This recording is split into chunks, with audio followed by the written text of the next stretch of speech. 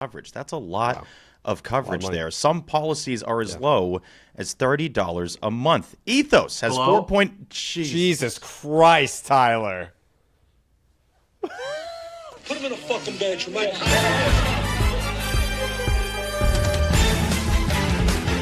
Ladies and gentlemen, boys and girls, welcome to the Section 10 podcast. Here are your hosts, Jared Carabas, Coley Mick, Steve Peralt, and Tyler Milliken.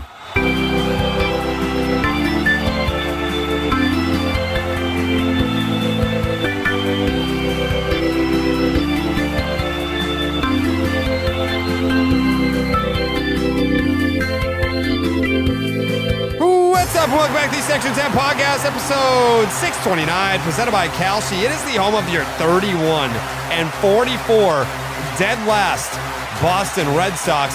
My name is Jared Carabas, and I am a certified G and a bona fide stud, and you can't teach that. And this right here, this is Coley Mick, and he's 7 foot tall, and you can't teach that. And this right here, this is Tyler Milliken, and he killed his dog Bullet, and you can't teach that. Bada boom. Realest guys in the room. Steve, how you doing?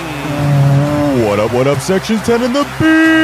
In the mother fucking building. Brewed by Blue Moon. Suck one. Produced by Jose. We suck. Yeah, we do. So, yeah, but we're in a series, Hey, though. won the series. Yeah, we're a series. Ketchup. Yeah, section10merch.com, patreon.com/section10 podcast for all your bonus content. Wow, big show today. Big show today. I'm just looking down at that timestamp right now, looking into the future, and I'm seeing a 3, maybe a 4. I don't know. Let's try not to hit 4. I don't want to hit 4. I don't see a 4.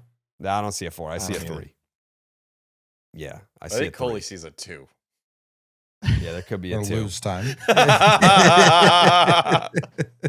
Yeah, there's a couple things I see. First and foremost, I see that Kalshi is our presenting sponsor, and on Kalshi you can trade against peers in a live market, meaning that there's no house, and as the probability changes, you can buy in and out of your position for a limited time. Download the Kalshi app and use the promo code SECTION10 to get $10 when you trade 10 on Kalshi. That's KALSHI. Trade on anything on Kalshi. What is the McMahon doing right now? He's doing a big stand. I think he's doing a big stand. I've been sitting all day, Jerry. I need a stand. Look at this. Yeah, I think he's Need doing to a stand right now, is what I'm seeing. Yeah.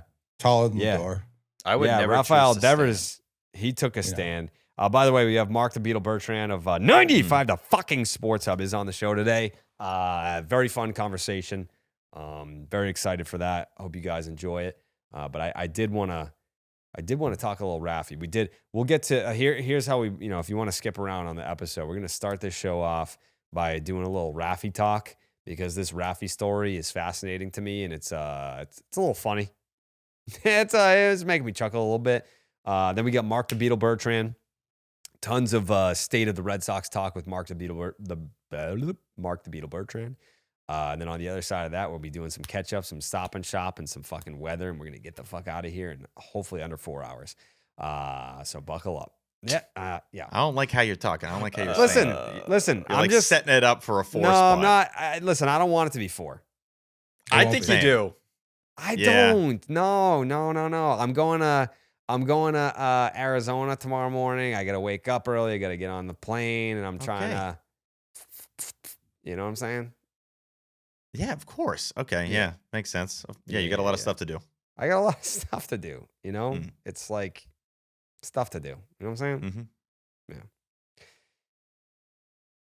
Earlier, 7 hours ago, Rafael Devers in the series finale between the San Francisco Giants and the Miami Marlins. The Marlins are not a super great team. The Giants are they're basically West Coast Red Sox right now. They're West Coast Red Sox and how their season has gone. Rafael Devers reached first base in the 9th inning and was about to be replaced by a pinch runner and was signaling back to his dugout, I'm not fucking coming out of this game. No. was trying to send, what was his name? Cox? Is that his name? He's trying to send Cox back to the dugout. The throbber checked in. Yeah. Yeah. And he's like, wait a second. Like, does he have the authority to tell me to go back to the dugout? Like he almost like went back. He was like, oh, all right. I guess I'm not The pinch running first for you. base coach was terrified. He looked like he didn't know what to do or what to say. He was just letting them to, like, Devers is shooing him. And the first base coach usually steps in and is like, hey, man, like, you got to go. No, just was like, hey, you guys figure it out amongst yourselves. Yeah. It was a very demonstrative, no, I'm not coming out of this game.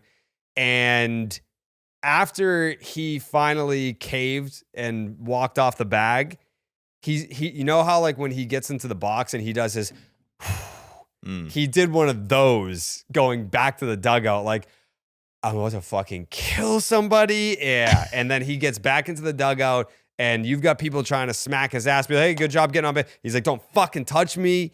Like, they've got a problem on their hands. Like, like if you go search Giants Twitter, they cannot stand this dude. Almost a year to the day that he got there. You remember when the trade went down, they rolled out the red carpet. They had the fucking front office and all the Smoke Giants machine employees going. standing ovation when he walked in.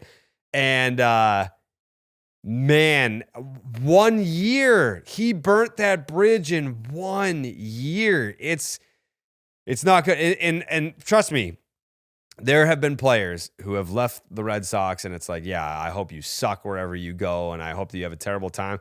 I don't feel that way about Raffy. I still love Raffy. I'm still a Raffy fan.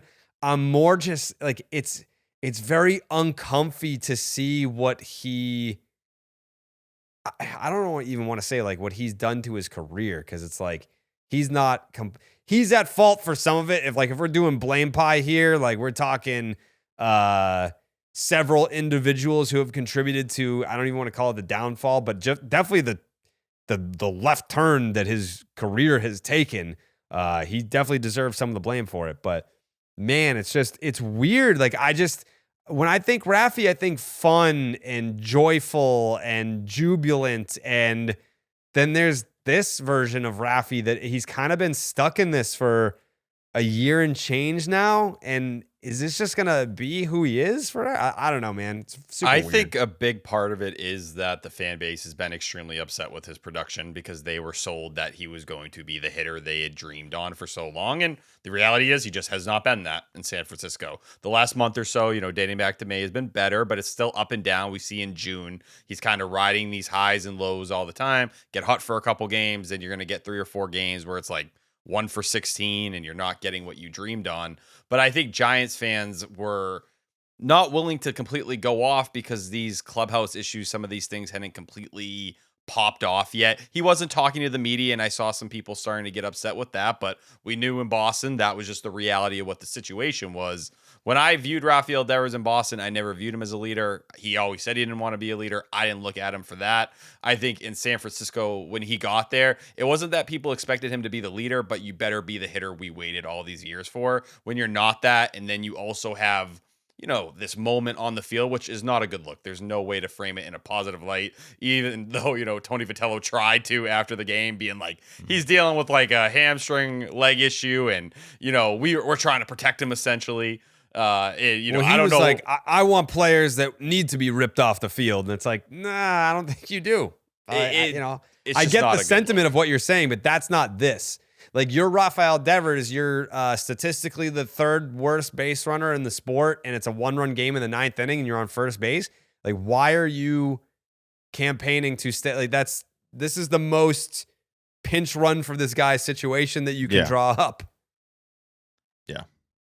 No, and then you add the gas to the fire with the Cora stuff, which I think just feeds back into the entire... Well, we don't know that that's what he was talking about. Oh, but I think that is the assumption of the internet at the moment. Maybe. I mean, World Cup's going on. Maybe. I will say the fact that Ian Brown... But everyone said Spain was bad. Yeah, like, the I'm fact sure that's That's what I'm saying. You don't know. Ian Brown immediately tweeted out, and I'll read the tweet just so people can see it.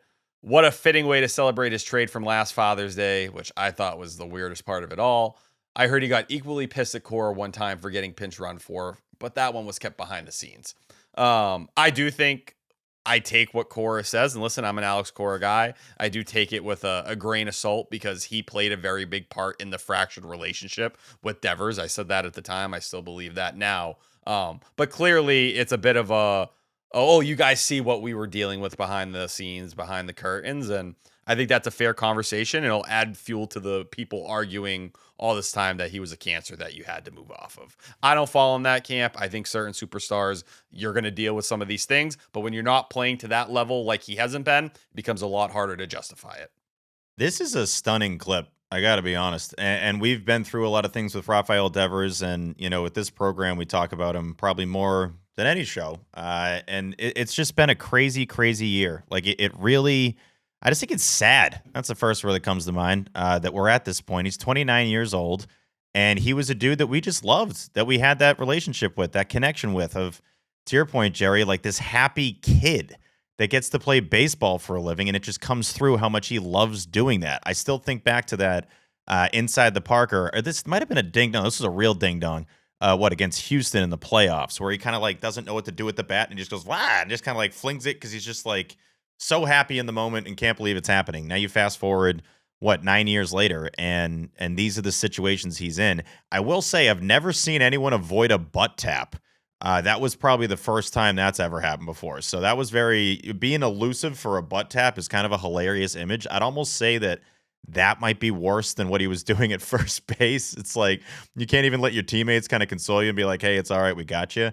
Webb is giving him a look of like, what the hell was that all about? So that's another thing. If you're willing to do something like that on the field, I always think that's the tip of the iceberg stuff.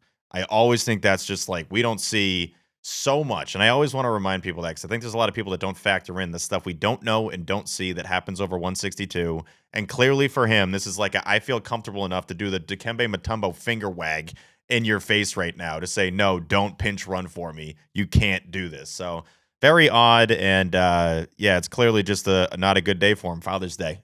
He must hate this day more than most. Jared? So how is it to be Rafael Devers? Who? You. How does it feel to be Rafael Devers Me? in ball? Yeah. How are you? For the fans, how does it feel to be Rafael Devers? Great. Yeah. Great. I know. Every day. Every day. Every day. Great. Every day you come in happy. You come into the cages and it's like singing, happy. I guess when you hit bombs like you hit it, Hey, it makes it easy. I don't know. I know why I be mad. They pay me good. I play baseball And you hit homers. and I hit home. It's a simple Where did life he to go? live. I don't know. It It happened did. fast. The moment reminded me in some ways of that last, which in my head, besides the series against the Yankees at Fenway, when Devers and Cora had that moment in New York where Devers doesn't run out the ball all the way. He walks back to the dugout. Cora goes, "Are you okay? Like, what's wrong?" And nothing was wrong. And then Cora just rolls his eyes. And it was like the first time you really started to see some of that stuff slip through. It did feel like a version of that. And I don't know, like, is this a response because he's mad his name's in trade rumors? Is it just not respecting Tony Vitello? Maybe. Like, it's not a good look no matter what way you frame it. But, like, what is the... Or is it just upset in that moment that he's being pulled? Like, maybe it is that simple. And if it is that simple, it's still pretty dumb. But in baseball terms, it made so much sense to pinch run there. Like, how can you... I don't for think someone that's played the players game think as like long as that. he has, how can you... I think if it was the winning run, it's obvious. And then I'm like, what are you doing? For the tying run, to his point, they scored one run the whole game. They're going to score two now. Like, maybe they score one. They're probably still going to need his bat. You want moving to tie forward. it so you can extend the game. Yeah, but you're not And then going to he's win probably taking thinking, out well, your if you best do, then hitter. you're going to need me to then get the Right. extra innings hit. Yeah. Right. Which I'm I not, see that's that not side like a of it. pass, obviously. Like, he still should have come off. But if it's the winning run, I don't know that he's still doing that. I really don't. Even if you're him, and this is like what's crazier to me, you know what the narratives are about you out there, and to still choose to act like that, that's I don't know rough. that he does know that. I would Yeah, think that's a he good at least point. I don't think knows he the way does the know. Red Sox painted him. Sure, but that's not his issue right now. Like, it's I don't crazy know. that we're starting with this, I think. Red Sox win 2 out of 3. We're talking about the Giants. We're talking about Rafael Devers. It's like the biggest. Sure, I he's not on the think- team. Like, And AC's not either, but like, And if we want to talk about like former third baseman their current fan base hates, we can say the same thing about the Cubs. Like search Cubs Twitter. They hate that guy. They do not like him. That is a fair take. Yeah. I see a lot of Alex Bergman hate on Cubs. And it all comes from Cubs fans. They're furious with him. That Hit Tracks machine video is going platinum in the Not a good right idea. It wasn't. And I saw people underneath being like, Fenway is the default setting, which tremendous flex for Fenway. But that doesn't mean there aren't other settings. Like you could change it. The only time I've ever used a Hit Tracks machine, it was at Fenway, but it was in Massachusetts. I feel like that's a contributor, yeah. Red Sox take 2 out of 3. They take 2 out of 3. Where's the surprise level at for the Cora tweet? Because outside of like the I'm happy thing, and that's what he had texted me. That's what I think he texted everybody. I'm sure kind of. You guys had longer combos, but I thought that was going to be one of his last things of like, all right, I'm drinking after I got canned, whatever. I'm like, oh, interesting. Well, that's probably where the tweet came from. Yeah, that's why I'm saying like I thought it was more because of the circumstances that's going out at 2 a.m. Now it's like midday Sunday, and we're doing the butt with the Father's zip Day your lips thing. Yeah, Father's Day too. It's like you think big chillin'. He'd want to be doing way less than this. Buster only has already alluded to maybe the way he acted initially when he left this organization, rubbing some people the wrong way. I don't think this stuff helps at all. Like if you're looking to get jobs and do stuff like that, like you're essentially outing an issue you had with a player that you kept behind the scenes. Another unfixable one. That's a rough look for you. I'm surprised he did it. I'm a Cora guy. I'm just surprised he did it. Yeah. And listen, I'm not saying like he's wrong to be annoyed or be like, see, even though I do think he has a hand, like I said, in a lot of the things that went wrong on that front. But yeah, if you were already kind of walking things back to be like, oh, we left Fenway, we left the Red Sox on good terms, like excuse everything that happened initially after, to kind of pull yourself back in is a very weird move. Yeah, I'll say him tweeting this after the Cardinals win another series. Like, oh, told you about Heim. You did. I think it's tricky because like if you search Alex Cora right now before today, I think a lot of the tweets about him are like, God, it's got to be great to be Alex Cora right now. Like this is sick. He's got to be looking at this, and I had put one out there of like he's got to be laughing on a beach somewhere when the Red Sox are still paying him. That considering the Red Sox have been just as bad, if not worse, since they fired him and everybody else. So I don't know. Yeah. It felt like he was already kind of ahead, and then this drags you back into that type of situation. I'm sure he doesn't care either way. I don't think he cares. Yeah. No. I mean, he's like, I don't have to answer for this. Like I but can you will with my life. You're going to answer to whatever team interviews you. Yeah. Giants will probably have an opening. Yeah. Whatever team, they're going to ask about these things. Like they also like again, I don't know what the respect level is for Tony V throughout the clubhouse, but it just doesn't seem high based off how they've reacted all year. No. And he was already coming in a tough spot. And then you start losing games like tough this. A spot. I'm just saying, experience-wise, it's like you're a little, in over your head here, and then all of a sudden these guys don't respect you. That looks really bad on a national scale. Steve, is there a Kalshi market for Rafael Devers getting traded? There is. The market specifically is pro baseball players that are going to get traded, Jerry, and what their percentages are at. Yeah. Rafael Devers. Can you guess the percentage chance that Kalshi users are forecasting for Rafael Devers to get dealt? It's got to be, I mean, like, I know that the Giants are like, please trade for our broken players that cost a lot of money. So, yes, there's trade rumors around him, but the likelihood that a team after this just happened will be like, oh, here's a disgruntled player who can't run, play defense, and is very streaky this year hitting and has a ton of money left on his contract and is, again, like super unhappy just overall. That makes me think that it's lower, like in like the 20%-ish range. I'm going to guess it's like 54%. I was waiting for someone to do it. I thought Jared was just buying time to find. That's why I didn't say anything. Coley, genius. 54% for Rafael Devers get dealt. It's up 3%. I do hear your the logic makes sense though, Jared. Where initially I'm like, oh, this is probably skyrocketed. I'm like, no, that probably levels it out, if anything. Where it's like, okay, because you do something like this, it's a higher chance you get dealt because they're just done with you. But also, this is what fans are forecasting. They're like, oh, like he's being unpleasant. They're gonna get his ass out of there. But it's like, okay, but how many teams are looking at that situation being like, yeah, sign me up for that? if he was having a normal Devers season that we knew and loved for all these years, I think his contract leading into a lockout, teams would have just said no. Yeah. They might be stuck with him. There's also going to be another shoe to fall. Like, he's going to have to answer this. I know he declined comment today. There's going to be, whether it's a conversation tomorrow when he gets there, he's going to have to speak on that. And depending on how that goes, like, you could definitely make it even worse. And, like, as we've seen before, an upset Rafael Devers in a press conference is a dangerous thing because he's not going to hold punches. He's going to say how he feels. And Steve? Oh, sorry. Like, I did do it, though. Jose, just a shout out to Jose, who is now our translator for Section 10. Mm-hmm. That could be a big presser for Jose. Just want to mention that. Like, we're probably going to need word for word for that one. Yeah. Do you think he takes the L? Like, you think he's going to go and be like, hey, I'm sorry, I messed up? No. I don't picture that. No, I yet, don't so. think It's so. also, it's not the Boston media. I don't know. Maybe I'm underestimating it. I don't think there's going to be a story past, I think we're going to be, by the time people hear this, like the last people talking about it. His response will be noteworthy. I think either that way. He might not be not prompted not to like it make would be one here. publicly. Yeah, I don't think he's going to have to make one, is what I'm saying. Yeah. It's not Boston. It's the West Coast. It's a You don't bad think anyone's going Giants to ask team. him They about might this? be like, hey, Rafi, anything about what happened yesterday? No. Okay. All right. Sorry. Yeah, that's actually probably the highest probability. If there were Yeah. Kelce odds for that, it would be like, no, I don't want to talk No, about puppy. And the manager already protected him. Like, he already. And I don't know that basically we're even said- going to get the no. Like the no, I think, is more than I think we get. We'll see. Yeah. Rafael Devers, what happened, brother? What happened? Credit to him, man. He just gave everybody who, I've been on the opposite side of the argument. He gave them a lot of bullets, a lot of talking points to go over.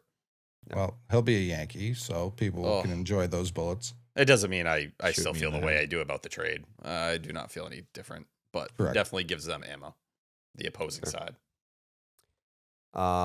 Okay. Without further ado, here is the bulk of the podcast that comes with Marc the Beetle Bertrand. Enjoy. A quick timeout from the 10 to talk about our great friends at Blue Moon.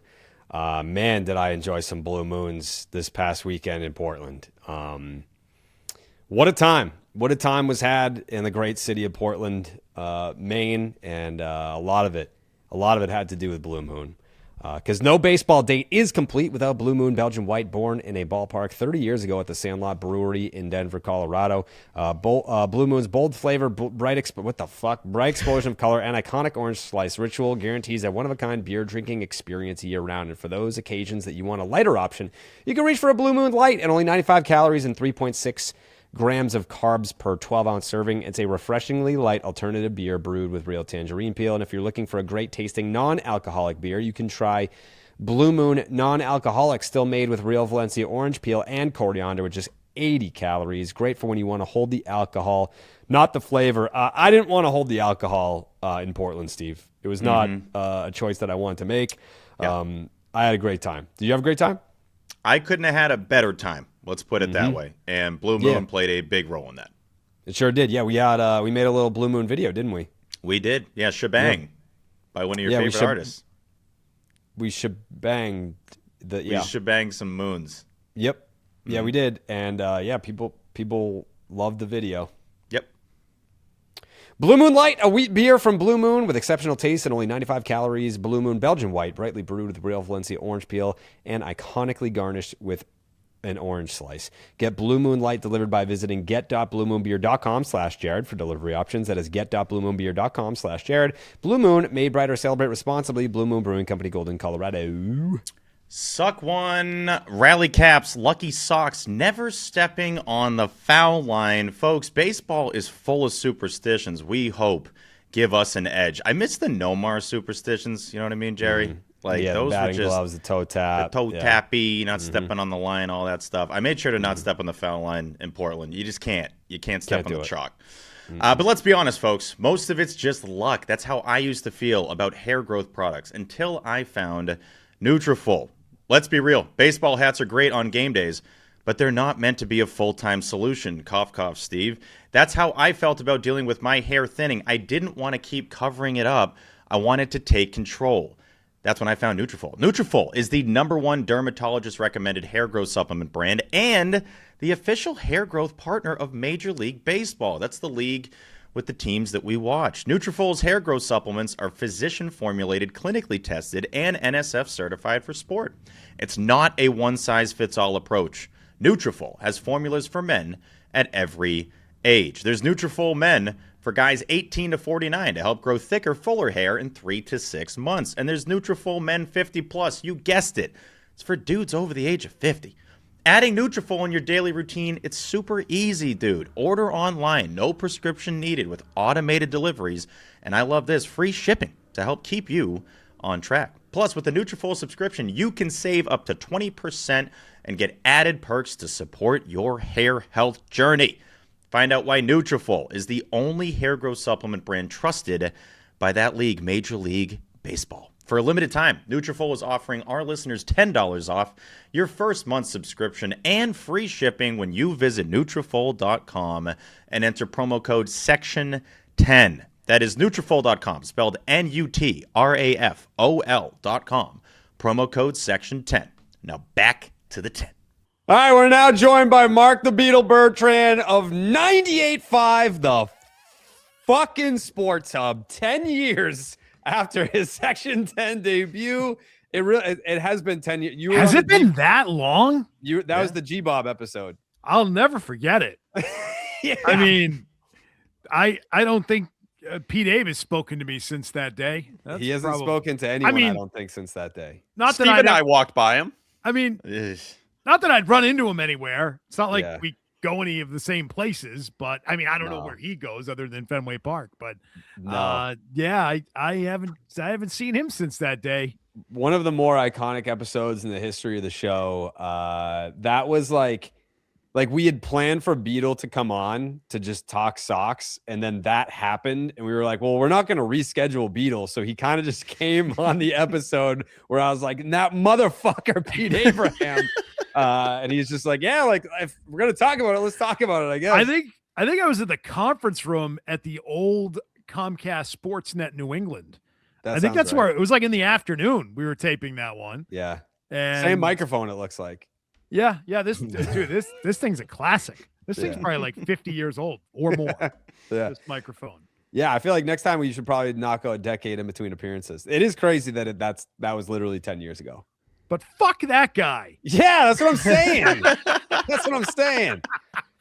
Yeah, let's not lose that rage. In the last 2 weeks, he fumbled a Right. massive story. Like that is pretty crazy. 10 years later, he's still 10 embarrassing years himself. later. Fuck you, man. Yeah. Let's feel that rage boil again. Yeah. What was it? I don't even remember all the details of that, but I did see something he posted the other day that did make me laugh about like Monasterio striking out or something. But 10 years. I always have to remind myself that so many people have discovered this show in like the last 2, 3, 4, whatever years. And like, they're like, no idea that there's even a beef there because it was 10 years ago. But yeah, it was like well, they also probably have no clue what G-Bob stands Correct. for. They just go along with that. Graham Barron in the bathroom, wasn't That's that? right. Yeah, Beetle knows. Yeah. Beetle knows. There we go. He was shitting on me for the Sandoval thing, being like, it couldn't have been him. His brother has his login. Yeah, it's a team policy. It's a league policy. They can't be on their phones in the clubhouse. And then when it happened, he was like, fucking congratulations on that story. It's like, dude, what? Just say you were wrong. Like, it's okay.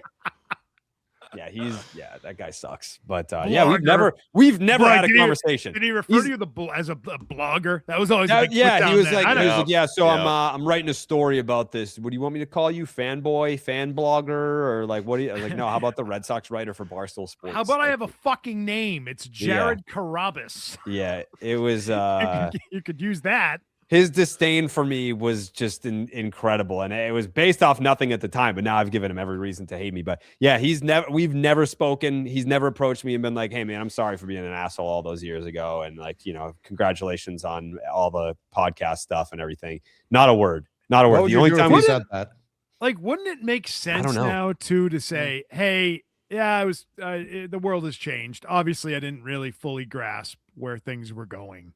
In media in general, right? Like, it was stupid of me. That was childish. Sorry. But he's that. just an asshole. Like, by all accounts, this was not an isolated incident with me. Like, no one likes him because he's an asshole. So the only other time that we came close to an interaction was in spring training.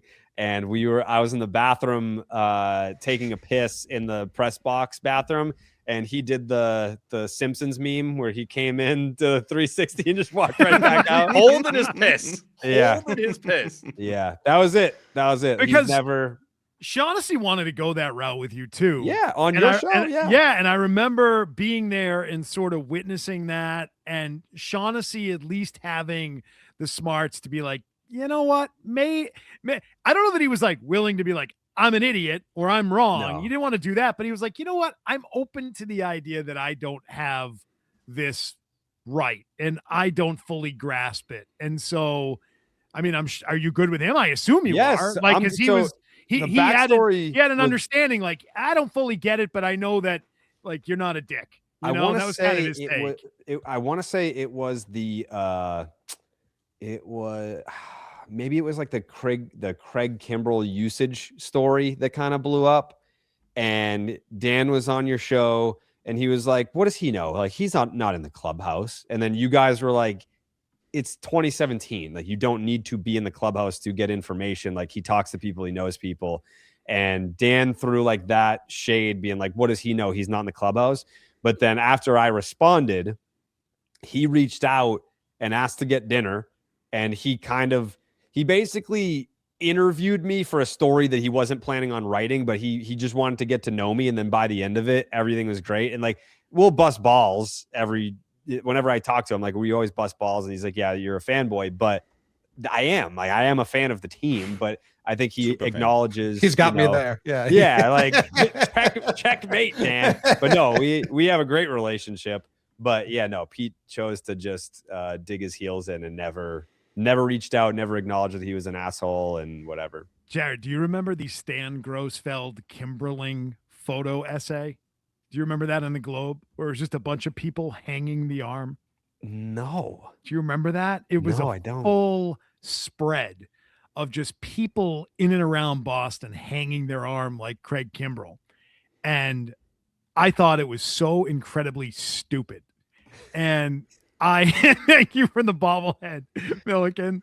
And we just mocked it relentlessly. Yeah. Like, we just were like, this is so lame.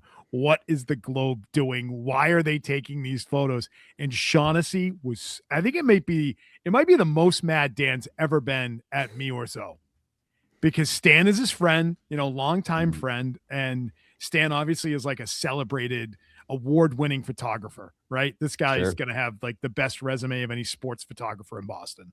And we were like, this is so dumb. I don't know that I've ever seen Dan that mad before. Like, Dan's got some fire to him. Yeah, the things when you set somebody off and you don't see it coming, you're like, oh shit. Like, yeah.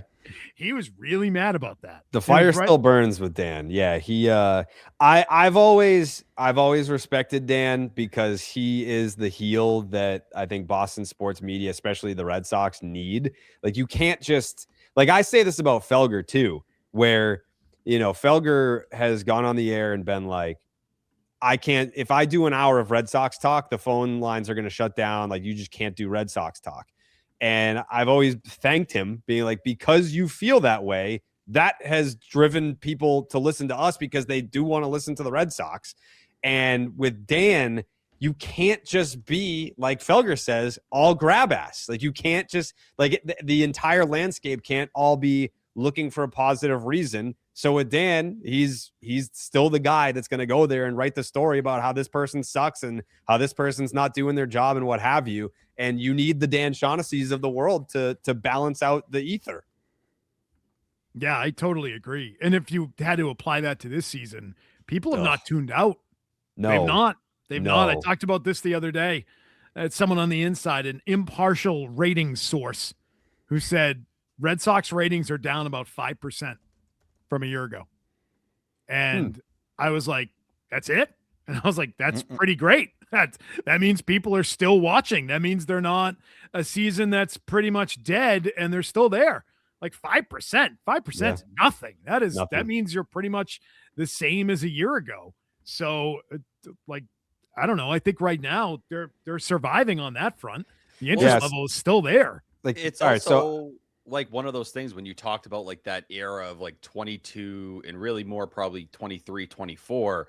They weren't like this car accident you wanted to see what was going to happen. Right now, you have this car accident with this team that is supposed to be good, that is investing in this team to be good, and everyone wants to see it explode because not only are they bad, they have a chance to be historically bad right now. Like, that is kind of the thing you cling to, and it might end with the full explosion of Craig Breslow being gone. You have, but that's what we're waiting the for. Alex Cora drama. Like, that's what everyone's kind of seeing. Is it going to happen today? Like, the end of the Blue Jays series felt like one of those moments that if we didn't hear that Breslow was safe, everyone was going to be looking at their phone waiting for him to be fired that day.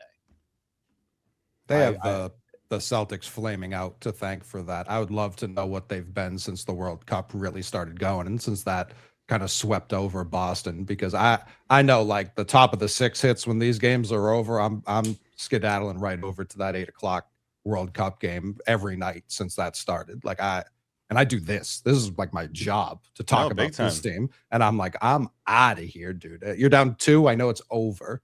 Yeah. Like last night, I was fighting for my life to stay awake watching that baseball game. Like Tyron Guerrero coming up and pumping 102. That wasn't enough to keep you going. I think that's when I fell asleep. When I know the last thing I remember was they cut to him, and then I woke up in the morning. But genuinely, that's what I remember. So I'm not allowed, like at this point with them as far out of it as they are, I'm not allowed to put them on TV in bed. So like Train's got like Netflix on the TV, and I'm watching the Red Sox like turned over on my phone, and I would just keep getting up and doing laps around the bedroom to like wake myself up because I'm like, dude, fuck, it's the 4th inning. Like I had already like dozed off a couple times. I'm like, I am not gonna make it to the end. And like I've been doing the gold bottles tweet after every single win since 2014. If I don't fire that off, everyone's gonna be like, he fell asleep. He fell asleep. He didn't watch the game. I had to wake myself up by doing laps around the house and being like, yeah, you want water downstairs? I'm fucking thirsty. Like I'm gonna go downstairs. What else? You want a pizza? I can go make you something. Yeah.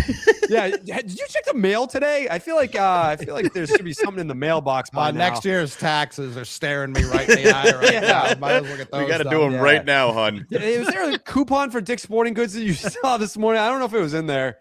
Yeah, let me go double check. But yeah, it's been a struggle. But I'm still tuning in to you guys. Like, I'm more interested in tuning into you guys talk about the Red Sox than I am to watch the games. What have you found this year, Beetle, to be, I guess, like comparative to last year when it was a playoff team and fans were excited to have Garrett Crochet, like Cy Young runner-up? How would you compare, I guess, talking and engaging with callers from like a team that was playoff bound or potentially playoff bound to this disaster? Like, how would you gauge the interest? The engagement level is much higher. It is. The call volume is higher. Email volume higher.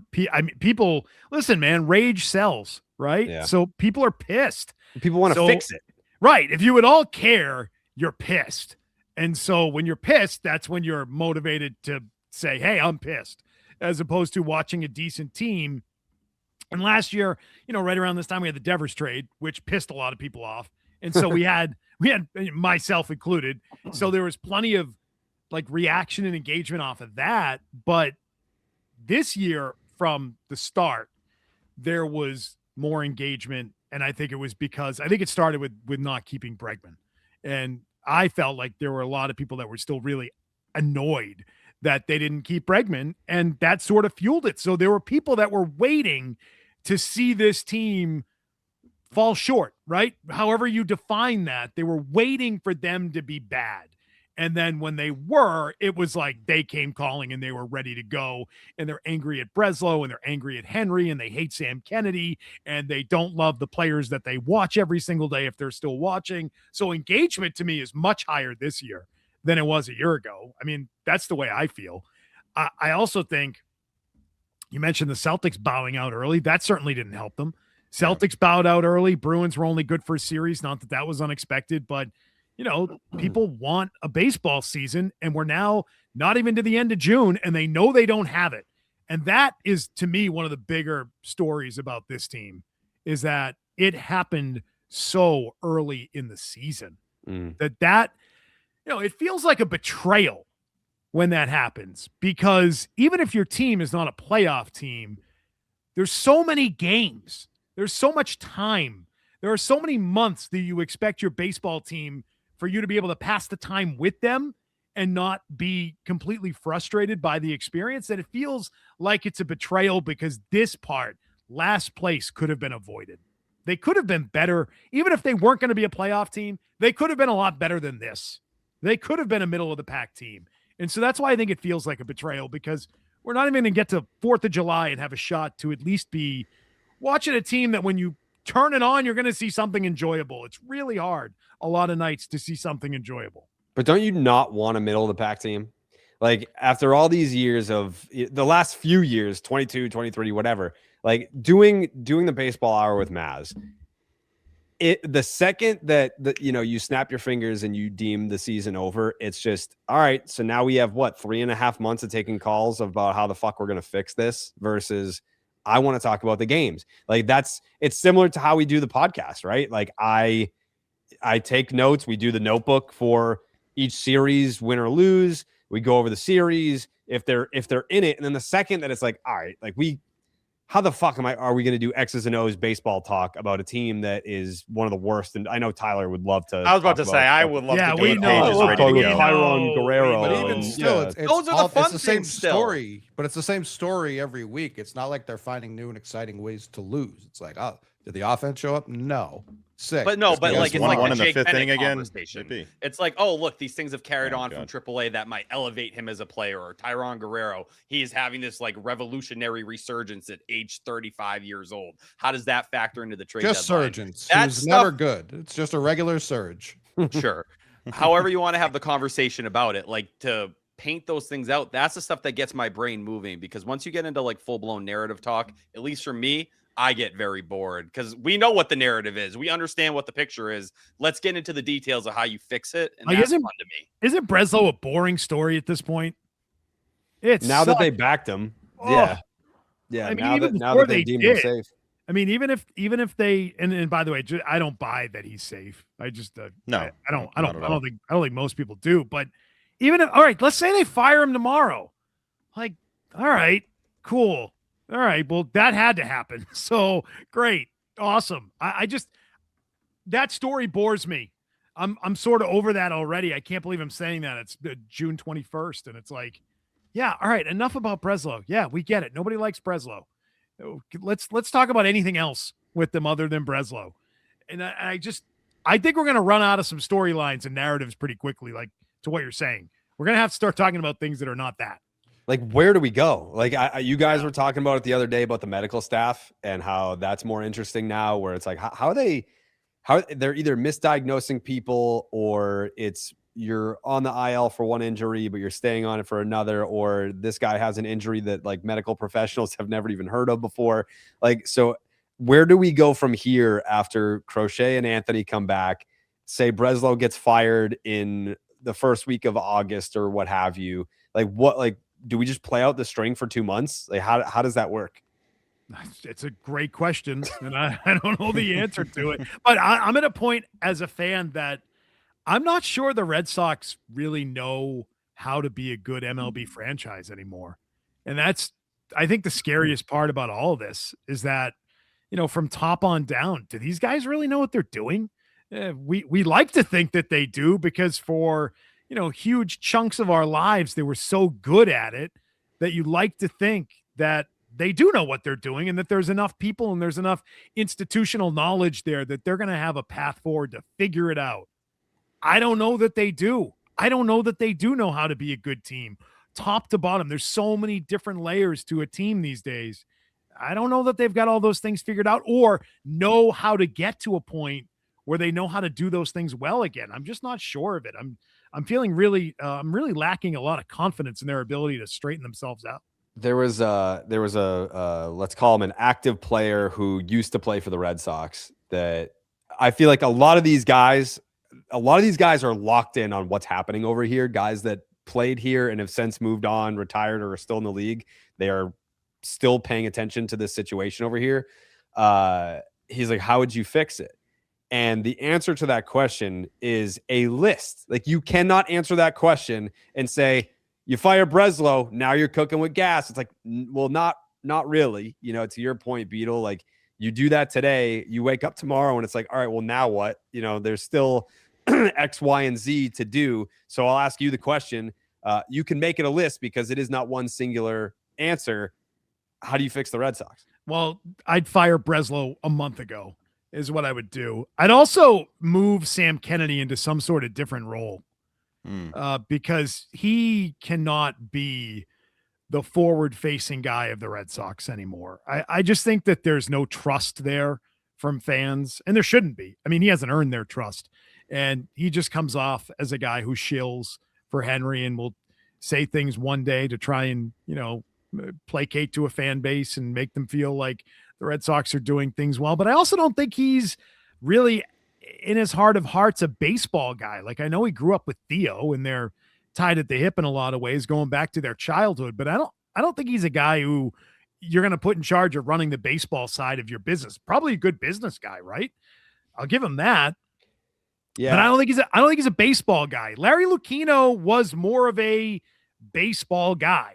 And so He's that a Red Sox guy. Yeah.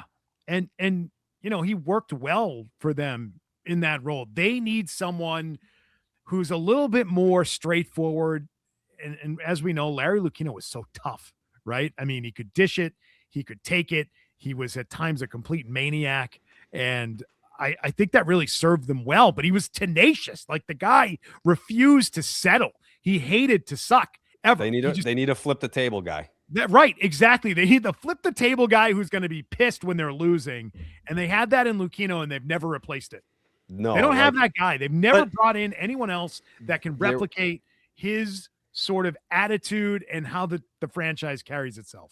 There were so many stories about Lucchino that never saw the light of day, about things that almost happened behind the scenes when the Red Sox were doing poorly. And this is like, all right, they've lost 7 of 11, but they're still, 8 games above 500, 2.5 back of first place. It'd be like, wait, so he was going to fire who because of that? That's not happening in this organization. And like, to the point about Sam, I can't say anything about Sam Kennedy because then everyone's just gonna be like, you suck his dick, dude. And like, you just like, I still think. What do they sound like? Still stop doing like, that. oh, dude, you just sucking his dick? Is that what it is? Stop sucking his dick then. I mean, listen, these, Ness What kind of heat is he packing? Listen, he's a good guy. Listen, he's a good guy. What murder? Yeah, he I think he still cares, but his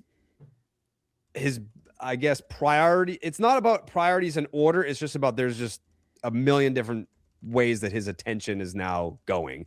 Because I do think he still cares about the Red Sox and loves the Red Sox, but to your point, Beetle, and I've said this to him, like, we need the fucking Larry fuck you guy. Like, we need the, go after the Yankees. And if you're competing for a free agent and you lose out, that person is going to fucking smash a table and then you go get the next guy.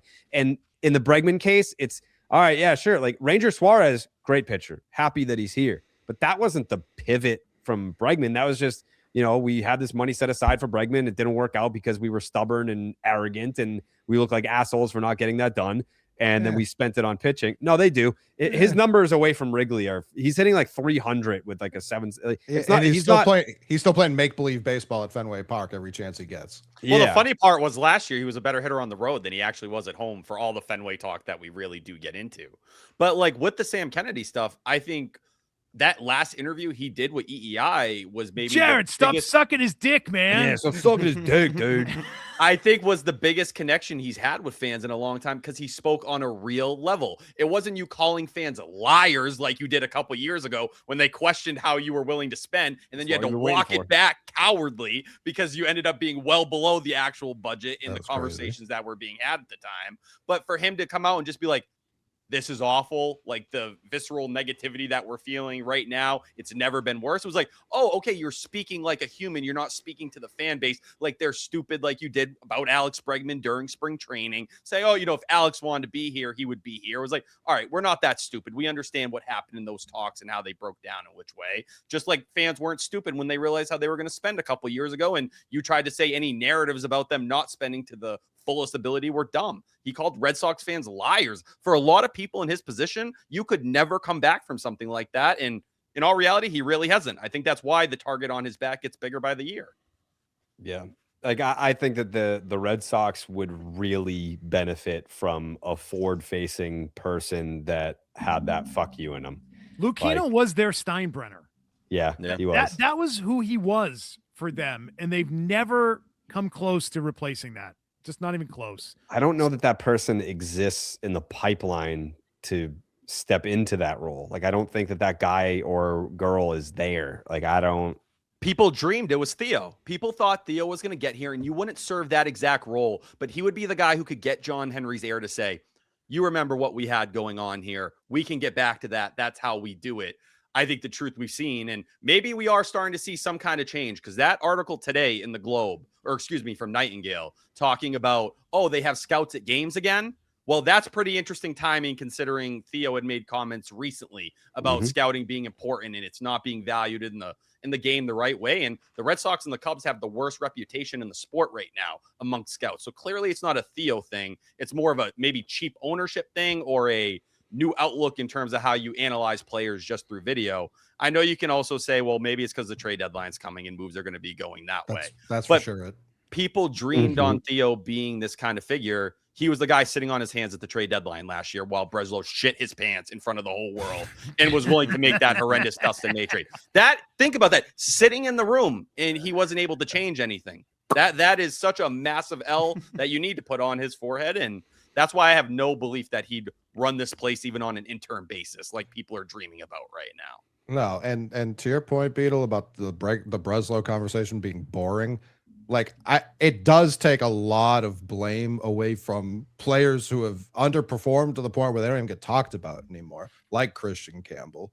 You know what I mean? Like this team was built on offensive players who have done zero for this team this year, which would change how we look at this team. They'd probably be better than that middle of the pack we're yearning for if the guys they've paid to play baseball played baseball. Trevor Story doesn't play baseball. Masataka Yoshida was signed to not play baseball for the Boston Red Sox. That makes their whole offseason approach look even stupider when you double down on run prevention. That's focusing on one offseason. Like it's a multitude of offseasons stacked on top of each other, dating back to the Story signing. Like they've fucked this roster so many different ways to the point where it was just like, all right, we came into the year being like, if one piece falls apart, this offense is shit. We were preseason, we were like, we need Casas or Campbell to become a bat for this offense to be a real major league. And neither of those guys, and they tried to pay Casas. He turned them down. So that could be another big contract. That was probably more than Campbell's when they were talking to him. Oh, yeah. It felt that way. He had done it for longer. You know what I mean? So like that's where they deserve the blame for some of the acquisitions. Some of them were obviously bad, but like the guys that are here, I do genuinely believe if they just played to their averages, let alone exceeded them, this would be a substantially better team.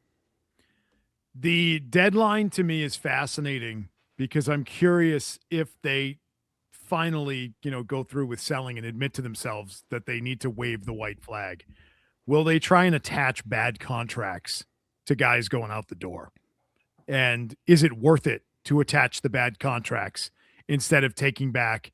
First of all, they can't do what they did in 2014 because that was the worst approach they could have taken at the deadline in 14. But they're either going to have to go one of two directions, and that is they take back prospect capital at this deadline or they dump bad salaries at this deadline as a way to move on from Story's contract or Yoshida's contract, or name your contract you'd like to get rid of. That to me is something that I think really could provide like an interesting way for them to go about this, to say, listen, we're going to clear the decks. We're going to clear the decks of some of these really bad contracts that are weighting us down. And we're going to reinvest it when we go into whenever the hell baseball has an off season and there is free agency again. And maybe we're better positioned in a post lockout world from a salary standpoint because we don't have these salaries on our books under whatever system is going to exist post lockout. And I do think that is sort of looming and is hanging in the balance here. What they know about what they're in for with this labor fight that we don't know for sure. They have a much better understanding of what's going to happen and how these players are either going to go for it or they're going to cave or they're going to break or whatever it is that happens. How do they sort of approach the deadline knowing what they know?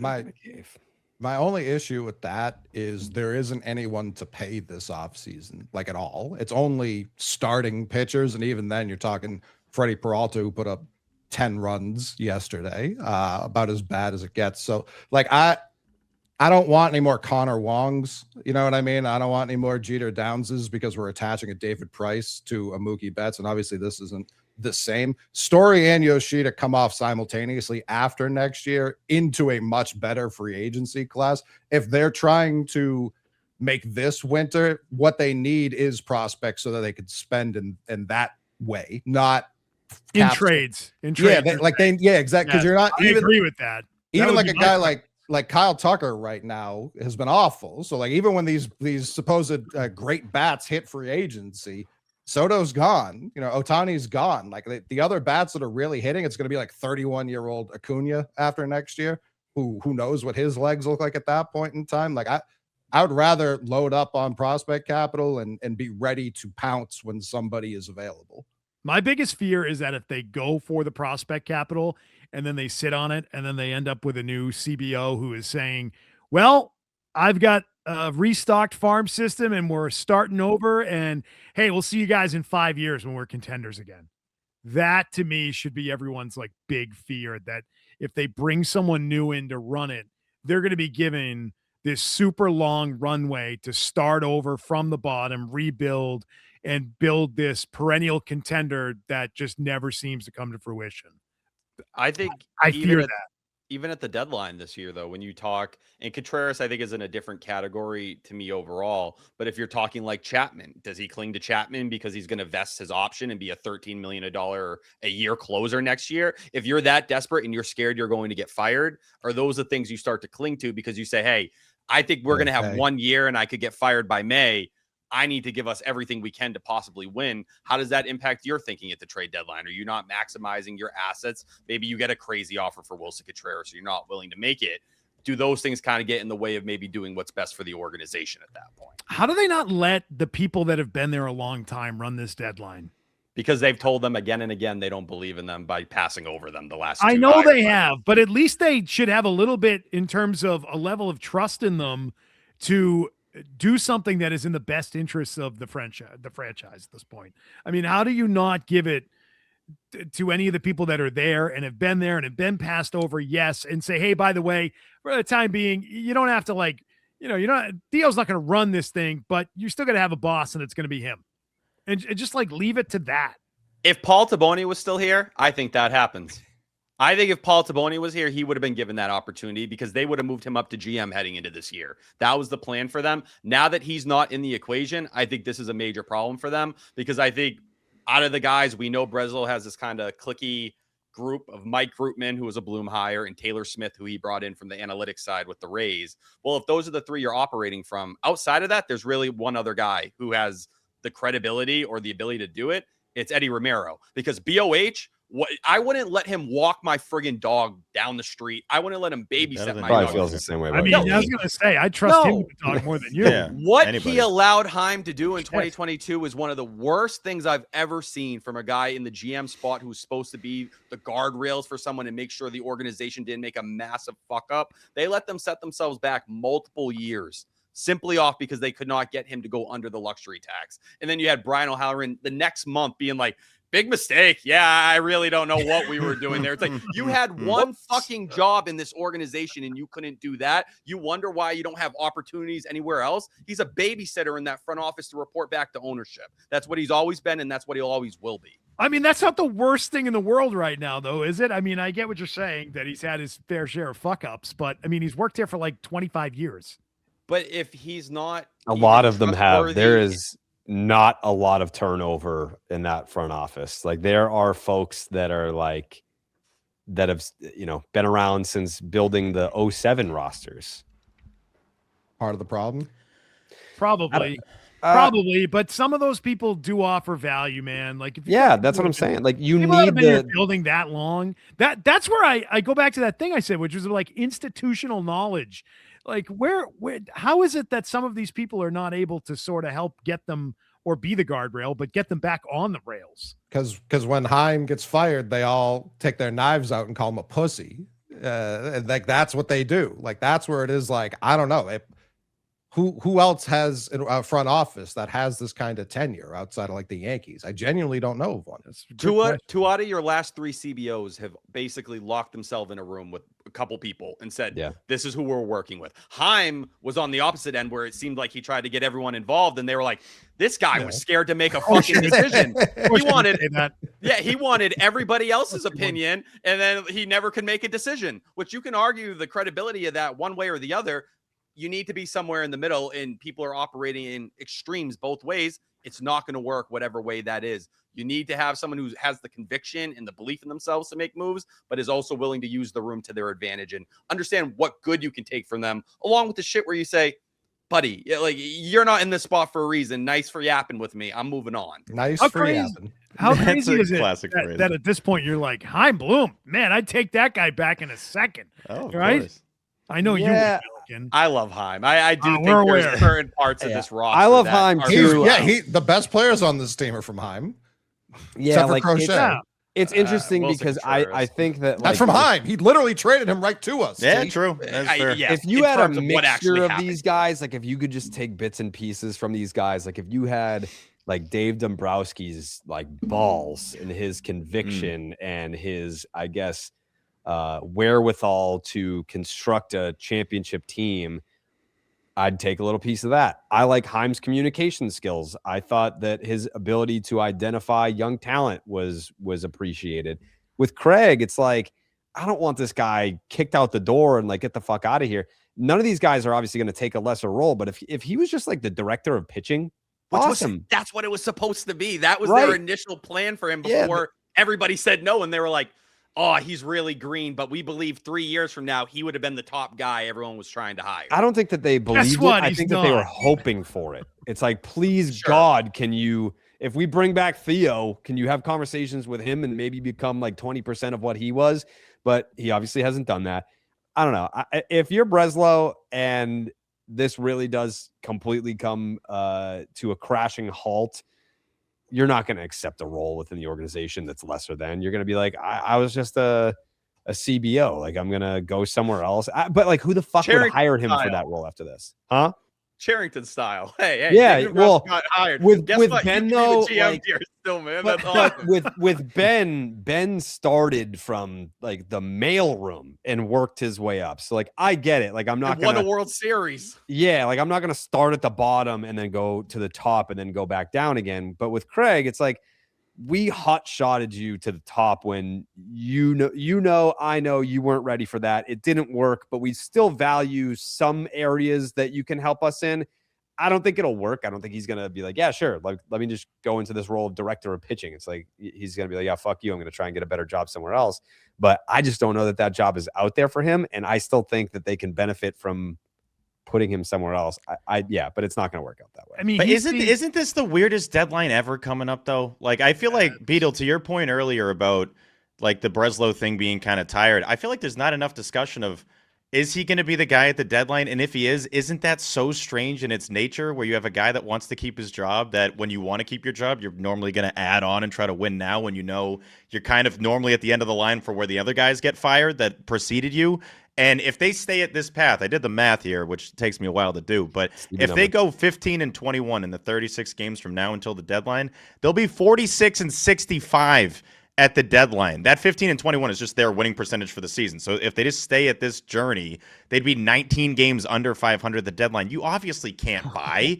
You have to sell in that situation. So like what the whole thing is like we've said in this show before, very confusing process because you don't know what to feel. Like, how am I supposed to expect any certain direction here that makes sense? And then the whole McAdam thing where he's like, it's going to be fucking impossible to envision a world where this guy doesn't get fired the first week of the offseason. So if that's the case, then he can't get the deadline. Yeah, like why? Why? That's exactly what 2023 was. The stakes weren't as high because they weren't spending to the level they are now. Heim was dead when the 2023 trade deadline happened. He wasn't allowed to add any money. They were essentially saying either you're going to ride this out or you have to sell. That's the Turner-Edward Cabrera conversation, that he doesn't make that deal that he should have at that time. But Heim felt like his job was on the line and he felt like he owed it to the team or else they were going to revolt on him. And ultimately, hands tied, he got fired a month later. That's what it was. He couldn't add to that team in the way he wanted to.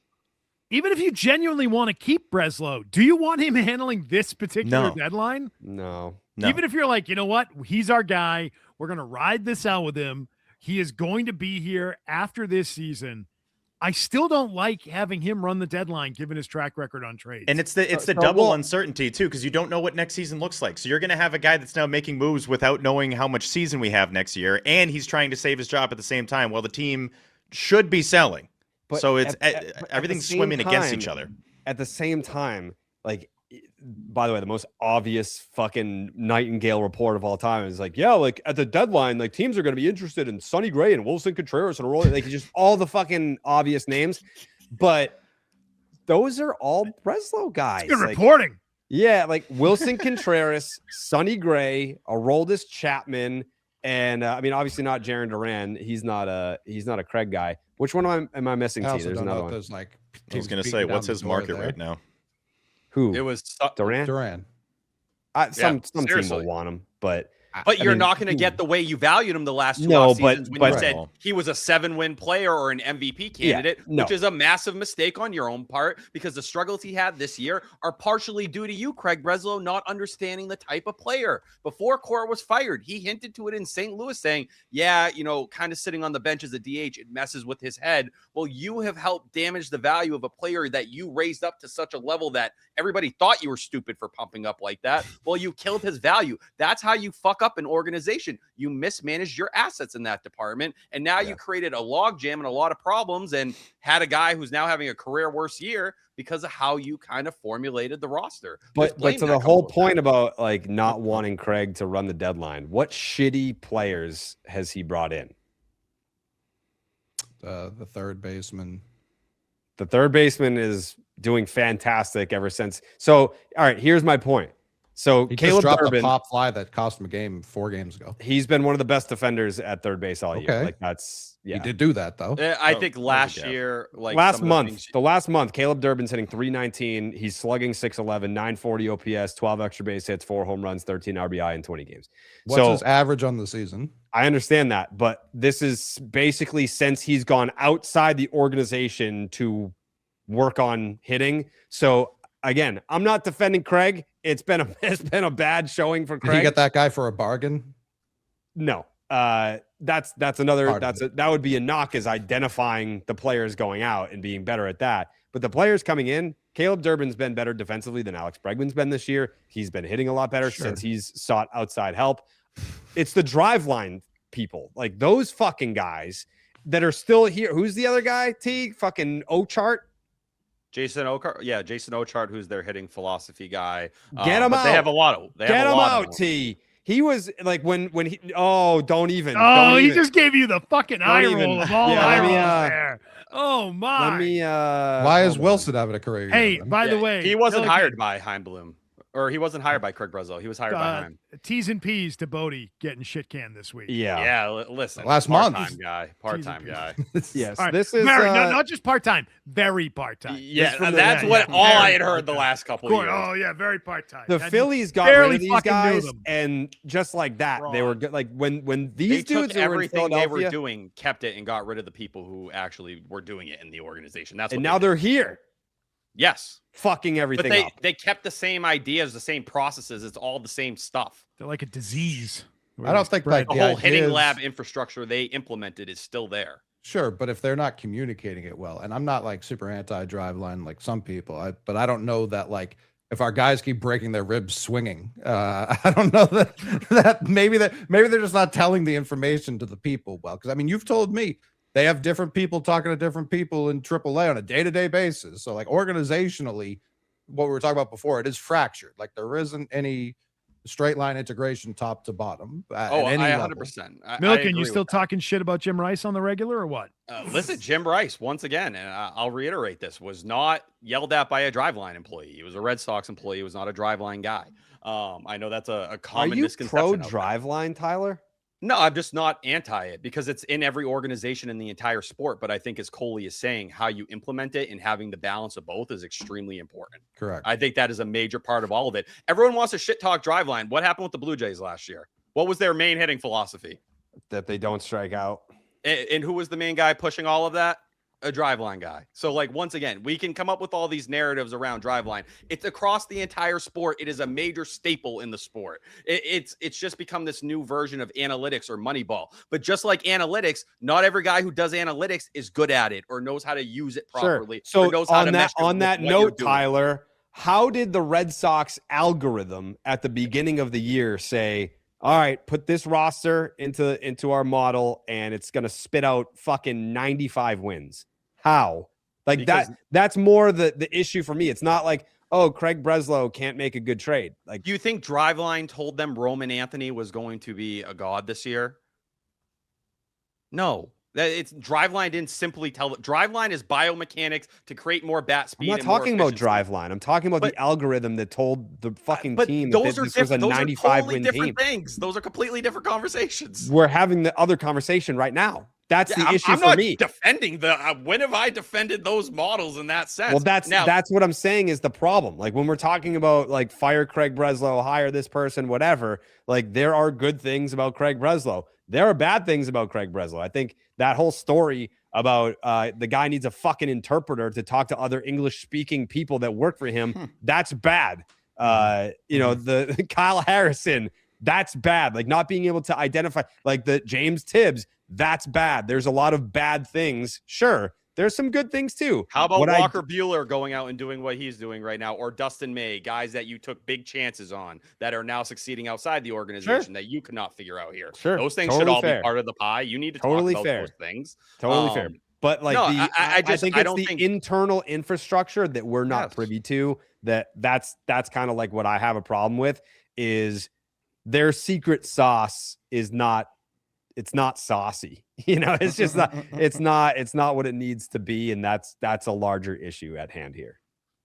Yeah. I think you should have guys who are able to come in the middle. There's great things that driveline does. Whoa. Guess what? There's certain things they can't do in terms of feel and stuff like that when it comes to hitting that they don't understand. Some guys, it's all feel to them. Trevor Story is one of those guys who's talked about it. Like a lot of the things they do in terms of bat speed don't click with someone like him. There's other players that swear by it and cling to it. We talk about Caleb Durbin in driveline. He was doing drive line with the Brewers. Like, do people know that he was doing all those things in Milwaukee as well? So like, there's ways you implement it here though, where you make him such a pull air percentage guy that are incorrect and that can mess up a player. But it's how you optimize and how you work as an organization to do all these things. Right now, the way the Red Sox are doing a lot of that stuff, people aren't on the same page because you got certain people in the organization who are like, this works. You got others that say this is stupid and it doesn't make sense. You need alignment and they lack alignment. I was thinking about this the other day. The number one guy at the top of my to hire list, Jerry, whoever Georgia Tech's hitting coach was, and I'm sending him right to Worcester, and he's talking to Christian Campbell, and he's reminding him what he did to get drafted in the first place. Because this was not a guy who chased. This was not a guy who missed balls in the zone ever. And what T's talking about with Durbin trying to pull everything is exactly what they want from Campbell. And when he's at his best, he's hitting the ball fucking all over the place. All over. He's like, JD Martinez. He sucked with the Red Sox, right, Jared? Guy who couldn't pull the ball. Yeah, get that guy the fuck out of here. Like, he sucked on titties while he was here. I know that. Hey-ho. You know what I'm saying? That's one of my first calls. Whoever that was who just got him to be able to do that throughout his whole life until he got to the bigs here in Boston, that's my first call. No one's talking. Jared? So Coley's strategy or his plan that he wanted to put in place, Bertrand, was hire a guy. Mm-hmm. People were talking about firing guys. He was just like, what if we just hire a guy? And you just jogged my memory here. the Mets hired a guy. They hired JD Martinez. Yeah. I feel like I was pissed when that happened. Yeah, I feel like that would have been the guy to hire. You know, like he like was working with Rafi. Like he was helping guys on his own team. This is someone that Mookie, for all intents and purposes, loved Boston. You know, I think he loved being here. So I think that would have been the guy to hire. And I feel like so to Tyler's point though, drive line, whatever. Like there's positives, there's negatives. Jordan Walker spent the offseason at drive line. Does anyone talk about that? Okay. No one. So let me finish my point. I think that you need, like right now, there is a dictatorship of drive line where you need a variety of philosophies instead of just saying, this is our way of thinking. You're going to buy into it. If you don't, then we're going to banish you to Siberia. Yes, Tyler? But this is exactly what Paul Taboni is getting love for with the Nationals, where they brought in 3 hitting coaches and they can feed every type of player. You need this, you have this. You need that, you have that. That's what you are searching for. I think outlawing one and saying this doesn't make any sense or it doesn't work. That's not what I said. To me, it felt like you were framing drive line as this thing that just needs to go. We need to get rid of it. No, we need the people that we have here are not doing a good job. Yes. Yeah, that's what it's like. We can get better drive line guys. Get the better nerds. Line. Get better. Our nerds are not. We don't have bad nerds. Bad batch of nerds. But from the top, I mean, to go back to your point, Jared, about the sauce is not saucy. Mm-hmm. If you really had a chance to get the truth, the unvarnished truth from Craig Breslow on his offensive philosophies, what the hell do you think that would sound like? Is that we just want to fucking swing hard out there, motherfucker. And if we go out there and we swing as fucking hard as we can, bitch, then we're gonna hit a bunch of fucking home runs. Like, is that the guy? Is that the guy you want deciding that? No. And he's not that guy. I would you mentioned JD Martinez. Yeah, I'd be like, dude, whatever he wants to do, let him do it. Yeah. Like, he's been there, he gets it, and he's also sort of a forward thinker. So yeah, he kind of fits the mold. He can bridge that gap between a guy who needs a fucking interpreter and a guy who's actually played the game, and they probably agree on a lot of stuff. So that's the guy that you should want to be making decisions like that, not Breslow. So that's part of the big sort of big picture issue. It's a mess. It's a mess. Absolutely crazy. Absolutely crazy. But after all that being said, I truly believe that they're not 3 to 5 years away from being good again. Let's just say, God willing, we lose 2 months next year, and this team comes back and plays like 110 game season or something like that next year. There's moves that can be made that can allow this roster to have a fighting chance in 2027. I don't think it's like you got to fucking blow it up and do this and do that and go through the draft and develop and change your philosophy and your infrastructure. Like, I do think that you need to do some of those things for sure, but I don't think that means that we are 3 to 5 years away from contending. Totally agree. But you know how owners are. They will look for the convenient specifically reason, this one. Right? They will look for the convenient excuse to not get themselves back there quickly. This team has the resources to always put themselves back into the conversation quickly. Always. Beetle, I'm curious from your perspective. I feel like sports radio specifically and how they've covered the Red Sox over the last, let's just say this century, has changed so much. Like, from your perspective, and I know we've talked about the interest still being kind of similar because it's a shit show and people like that. They like the car wreck element. But compared to like where the Patriots are at, where the other teams are at, the Jaylen Brown, Giannis stuff, like, how much do you feel in the position you're in, the interest in this team and the real, like, how do we fix this? Like, how do we get back compared to the interest in the other teams, either for callers or segments you guys do? Like, where is that at now? I got to say, I mean, I still think that the Red Sox kicked the snot out of the Celtics and Bruins on this. And I know Bruins fans will get really mad because it's so true though. That's their default setting. I just know they're going to be really mad to hear that. But I think it's the Patriots. I think it's the Red Sox are second. I guess that gap like fluctuates year to year. And then I think it's everybody else is third and fourth. And it's like a distant third and fourth. I mean, listen, people like the Celtics, and the Celtics have great fans that show up and they bang out the building and they go nuts and cheer for their team. But I don't know. You never get angry Celtics fans. You never really truly get them angry. I can think of a handful of occasions in the last like 17 years where you felt like, man, people are really, really pissed about this team. And I think it was like when Marcus Smart was throwing chairs around in the locker room and Kyrie Irving was on his way out the door, that people were really pissed about how that came to an end. But no, you never get anger the way you do with the Patriots and the Red Sox. So, and honestly, I feel like the Patriots did themselves no favors with those back-to-back 4-win seasons.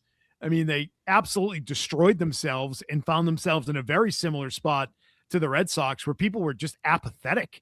They weren't even mad anymore. They were just sort of like over it. And, I get it. They were truly that bad, and they had not been that bad in a very long time. And having those seasons back-to-back years, I don't think we ever thought we'd see that happen again. And then we did. And I think people were just kind of like, all right, well, F it. I'm going to take a break. This is going to be my down period because I've been really passionate about this team for 2 decades, and now they suck again for some people. So that's how I look at it. I mean, that's how I look at it in terms of how much mileage we can get out of a story. We can get a ton of mileage out of Patriot stuff that we can beat the dead horse over and over and over again. And as Milliken will tell you, I was happy to do that during back-to-back 4-win seasons when some people... Beetle's a fair man. That is the one thing I'll always People were very, very tired. Some of them were sitting next to me. They were very tired of beating up that Patriots team. But I weathered the storm, and I got through it. But, I feel like that's where it's at. I get worried about like fatigue with the Sox. Like we obviously do this and we have all our chips like in this pile here. It's like, yep, we do Red Sox and we're trying other things. I mean, we went to the aquarium on Tuesday, so that's where we're at with this team right now. But I guess I just look at it that way, where it's like I've seen more replies this year over any other season of people being like, you know what? Glad they let me know I don't need to watch like all summer. And I mean, today is the first day of summer. And the Red Sox are pretty irrelevant. Like they didn't even make it to summer without people being like, yeah, I'm done with this. And the 21 season really gets misremembered, if we're being honest. Like that was not some glory ride. Like that was a grind and a half, and it looked like they weren't going to make the playoffs. So you look at this stretch since the World Series, and I just think each season you've just lost more and more people, and you're not going to get that passion. Like to the Patriots' credit, getting back to the Super Bowl after those 4-win seasons you're talking about. And, there's been plenty of other storylines this offseason that have popped up. Like they seem to be kind of untouchable in this space at this point in terms of how much people are going to care. But for the Sox, I guess I just get worried about that. Where like we invest so much in this team and so much of our time in this team that there are some people that I think if we treat this Red Sox team like your favorite whatever, like a TV show you watch or a series that you're into, and you think, oh, season 2 wasn't that great. Like you kind of, they fall off. You're like, I need to watch this list. And that's what I get worried about with this team. But I guess to your point, there's still going to be that care has been built in there from fans for years and years and years that I think that part of it's still going to exist regardless. It's just so early. That's the part. It's so early. I can't, because I get it. You get to the middle of August and the team's out of it and you got 6 weeks to go. That's when it always preseason, and you see Drake May looking great. He's got a tan. You're like, oh, I'm into it. I'm ready. I'm back. I'm going to go to training camp this week. Like, sweet. Yep. Are you going to, get ready for, the fall and watching college football if you're into that, and watching the Patriots. Like, I get that. I get checking out when it's not summertime. Really, when you're back into your normal routine of September and you've checked out in September, like that, I get. This feels particularly painful this time around, and it's summertime and you're supposed to be able to watch the Red Sox and not think about their season being dead. And it's just happening so early. And I'm fascinated by this conversation of worst Red Sox teams of our lifetime. Yeah. And I've spent plenty of time talking about that. And so I know that it's 92 and I know that it's 2014 in my lifetime. Those are the two worst teams they've got to play like 800 ball the rest of the way to match the 92 Sox. Like that 92 team. Sox, they finished 73 and 89 was where they finished. They scored 3.7 runs per game, which is the worst offense of my lifetime is 1992. And this was right around the age I really started like watching the Red Sox. And Brunansky led the team with 15 homers. Like really understanding and being at Fenway a lot at a young age, except when they were home, they scored more runs. Now, not dramatically more runs. They went from 3.7 runs per game on the season to being over 4 runs a game at home, which doesn't sound like a lot, but when you suck that bad, it kind of is a lot. So here's another part though. I looked this up on Friday because I was thinking about this and I'm like, what were they on this date? On June 19th of 1992, what were they on a day that I feel like the season is dead? They were 32-31. There you go. They were a game over 500 on June 19th of 1992. 2014 Red Sox, we were talking about them the other day. They were hovering near 500. They were 500 in mid-May. They scored 4 runs a game at home that year. This year, this 2026 Red Sox team is right now on pace for 280 runs at home. Those years I mentioned, at home, the 92 Red Sox scored 328 runs. In 2014, they scored 324 runs. This year, they're on pace for 280 runs at Fenway Park.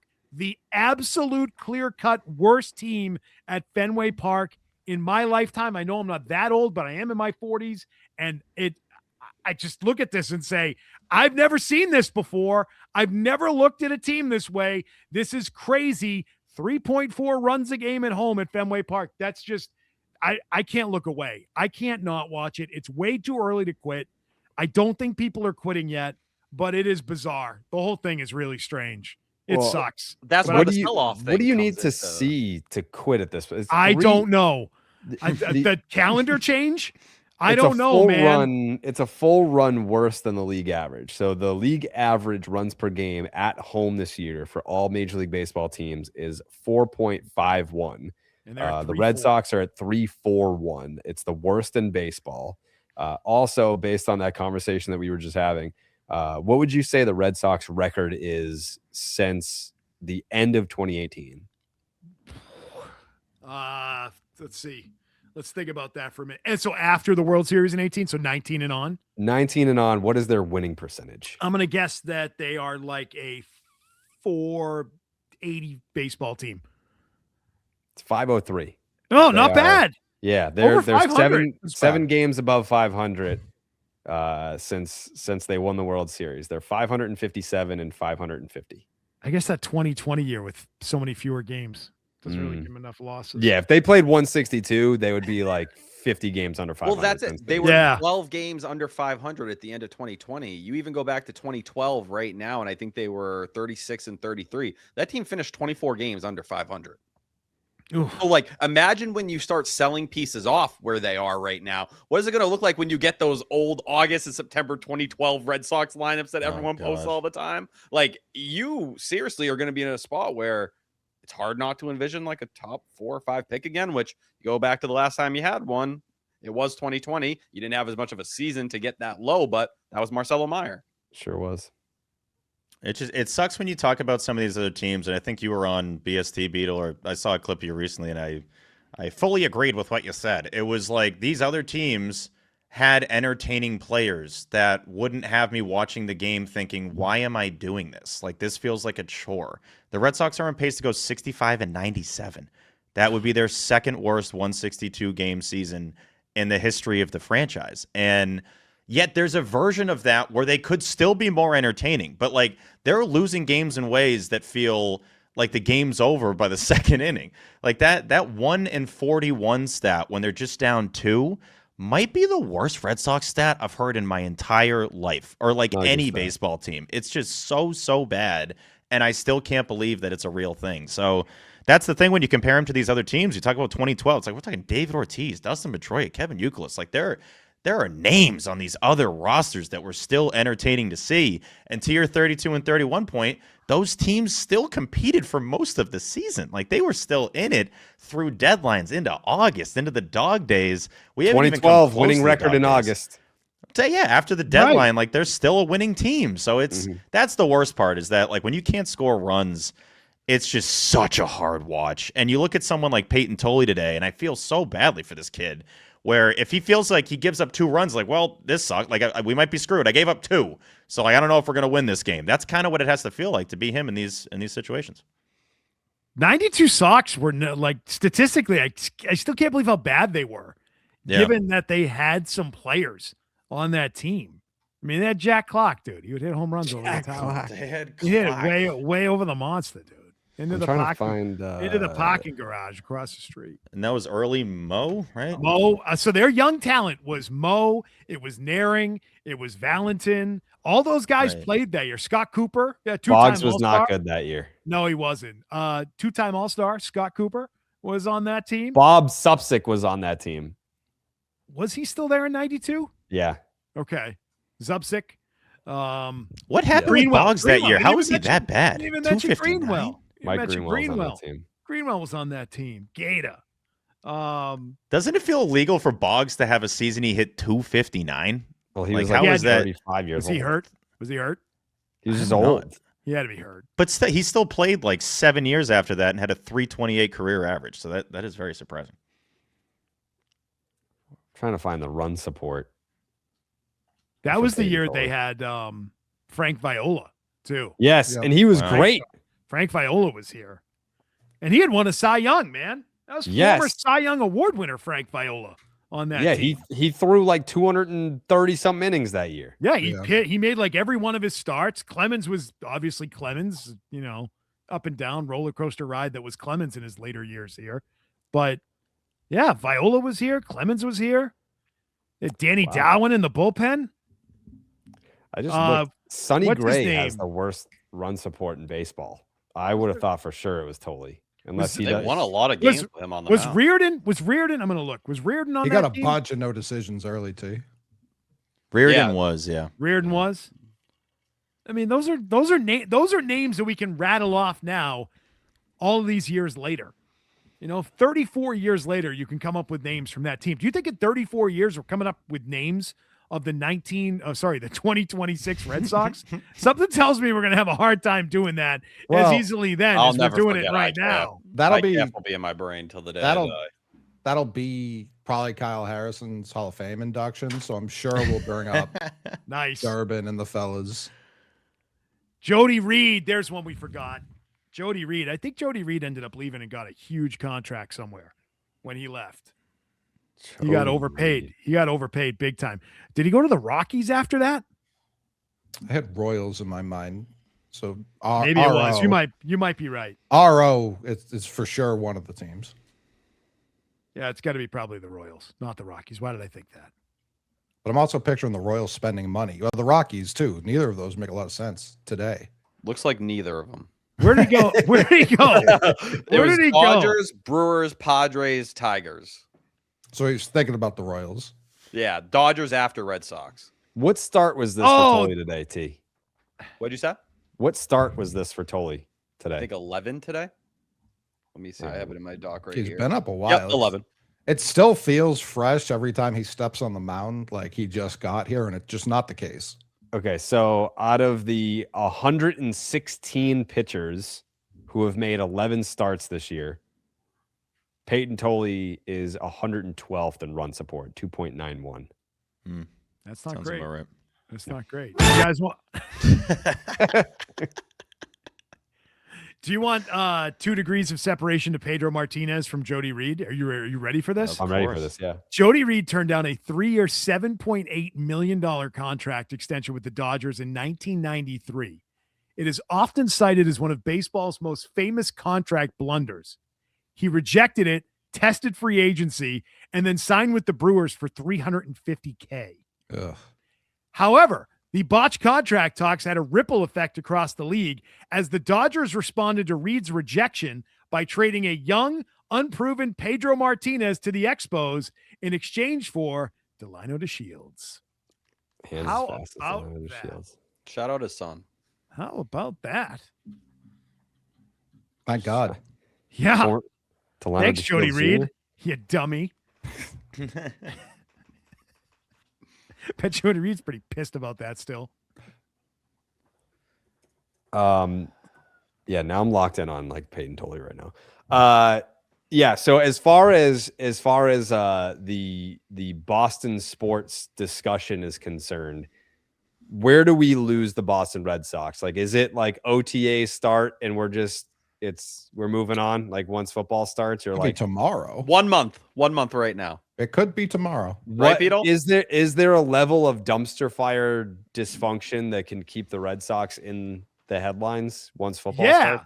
Oh, there totally is. I remember the year that what was the year that Eckersley got into it on the plane with Price? 17.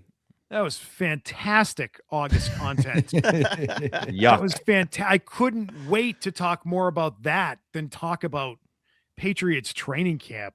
Listen, I love the Patriots, but sometimes I feel like the training camp storylines are a bit much. And I know that there's like this thirst for more Patriot stuff at that time of year because people are just excited about football season being around the corner. And if you love football, I get that. But I think the Red Sox have the potential, if they sell at the deadline, to be a big story. If they end up moving on for Breslow, that'll still be a big story. I do think that there's always the potential for veterans in that clubhouse to keep speaking their mind the way they started to in recent weeks. And that's still a story to me. I mean, I could just speak personally. I don't want to abandon this Red Sox team as a story because I'm fascinated by them. I'm fascinated by how bad they are. I'm fascinated by the injury stuff that has gone on. I think there's a lot of stuff happening with that team right now, even if the results are dreadful on the field. And if people do start tuning them out a lot more than they have to this point, I still think there's passion about them, even if people don't watch. Even if they're not watching night in and night out, people are still pissed and want to know this other conversation, which is the how do they fix it? Well, everyone's got an idea about how they should fix it, which is what keeps the conversation going on them in my mind. So I would much rather be talking about how do you fix the Red Sox and how do you go from where they are in August, as opposed to, the 5th or 4th wide receiver on the depth chart, which is a big story right now. Like the 4th wide receiver, who's it gonna be? Is it gonna be Austin Carr, Beetle? Tell me about Austin Carr. You don't like the Gabe Akis discussion or the Christian Gonzalez contract? Christian Gonzalez just has to get done. So that's just that just needs to get done. The Akis thing is interesting only because it was in the middle of a draft with the head coach who we've given all this credit to about being in charge is now all of a sudden taking days off. I know he was there the day they took Akis when they took him.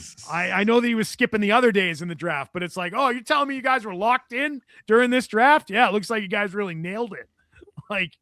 So that's an interesting story, but that one's only interesting for this reason. That guy was supposed to help them this year. Sure. That's a player who's supposed to help them now. When did Henderson sign last year? He was the last. He was one of the last picks to sign. He was the last second-round pick. He was one of the last drafted guys. It was like middle of July. I think it was like the day before camp. It was, and he got a fully guaranteed contract. Every dollar of it fully guaranteed. Yeah. Well, he was also in the 30s. Akis was 50 or something like that. Yeah. Jared has no idea who this is. But I don't think it's dying, man. I don't. Are you talking about? I don't know what it is. I'm trying to compute. You asked what else is there on the Red Sox? So that was our opening to talk Patriots second round draft pick. This team, I'm telling you, I feel like this Red Sox team has some staying power in terms of keeping themselves in the conversation. Because now we're going to be on worst team of our lifetime watch. Oh yeah. I mean, we are. I've heard from guys that were watching in the 60s, pre Impossible Dream of 67, who have called us because we have that demo locked down. Beetle. The old guy, back in Harry. The old guy. Harry deal, dude. Yeah. Harry's still calling. Don't you worry. I love him. Please. I love that. I have that. I have the old guys on lockdown because they still have cable and they still listen to the radio. So I've got them locked up. So I one day even threw it out there like, hey, if you were around pre-67 when this thing sort of got turned around as a franchise, give us a ring. Oh, how gorgeous was that? Yeah, I've been going to Fenway since 61.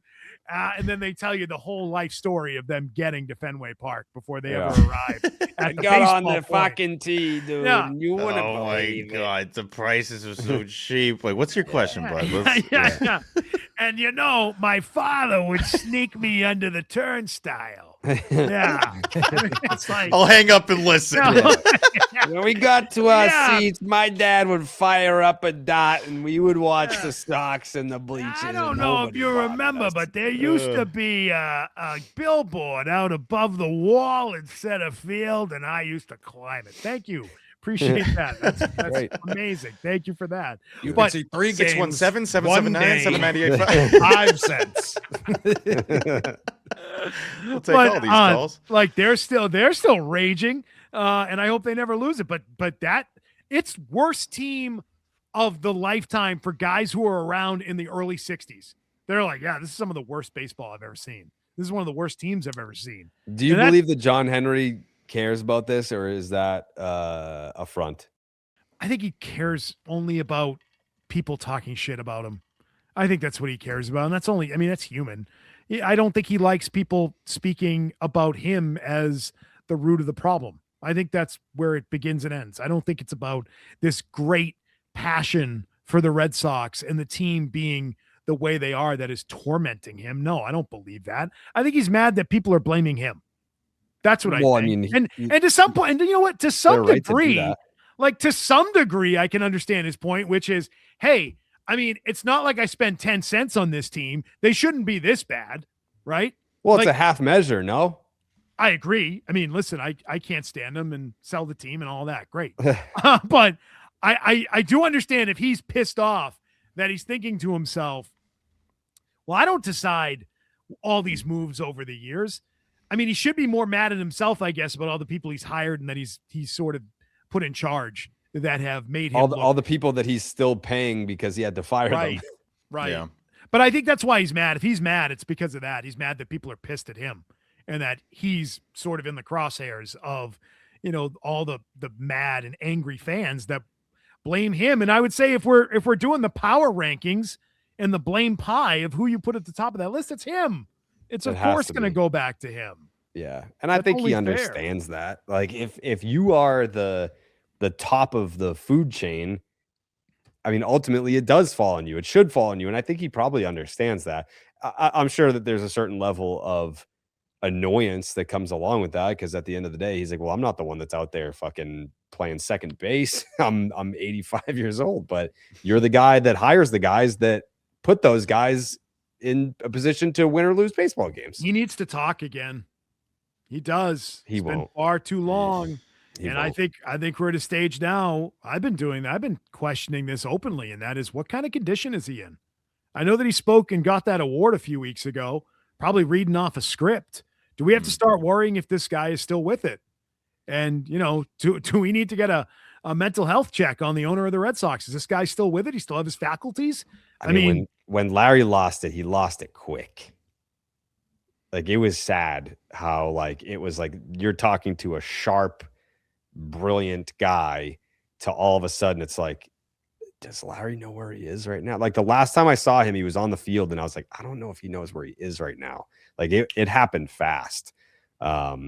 He's aware enough right now, though, to realize I need to have a presence here, because whatever you want to describe as Sean McAdam does, where he was around the team, but he made sure to stay hidden. There's something here that he knows he needs to, the camera from Nesson needs to hit him once a night when he's at the ballpark, or people are going to see him on the field. Clearly there's an understanding, even going to New York and that whole situation where he came back after the owners' meetings and made the choice to go back to New York again, just to make sure he was there and seen. There's some belief there that I have to make an appearance, that it's necessary for the organization at this point in time. Even the stuff that got to David Ortiz, I don't think a lot of those things come out by accident, but it's just how much are you willing to get involved in? This is where the John Henry stuff comes from, where you go off the tweets we've gotten from Stats about workplace and all this infrastructure, all this organizational building that happened under him. Well, it's all eroded in this Craig Breslow world. Well, you brought in the guy that destroyed what you seemingly had in this organization that people respected.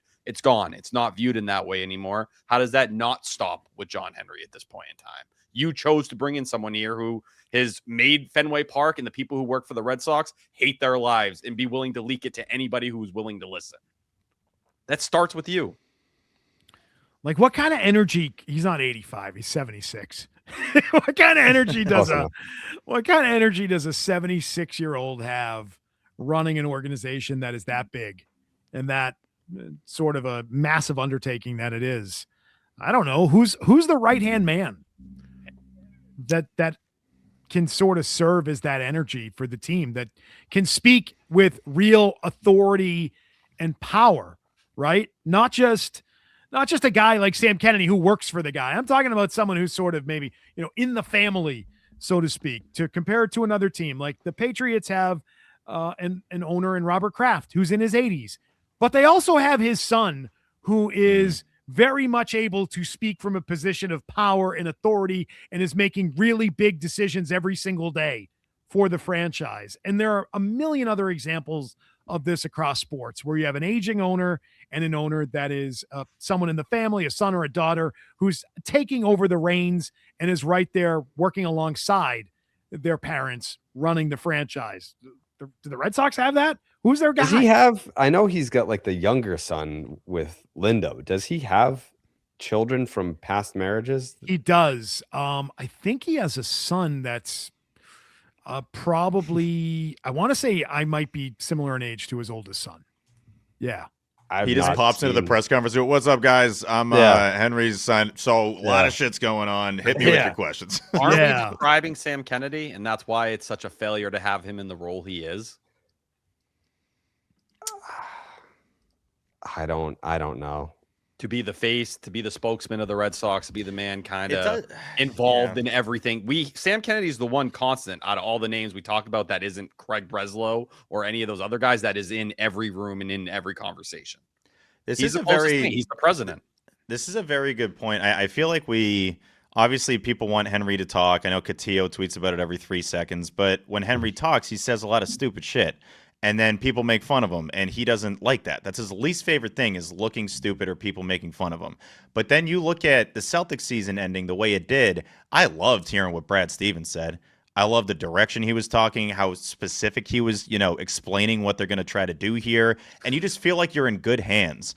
And there's no one in this organization that gets in front of a microphone and makes you feel like, okay, we know what we're doing here. Hey, Craig at the beginning of the offseason, he's like, listen, we need two things. I'm going to tell you exactly what we need. A big power bat, because home runs in the playoffs are important. You guys saw that. And we need a 1B to our 1A and Garrett Crochet. He came out and said it. He just didn't get the job done. But he started in, I think I was one of those people, like an idiot, who got excited about him speaking that way. And it just went to show, because he thought he had Bregman in his pocket all along. And credit to him. I liked the Wilson Contreras trade at the time. It is paid off. He is the guy that they dreamed of, but they did not check those boxes off. And ultimately that's what makes this team so annoying. What people thought was going to fail for them did fail. John Henry doesn't have a son, by the way. That's old. He has a young son, but he has a daughter who's like 30.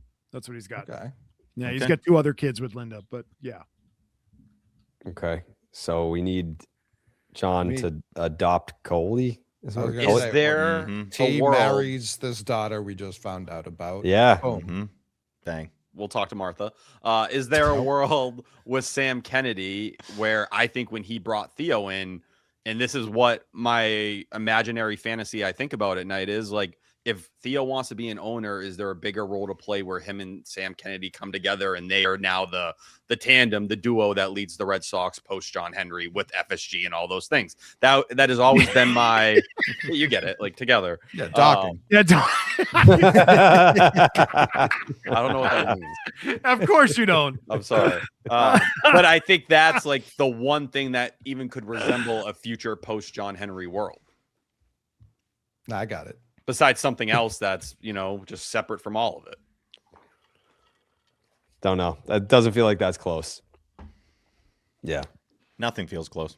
No, like Sean McAdam is adamant that John Henry is not selling the team. So it's kind of just like a phase out situation, like what happened with Larry, but it doesn't seem like that's anywhere close. Got to look for the youthful people in FSG. Sadly, those two are the youthful guys, even though they're in their 50s.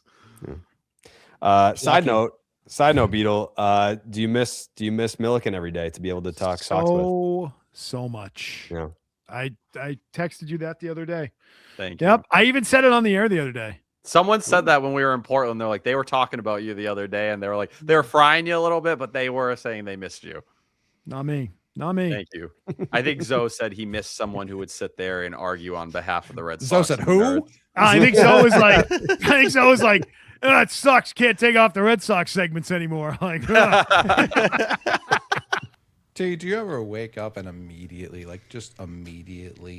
need a nicotine pouch or a cup of coffee or just whatever you need to just kickstart, give a little jolt to your day, just to even feel human? Yeah. I know I do. I wake up. I'm a grizzly bear. I wake up. I don't know what's happening. I just got out of hibernation. I got right to the bathroom, brush the teeth, mouthwash in, drain the main vein, and then I need that pouch, and that's exactly where my pals over Jared at Carabas come in, and they've been a complete game changer for my focus and my energy levels, because I need just a little boost every now and then. Who doesn't need a little bit of help every now and then? And I didn't know it was possible to feel this energized and focused without nicotine or caffeine. That's really the beauty of UP Ultra Pouches. I don't feel on edge or anxious like I do did in the past when I was using nicotine pouches or slugging down too much of that mud, right, Mikey?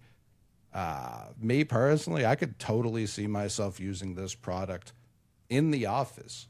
Like it's that discreet. Again, no nicotine, no caffeine. You just pop it in right on the computer, bang, work, boom, pop one in. It actually makes me want to work. It keeps me focused. 90% of users, that's a big percent, saw significant improvements in their overall focus levels. Calm, steady, flow state-like focused, enhanced memory, smooth energy. It's a mood balancer, all with zero nicotine and zero caffeine. My favorite of their 5 flavors, they've got Cool Mint. I've always been a Cool Mint kind of guy my entire life. Anytime Cool Mint is offered to me, I'm in there, unless chocolate's involved. Then you can get mint away from me. But that's for a different conversation. They've got Wintergreen. If you're someone who likes mint but just likes to be difficult about it, they've got Wintergreen. If you like tropical, it is summertime. Tropical, boy, does it hit the spot. So does watermelon. But also, so does their brand new flavor, Blue Raspberry. I just know this is going to be everyone's new favorite flavor because Blue Raz is always the best flavor. We know it. And you know how we know it? God didn't even invent it. That had to be by us. You go out in the wild, you find a blue raspberry. You know what they call that? A blackberry, a blueberry. There's no fucking thing in the wild as a blue raspberry. Only at Ultra Pouches, because boy, oh boy, do we have the best blue raz. Me personally, I just hope it doesn't completely sell out of it. Ultra is the ultimate guilt-free pouch, delivering instant focus and mental clarity without nicotine or caffeine. New customers can use code SECTION10 to get 15% off at takeultra.com. That's takeultra.com, takeultra.com for 15% off with code SECTION10. After you purchase, they're going to ask you where you heard about them. They're not like nervous about it. They just want to know who sent you their way. Please support our show. Tell them that Section 10 sent you. Folks, life insurance isn't about expecting the worst, but it's about making sure the people you love are supported no matter what. You love me, right, Jared?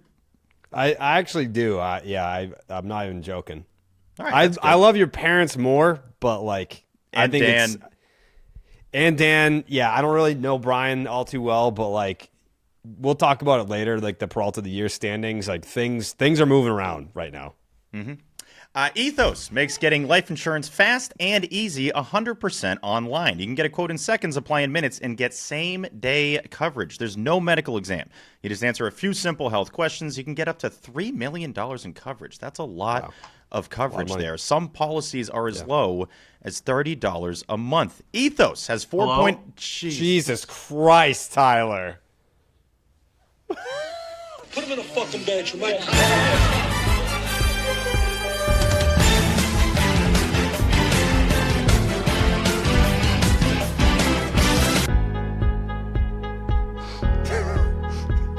That was crazy.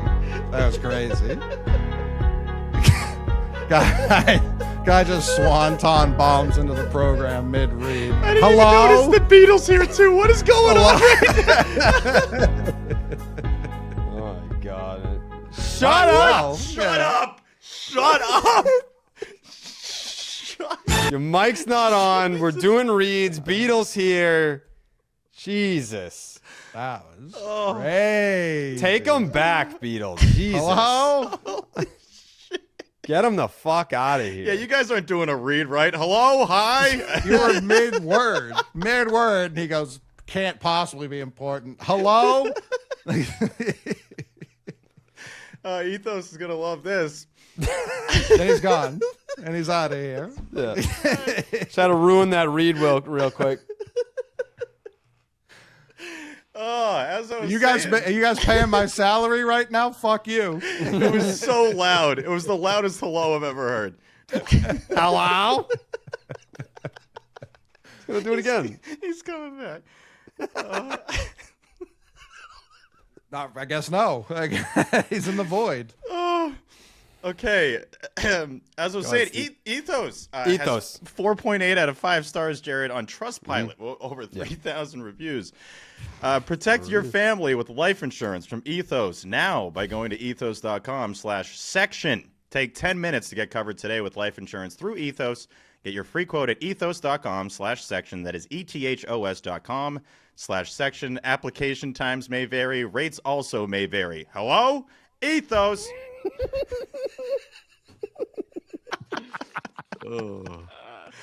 I gotta say, the most mad I've ever seen Zoe mad at Milliken was when I put Milliken in a bad spot. He was pissed at me too, but that's like once an hour, so whatever. but I feel like I put Milliken in a bad spot when I leaned back in my chair to look around Zoe at Milliken because I wanted to laugh out loud at something Zoe had just said, which was, he always goes back to like talking about like Manny and Ortiz. Mm-hmm. Like that's like the default. And he like did it again. And it was almost like an inside drinking game with me and Milliken. And I just leaned back and I was like, and he was so mad. He was so pissed. And he was like, oh, okay, fine. And then like, he like stormed out. It's happened like what? 3-4 months ago? Yes. Like he turned around and realized me and Beetle locked eyes in that moment and it all clicked in his head. It was not good. 2 p.m. hit and he walked out of the studio and he started screaming F everybody and walked out. And I was like, what just happened? And Milliken was like, dude, he's really mad. And he was really pissed off. He was so mad. I feel like that happens at least once in everyone's radio career. Like there's something about it's like, getting ejected in a baseball game. Like a radio personality has to do a live on air walkout. It doesn't happen in podcasting, but in sports radio, I feel like everyone's got one in their career. Oh, I've had like a 10. I was about to say, I've seen Beetle, like it's like one a year. Like there's a day where Beetle gets pushed over the ledge. Yeah, no, all the time. It's good for business. It's good for the show. Like a live walkout on the air? Yeah, there was one time I was really, really under the weather. And this is going back to like probably like 2015, over 10 years ago. And I was really sick and I had just like had it with whatever it was that we were talking about. And I like got up and I like was like, I walked out of the studio and I'm like, you finish the segment. And then I went down the hallway, and Rick Radzik, who was our assistant program director at the time, he looks at me and he goes, "Man, you look absolutely terrible." And I was like, "Yeah, I feel terrible." And he was like, "You should go home." And I was like, "Really?" And he's like, "Yeah, I don't want you in here like getting everybody sick. Like you probably have the flu. You should go home." I was like, "Thank God." So I was like, "So boss is sending me home. See ya."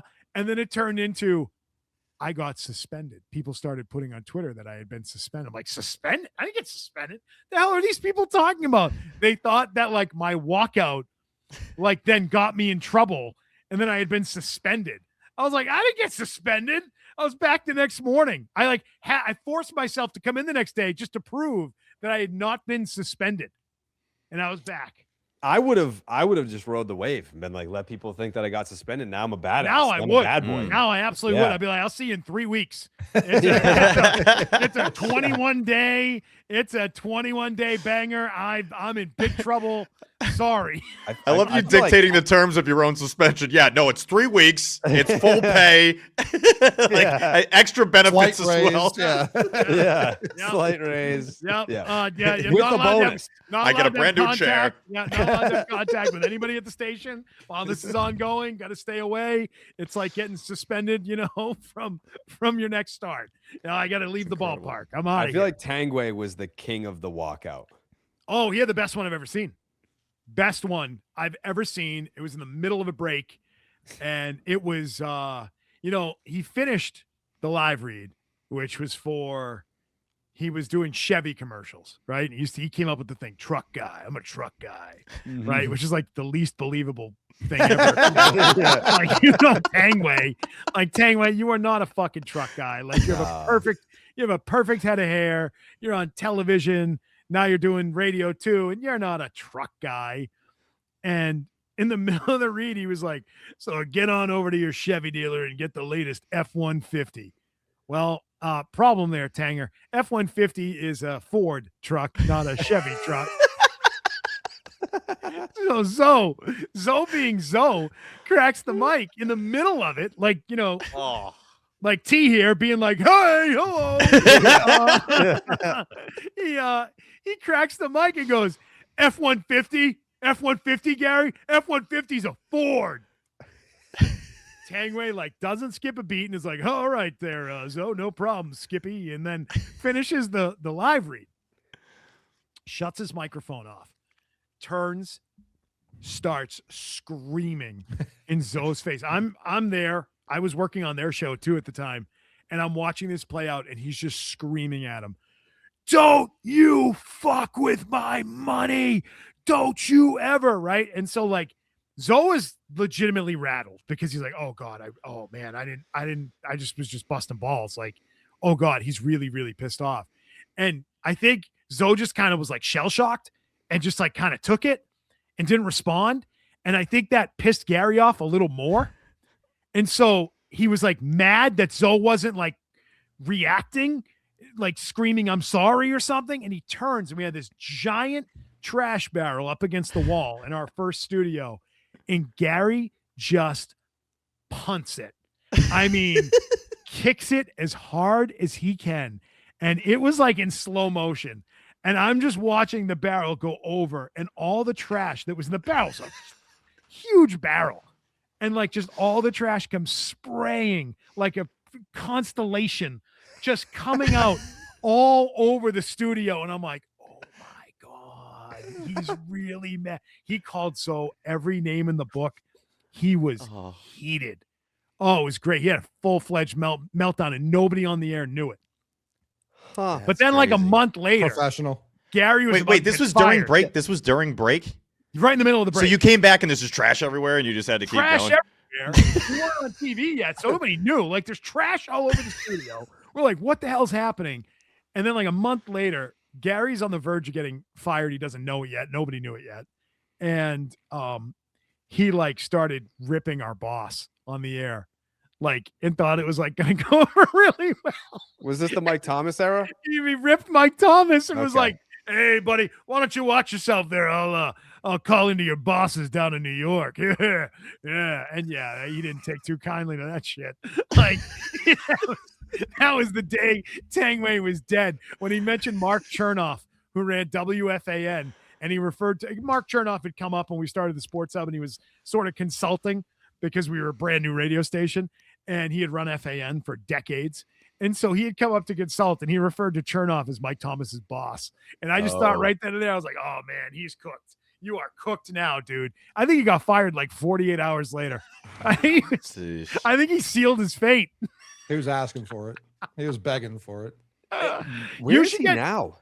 So he's doing a podcast on acting, which is his number one passion, which is writing screenplays, writing scripts for It's a screenplay for a movie, right? That's what it's called.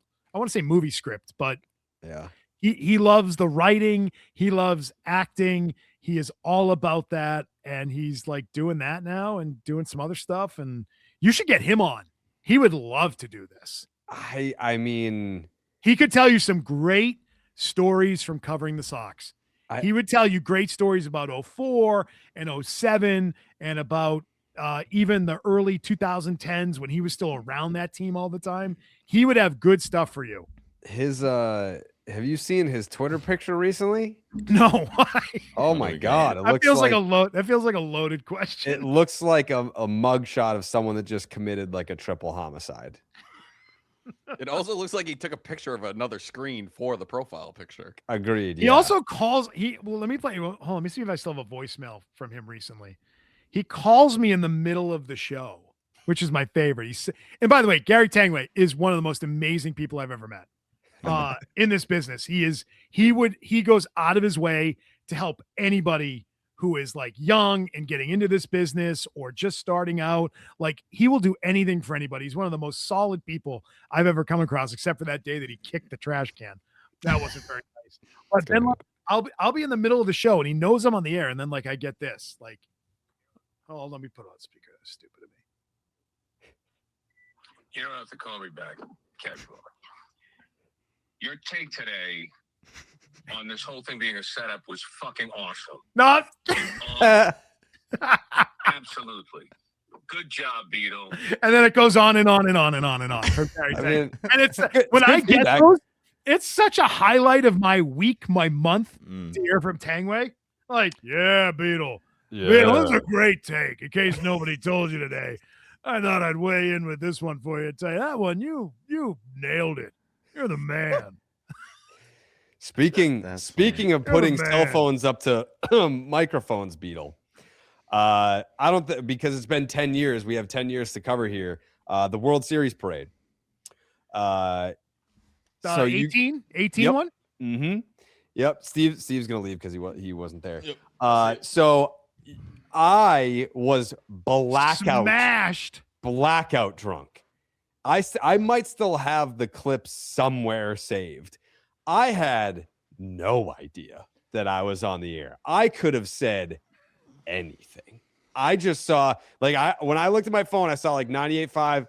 Nope. 98.5. Nope. Then I see Marc Bertrand. I'm like, Beto, what's up, motherfucker? But I had absolutely no idea that I was on the air. That didn't go over the air though, did it? Oh yeah. We would have dropped it. Oh, on the stream, maybe? Yeah, I think I said shit. I think I said shit. Yeah. Dynamite. But I did not. I didn't know where I was. I did not know. Legendary day for you. Yeah, that was quite the Steve. You remember Raffy Devers? You remember Raffy Devers? Oh yeah. Yeah. Big day for Raffy today. Yeah. Yeah, big time. Big time for Raffy. Big fan. Yeah, as long as it's not Father's Day, he's usually having a great day. Oh, yeah. Joyful. He is a jolly fella, that Rafael Devers. But yeah, that was part of the parade day that like best day of my life, but that could have been a horrendous left turn. You and Charlie Baker, the two most shit-faced guys at the Sox parade that day. Blake Swihart as well. Brian Johnson. Who? Oh, BJ, Brian, yeah. BJ was, part-time Section 10 producer, Brian Johnson. Yeah. They kicked him out of baseball tech. Like, he just won the World Series. They're like, get out. And it was like it was the AM by I don't think we got to the PM yet, and he was already booted at a tavern. No, there were a lot of people that did not really make it to the PM. No. No, unfortunate. No, not at all. Steve, what did you wear that day? I feel like you had something awesome that day. I love that day. It was great. If I remember correctly, I was wearing that Jurassic Park security hat I always used to wear. Looking back on it, I'm not fully sure why I wore that so much. But you just kind of do what you do, and then you become that character and you keep it going. But no, that in terms of outfits though, Beetle, seeing Jared in a hat, in a flat brim hat, is like such a shock to the system. I was so not ready for that at all. But I immediately forgot he's even wearing a hat because he's the most hammered person I think I'd ever seen in my entire life. Coming in, he's like, Steve, oh my God, it was awesome. It was we were doing this, and then Raffy was there, and I was like, yeah. And I'm like, you know what? Even though I was upset I wasn't up there, like I will always be happy that Jared and Coley got to experience that. But seeing him in a hat is crazy. You just never see it. Yeah, baseball tavern, man. We need to. If we ever come into some money, we need to rebuild the baseball tavern. Like that's just going to be, my leave my legacy behind. Financial contribution to the community is going to be rebuilding the baseball tavern somewhere in Boston. There'll be a plaque of you in the back, just hammered with the hat on from just parade unbuttoning Steve Lyons' shirt. Yeah, he hated that. Yep. Hated it. Hated it. That was like my go-to move. Like we would go to the game on Friday, go to the baseball tavern after, get hammered and like unbutton like Evan Drellick's shirt or like Steve Lyons' shirt. Steve Lyons was like, "Why the fuck is this guy touching me right now?" Yeah. Well, Steve would still be so suited up. Like everyone else is wearing baseball stuff. You got like the road fans coming in, and Steve is like, the tie is still done. I'm like, Steve, we're at the tavern, dude. Just have a couple Bud Lights and have a couple Blue Moons and call it a day. Wow. Steve Lyons was on the 92 songs. No, I don't think that. That's back then. I would be executed. He would get beaten with hammers if he did that. Put him in a fucking bench. He's got to go. Yeah, Steve's got to go for that. That's great. Yeah, you got to get banged for that. You can't be promoting rival beer companies, Steve. I mean, you're better than that. You know that. You know, that's day one shit. We all make mistakes, right? We weren't. You know, it's a situation where I've been there, Steve. The rules. I've been there. We can come back. We were talking about the parade, which, I mean, he gets reckless when that happens. So this was. We get it. It's triggering to Steve. It's really. When I hear the word parade now, I'm just immediately enraged. Like I'm just ready to like punch somebody anytime I hear that. Which is not. You want to be happy when you hear that word, but it just doesn't. It doesn't do that for me. It's like if this were Family Feud, it's like a top 3 answer like associated with joy. Parade's right up there. Absolutely. So I mean, look at New York. That looked like that's the best day of their life for like millions of those people. So I'll never forget. We took, and I'm not doing this on purpose. We took the first turn coming out of Fenway, and like they had Lou on like a standee because they were doing Nesson, I'm guessing. Yeah. And he just saw me and Jared, and I've never seen someone so just like. He had so many emotions hitting him at once. He was like, they shouldn't be there, but also good for them, but also like they definitely shouldn't be there. Yeah. that was incredible. Was that almost a show, Beetle? What do you mean? Was that almost like a radio pairing at one point? Who? You and Lou? No. There was never an opportunity for that? No. Was that just like somewhat like I feel like I saw like a graphic where it was like all-star. It was like Felger and Kirk was like almost a thing. Like you and Lou was almost a thing.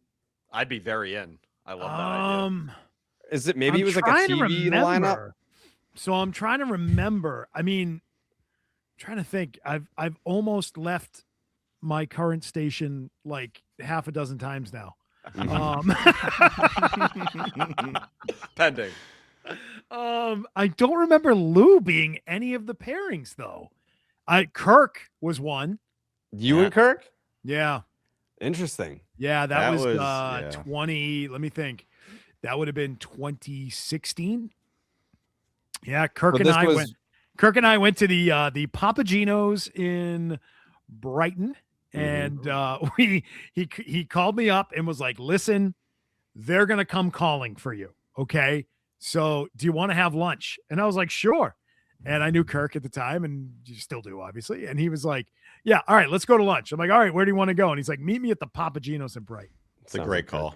Yeah, love that. Which was a great call. I was like, "Dude, that sounds amazing." Yes, and I'm piss broke, so yeah, Papageno sounds amazing.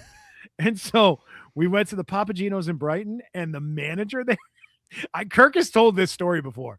The manager there like wouldn't leave us alone.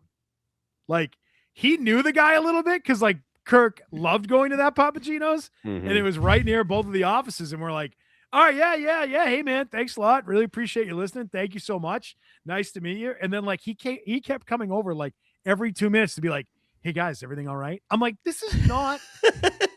It's a Papas, dude. Like, what could be wrong? We already ordered. We sat down. There's no table service here. We took our tray and number one special with the 2 slices of cheese and walked away. Like we're done now. We're done. Yeah, that was one. It was Kirk was one. I don't remember Lou being one of the potential ones though. I feel like I heard that somewhere. Who's your dream pairing if it's someone that's no longer in radio, someone that's currently in radio, or someone that you wish went to radio full time that's maybe a television person? It's a good question. Make it a 3-person show. A 3-person show. That's a lot. I mean, we have 3-person shows now, but it's tough when you're like, all right, that means I got to fire Zoe and McCone right now. Well, I mean, we love Zoe and McCone, but this is like them aside, so you can do them. this too type of thing. I can tell you this. There's someone that I fight with a ton on the air, and none of it ever carries over off the air. Like the complete opposite is true off the air, and it's Phil Perry. Phil Perry. So Phil and I have the ability to really go at each other and argue like crazy and scream and yell at each other. We did it last week on TV. It's a blast. We just get really stupid and loud and scream and yell at each other. We had one last week. What the hell were we talking about? Christian Gonzalez's contract. I was going to be my guess. Yeah, it was about Gonzalez's contract. And I can, he can yell at me and call me an idiot, and I call him an idiot, and we do the whole thing, and we're like the best of media friends off the air. Then it's you go great. to Papagenos after. And I would love to go to Papagenos. We'd probably have a debate over which one we're going to go to, because the one that we both grew up closest to in Wollaston is no longer there. It's no longer at Papagenos. It's been gone now for a number of years. So we'd have to find another Papagenos. But Phil for sure. That's I don't know. I've got like great on-air chemistry with Phil. Okay. That's one. I miss working with Gasper a lot. We used to work together like every single week for years, like 6-7 years. And then when I got off Felger Maz and then went to this show, we haven't really done a lot with, outside of doing Pat's pregame, which is not really like a true talk show. You're just kind of like doing this rundown of interviews and hitting on, playing the Vrabel interview, playing, whatever other interviews, and you're interviewing all these journalists and guests along the way. So it's not really like, you don't really have the chance to get into it. And it's always only Patriot stuff. And I haven't worked with Chris on anything other than that in what seems like forever, which I miss. So there are 2 people, one that I still get a chance to work with, one that I don't work with anymore, hardly ever, that I very much love working with both of them. I am curious from your perspective with radio, because obviously you've done TV too, but the amount of hours in radio got to be a lot at this point. What's the topic, or maybe I don't want to say team, but maybe the topic that like just drags, like the type of subject where you're looking at the clock, you're like, how is it not break yet? Like, how are we not rolling ads at this point?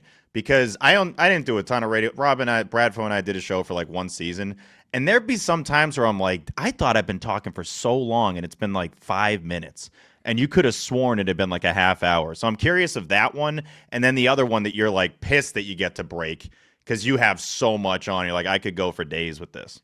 When it is a team in turmoil, it is the easiest thing ever to talk about. Yeah. Easiest thing ever. And there are times where I'm like, how are we already done with this segment? I'm just getting going. And the nice thing about radio is you got 4 hours. So like you never feel like it's a problem. So anytime there's clear cut drama, the Gerard Mayo year, what a gift. what a dysfunctional mess that was on so many levels with so many different layers to how dysfunctional it was. Like, to me, that's, I'm only doing 4 hours today. You could give me 8 because I'm ready to go. I'll stick around until 6 o'clock because there's so much to dig in on here. And there's so many ways to take it that you feel like you never have enough time. When it's something that is, hey, the Celtics are really rolling right now. And last night they won their 6th straight game. And you're talking about the game itself day after a game. And you talk for like 10 minutes. You feel like you've said everything there is to say. Yeah. Those are the toughest ones for me. It's like, well, yeah, they're doing awesome. They've been doing awesome. They're going to keep doing awesome. And here's I'll give you 5 reasons why I think it's real and I think it's going to continue. And then you get through it and you're like, and that's that. Isn't that awesome? It's like, and everyone listening is like, yeah, cool. And there's no passion behind, like, no one gets passionate about that. They're like, that's when you get the tweet. You're like, you're dead on today, man. You're like, yeah, but that's not really great for a show. Like, the lines, nobody is called. No one called. No, nothing's blinking and you're like, at all. I'm talking to myself here, and I've like defended. I know that this happens when, like, Tatum came back from the injury. That's a good example of it this year. And it was a day that I think it was a Friday where I just was like, this guy deserves so much credit, and this is great what he's doing, and give half a dozen reasons why it's special. And then you get through 2 segments and you're like, okay, I don't think I have anything else to say on this. I think it's awesome. And he's the man. And I'll never forget that day, like being flooded with the Tatum fanboys like myself, which I am, again, I admit that bias. Like I admit a lot of biases. And I'm like, they're like, it's so dead on, way to go. And you're like, there's nothing to what you just told me. You're just saying, yeah, you agree. Great. We agree. Well, now what do we do with ourselves? That's the worst. That to me is the worst place to be when you're just out of things to say because what's your crutch move then? Like, what do you do? Well, the crutch move is you start talking about something else. You've got to get off the topic. You don't just do 4 hours. You go back to it, keep revisiting it. I cannot bring myself to, and maybe this makes me a shitty talk show host. I don't know, but I can't bring myself to repeat the thing that I said 100 times.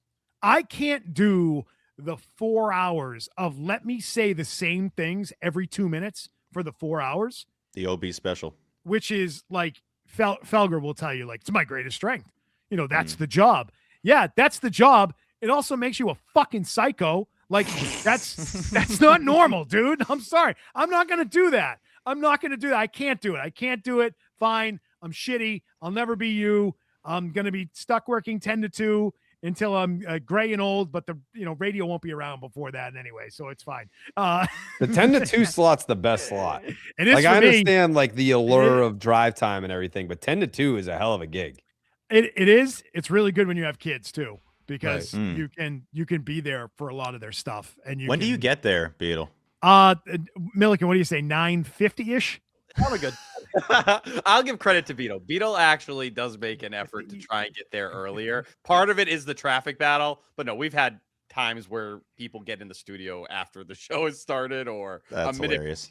We're talking pre-show meetings, though. What's that look like? No, there's no pre-show meeting. Anything that's done beforehand is done on Slack and They're driving through the worst traffic of all time, though. Like, people got to realize how bad that commute really is. It will kill you inside.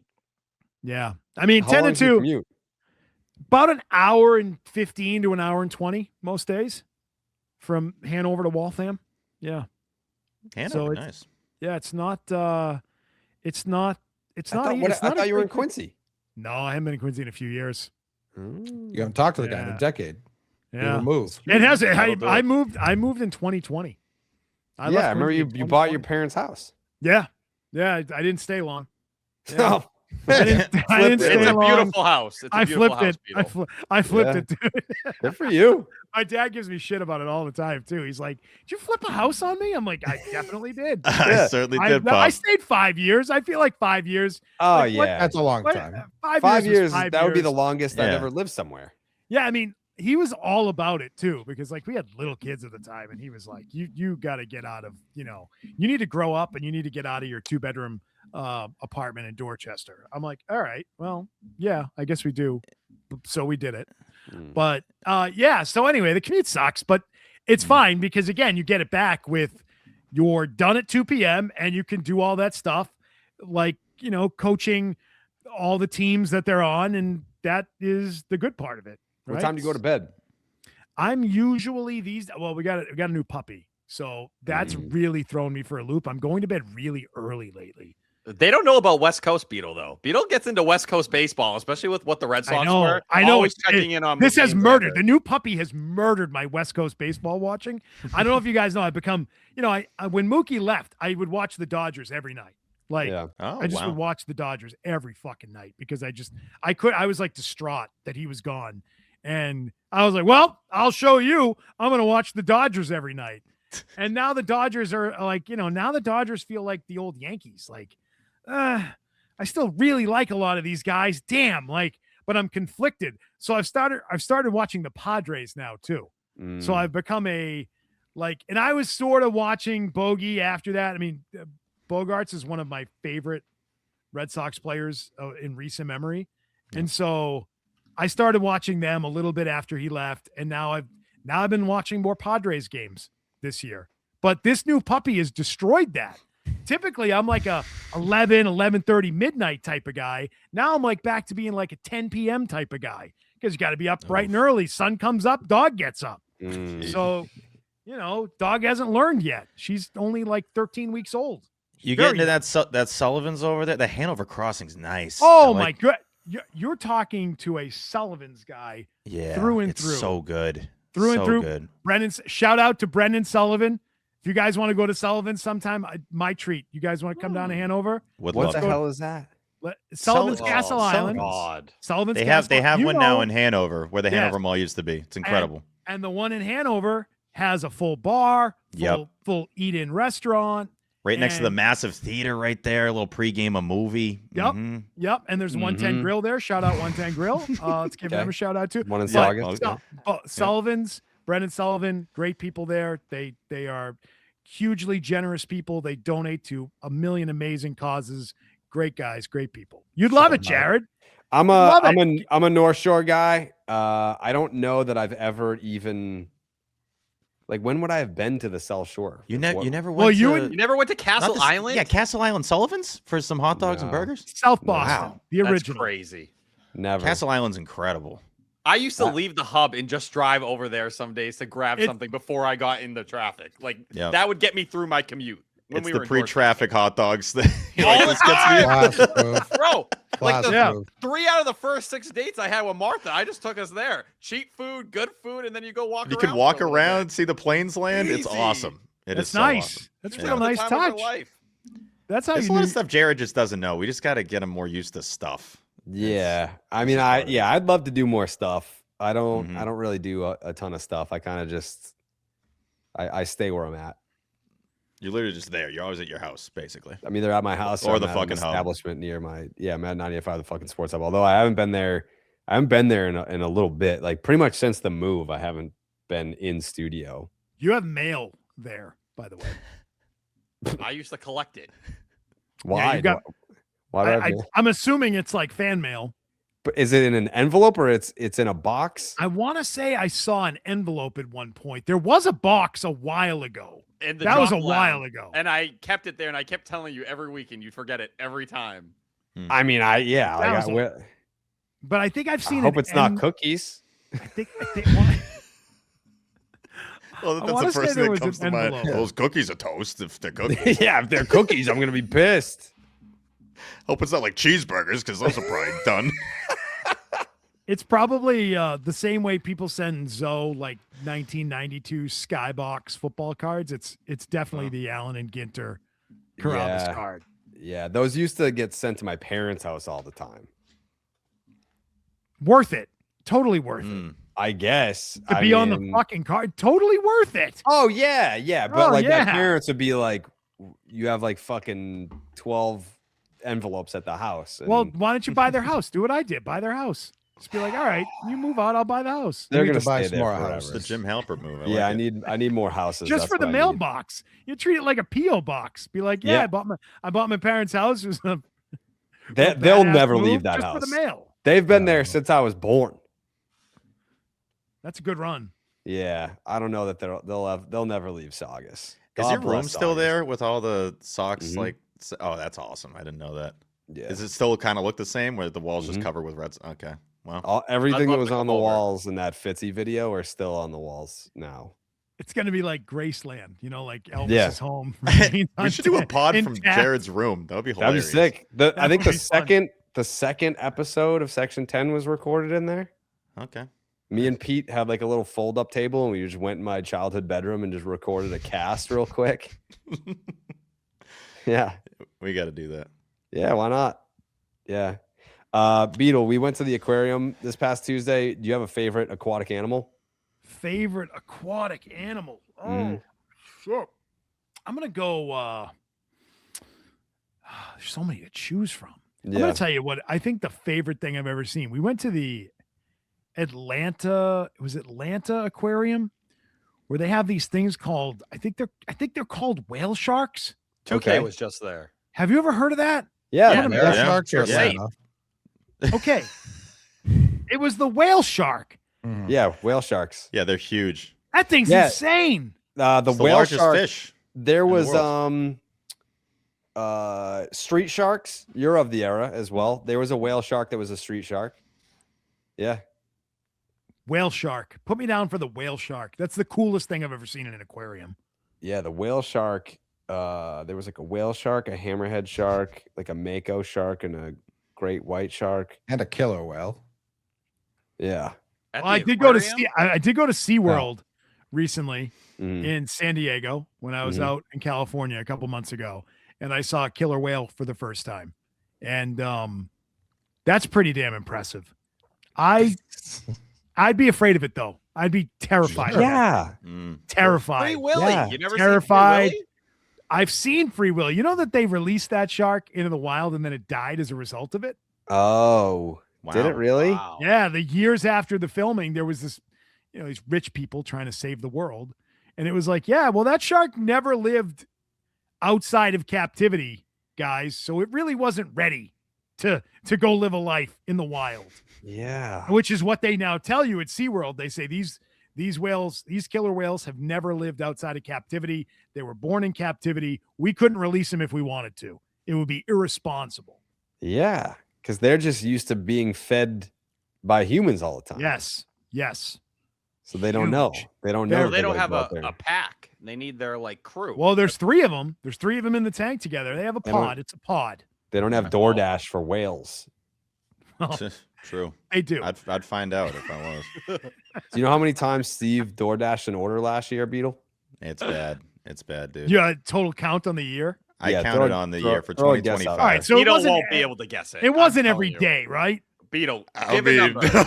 not Beetle, only was whatever he thinks, because this Yeah. is like a gap where he Correct. It like, wasn't "All once All a right, day. All right. Yeah, it then- wasn't. Yeah, all that right, is right. It so it's wasn't. multiple times a day. I'm going to go 500 times. That's not a bad guess. 649. Oh, God. Told you. Yeah, it was really bad. And Beetle, this wasn't just food though. Like if I needed anything, like I got Doesn't real make it lazy. better. I don't think Doesn't that. make it Yeah, better. that doesn't. No, I make think it it does. better at It's all. from No, like it a- doesn't. I think it makes it worse, arguably. So you're I like, guess. like if you needed to order like a small grocery order. Socks. No, Just any- no. oh, Worse. No, I'm talking worse. if I needed like a hammer he or needed- something yeah, like that. I'm like, let me just yeah. have someone get this thing for me. Yeah, it's like, oh and man, bring I it don't home. know. I can't find the duct tape. Let me DoorDash a roll Yep, of duct I tape. You I can did DoorDash like duct tape. anything then, huh? You can. No, it's really impressive. But no, I'm off it now. It's been a month. It's been a month with Yeah. no DoorDash, so we're looking He's pretty clean good. and sober. Yeah, at this point. I don't believe him though. That's the thing. So you never I heard of do. like I can Amazon? prove it. I You're can not just, like, re-download the app Amazon and show the guy? orders. No, You had I'm to just go- getting into that's how Trader bad it Joe's was. now. You We're just had, like heating you had stuff to up. delete the app so you wouldn't. I use deleted it. the app. Yeah, I feel like if people that do addictions, you just got to clear it out of your life. Like I can't go to it. Like if I there's think like it's- drugs in the house, yeah. just throw them out. Like I can't do them anymore. Yeah. So No, that's it's kind of right what it call. is. I'm proud Yeah. of you. Yeah, Appreciate I'm it. not saying it was the wrong call. I'm just saying I think it's crazy that we got to the point where you had to. I mean, he was on a physically delete. worse pace this year by the time. I was on pace for like 720. It was. What's it the was most terrible. absurd thing you've ever ordered on DoorDash? It was a dog bed for our dog Lila. Yeah, I didn't want to have to go get it. There was I think the socks were on, and I was like, I'll just DoorDash this thing because we needed one for the Cape House for our pup, the family pup, and so yeah, somebody dropping off a dog bed at your front door is a little bit crazy, but that's what happened there. I am curious. I'm gonna flip it in terms of for the hub because I always like. That was the first thing I did. Nesson 40 hours, or I don't. Can I say the Nesson address? I think that's known, right? Either way, like it's you Sure, put. everybody knows where it is. Yeah, everybody knows the Everybody Nesson knows address. where it is. But no, my point being, any place I've worked at in this industry, it's like I'm putting that in that app real quick. It's like you're gonna get used to this place. Like, let me tell you. So for 98.5. You guys get food just in terms of your 10 to 2. I mean, that's lunch. That is lunch right there. Like you getting stuff delivered, or how does that work? We have a place that is in the building that's like it's good enough is what I would say about it. And it's 2 floors down or 3 floors down, and it's like a cafeteria. And you can go in and order a sandwich, or there's a salad bar. When the fuck did we get a cafeteria? It's been there the entire time we've been in that building. But literally, not Jared, one person Jared, ever told me about this cafeteria. They close at 2 o'clock. They're only open through lunch. It's basically a lunchtime place. It's a breakfast and lunch place, and it closes. There's no snack machine there. There was, and they took it out of there. They said we didn't buy enough snacks. That's I why bought they took it snacks out. Every time I came in. Really? There. Oh yeah. There's no snack machine, so we just basically use that place. I would say they make a tremendous grilled cheese. I mean, that's good. Excellent grilled cheese. The coffee machine at the hub is 10 out of 10. Yeah, it's all right. I miss it. It's a 10 out of. It's I tried better to than buy most. it. I tried to buy did you it. really? Yeah. Yes, I tried. You to think ask it's Jimmy that Stewart. good? Oh yeah, it's like hardwired. It is nice in that it will grind coffee beans right before it makes your coffee. Yep. And so they're all loaded into the machine, and then you order a coffee, and it literally sucks the coffee beans down into the grinder and then makes you fresh coffee. So it is kind of a nice thing. I can smell that right now. That smells good. Yeah, but I'm an iced coffee guy, so I'm like brewing the coffee and then putting it in the fridge. I always walk through the door with a coffee already. I'm never one. I do too. Like I'll have my Starbucks, no free ads. Like I'll have that in the morning, but then when I get to the hub, I'm ripping 2 cups of hot mud. Well, Milliken started drinking coffee when he worked at the sports hub, so maybe the coffee machine is to thank. It inspired me. I'm now 3 or 4 cups a day. I can't get through the day without it. It's good. It's healthy. It's good for you. There's a million studies that tell you it's good for you. I will find all of them. When I drink it, I don't feel hungry, which is always a positive. That's why I like it now. Tyler, do you miss your day-to-day at the sports hub? I miss everyone. Yeah. Those guys. That was not the question. That's not what I asked. All right, let me just sidestep that real quick. Yeah. I'm going to cut you off and say right now, there are probably 2 people that miss you. I can only speak for our show. That sounds so awful. There's only 2 people that miss. No, Only 2. That's really. Only 2 people liked you the whole time you were there. No, that's not what I said. I said there are 2 people that genuinely miss you. And it's probably the same 2 people that I hope maybe you miss. That's all. That's all I'm going to say. It's Beetle and McCone. Obviously. I bet Zoe misses me sometimes. No, he doesn't think about you. No, you're probably right. He has George now, and George is really his protege. So I know he's pumping the tires. But no. Now watch. Once this podcast is posted, you watch T-Bone take this, play the clip, be an asshole about it. I could book that right now. That's why I'm building this in for when he plays it. Play this part too, T-Bone. I will always say when I joined Zolak and Bertrand, not only giving me the opportunity at that time, I was a young kid. I had no platform. Nobody knew who I was, and they were willing to let me get on there and just yell nonsense all the time. And like when I first started, it's a lot different, I think, than the version of me that exists today. I was calling Dan Shaughnessy a fraud. Like anytime you gave me a mic, Felger, Maz, like anyone I was taking shots at. It was great shit. I was probably better in those days than I am now. But you guys like raised me. I was a child when I got there, and I needed to be refined. And you think that's changed? You think I'm still a child, but hello. Honest question. Honest question. I'm still a child. I still need to be refined. But holy shit, the version of me in 2021 when I joined the show was so raw it wasn't even funny. And you, Zoe, Hardy, Tom truly went through a lot of growing pains with me, and I'm always going to be so appreciative of it because I wouldn't be where I am today without you guys. That's just I bet you miss Hardy and Maz too, and Jay Stu. I'd put those guys all on the time. Yeah. Even, T-Bone, I miss T-Bone just riding me and letting me know what I needed to be better at. He made sure I stayed in between the lines when I needed it. And he said a lot of very nice things after I left. Really? I talked to McCone 10 days ago. Me and McCone talk on the phone regularly. That's my guy. He's one of the best people I've ever met in that industry. And McCarthy, my work wife. I love First man to ever have me on a baseball podcast. I always give him his flowers. You guys could probably I've blown this baseball guy's for 20 hours in a row. since you showed up. 100%. It was horrible. Seriously, everybody there, I would not be where I am today. Jim Louth, Rick Radzik, all of them for even giving me the opportunities that I did have. I can never say thank you enough. Did you say Jay Stu? I banged this dude. Oh, well, he said Jay Stu is. Okay. Yeah, like Jay Stu is my radio tribal chief. I always acknowledge him before anyone. He's the one who got me in contact with Jared. And I saw Jay Stu was at our event a couple weeks ago. We got to have some time together, but we have some plans. Me and Jay Stu, we're like this. You're already scheming for your next gig? No, not like that. Not like that. Get ready to get the hell out of here. We go out and have dinner. We do our thing. Yeah. Oh, that's funny. Yep. Yeah, we got some stuff up our sleeve. Yeah. The J Stu T-Dog show is coming out. Section 9. It would be Yeah. Yeah. One section over. Yeah. The Red Sox tried to do that. The Red Sox tried to do that when Steve went to Odyssey. Well, I don't want to say the Red Sox. It was someone affiliated with them that I am not the biggest fan of. But yeah, he wanted to call it Well, Section he had 11, Red Sox I think. ties. He did. He certainly did. He's not there anymore. He's a guy that's made a lot of rivals for sure. Yep. Me being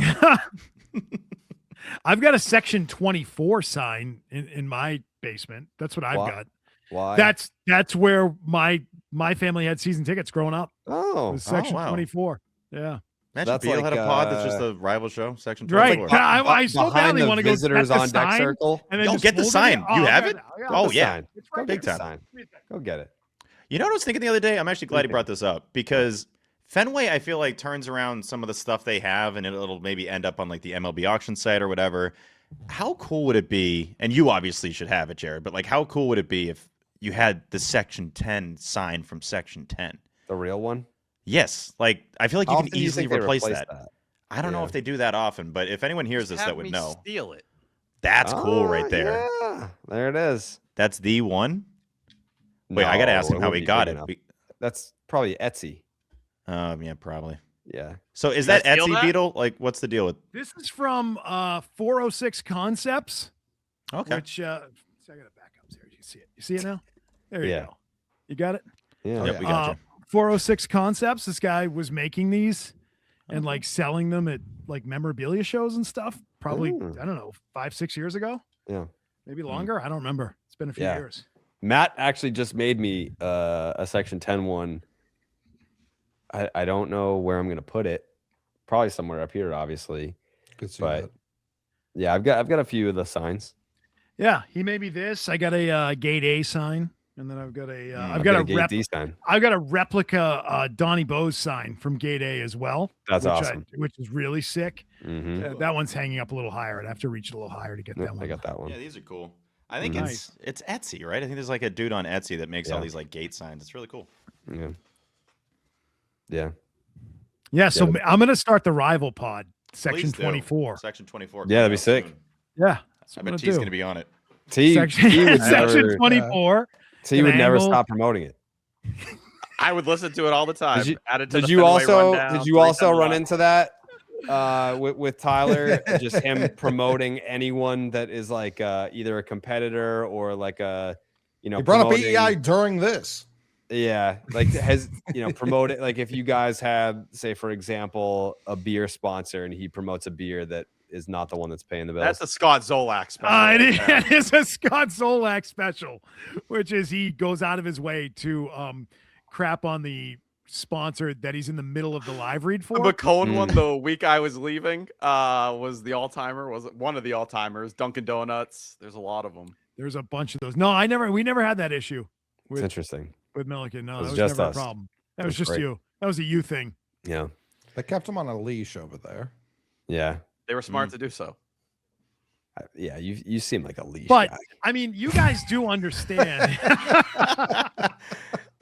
You got. Martha know about that? So that's who She was the one who got him into it. She's the one that ordered it on Amazon. She's holding the leash. Yeah. I mean, the roadways are so much safer now. That Milliken isn't driving and is. I mean, I'm sure you're still driving somewhere, but you're not getting in the car and driving a great Hours. distance every single day anymore. So I got my car in 2022. It had 16,000 miles. When I left the sports hub, it's now been almost a month or a little over a month. I was at 200,000.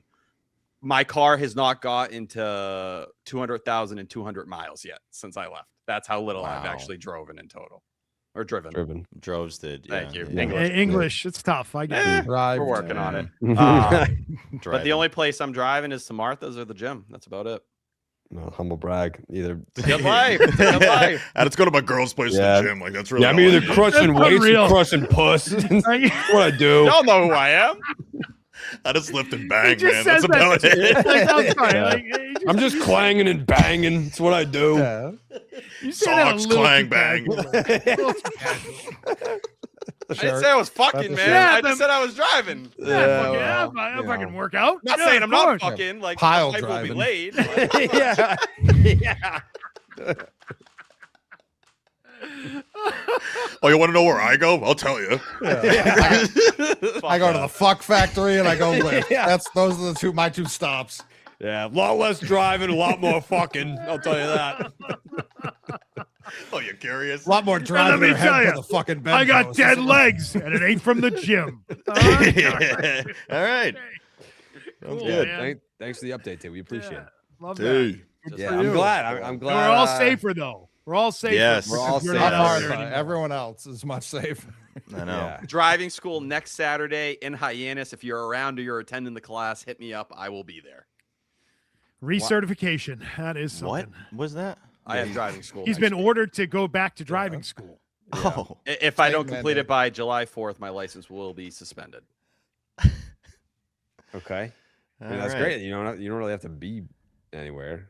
No, I scheduled it on an off day. I didn't want to miss anything. That's good. Big of you. Yeah. Shout me out. You think they're actually gonna quiz you, or do you think they're just gonna sign the paper and tell you Oh, they they leave? do. I got to take a test at the end. Coley's the one who put me on. Yeah. Oh shit. A lot of pressure if I fuck this up. I mean, Mm. you know Oh, those man. those amorous cops, Beetle. Like I got 3 moving violations when I was out there, and that was at the time within a 6-month period, an automatic suspension. So I had to do this class at like a Norwood Ramada Inn or some shit in the middle of winter break, and they definitely give you a test at the end. That's crazy. That's wild. Yeah. Yeah, I didn't break this on the pod or tell anyone. I also lost my license when I was in Maine. I lost the whole Oh, wallet my while we God. were I at thought the you bar. meant like by law. That Yeah. No, we were out at the Welcome. bar on Friday night, and I didn't realize till I got back to the hotel room the wallet was completely gone. I lost everything. Wow. How does that happen? It I don't always know. happens to you. Wait, So you you lost lost your everything? wallet, All of it. Yep. dude. I This told is- you. I This didn't is know. like the 4th time you've lost your What wallet is the since deal? I've known you. I told you it happens a lot. It's not something I do for fun. When Wha- me and Steve were coming back, we went through the little dance floor. Some Hmm. dude smoked me from behind. Pause. I'm pretty sure That's the one that you paused of the stuff Yeah. you said today. he smoked me. I think it was a play, and I think he grabbed the wallet in one swing, and it was a good play. I Did you completely fell cancel for it. your cards? No, no one's scanned or used anything yet, and I got a couple of things. So your theory is Okay. you got robbed by someone who just did it for the thrill. I think for Yeah. the wallet, it's So you're a just nice chancing wallet. this right now that you did not? Yeah. I've been checking have- in. I've been looking at the cards. That's to see not if- a Cancel the policy. cards. That's Yeah, cancel the see, what are cards, you dude. doing? Well, once I cancel them, then I don't have anything, so I Well, can kind of that's play They it why out. send you Call and new. get new ones. Well, Eastern Bank is sending me one because Harbor One's like done. They wrapped it all up, so their card's on the way right now. The license was a tough one, but I took all my food Didn't gift you cards have like a out. Burberry wallet? It was a Louis Vuitton. Yeah, dude. Oh gosh. Listen, You know how much he loses his wallet by how chill he is right now. This is not a thing to be chill about. Also, T, why would you, and I'm sure it was a gift, why would you have like an expensive thing for if the thing is something that you always lose? So this was my issue with Martha's mom. I have a backup wallet that has a tile on it. No, Martha's mom bought me a Louis Vuitton wallet that I lost like 2 years ago, and now I just lost the one she bought to replace it. And I haven't told Martha yet because I realized it about. Well, she's gonna know now. Yeah. I'll talk to her in the morning. Also, like, they've got to know better than to get you an expensive wallet. Like my wallet was probably like $20 on Amazon, and I don't lose shit. Maybe a wallet chain might be your next move. Yeah, I think I Have you ever thought about being a wallet chain guy? I'm not against it. Or crazy thought, the wallet that has the tracking device in it shouldn't be your backup wallet. It should be your primary wallet.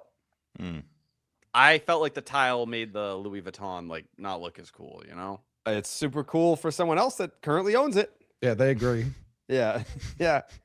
Listen, things are going to get lost. I'm willing to accept the L. You just got to move on. No reason to be upset. I don't want to jinx it. I don't lose shit. Like I don't, especially now. I got an iPhone 13. Up until I just replaced this like a month ago, I had the same wallet since 2017. Me and Trent bought wallets together. I would be adorable. I would have been more upset if the money was in the wallet, but I had spent all the money while I was there. So now I really don't feel that checkmate about it. You ever give it one of these, T? Just a quick. All the time. Yeah, a little I can't imagine that's true. No, I'm constantly checking my pockets, man. I got all the way back to the hotel. I was like, damn, where is my wallet? And then I started thinking, I was like, me and Eamon were at the bar. And I was like, I remember we ordered drinks. Eamon bought the last round, but I bought the previous. So it happened sometime during then. But yeah. It's just like a wallet's not a thing that you like put down on like a bar account. Like you take the card out, hand it in. Like that thing stays in the pocket normally. I had shallow pockets that night. The pockets were They might have fallen out. This all ties into the belt thing. I bet if you had a belt, your wallet wouldn't get lost nearly as often. Yeah. You get too much ass going on. Yeah. Those pants are on the ground constantly, and it just trickles out. It is. And now with all this time at the gym, it's only going to be a bigger problem. Right, because now you're going to be on machines where you're angled backwards. So here's my hack for this, T.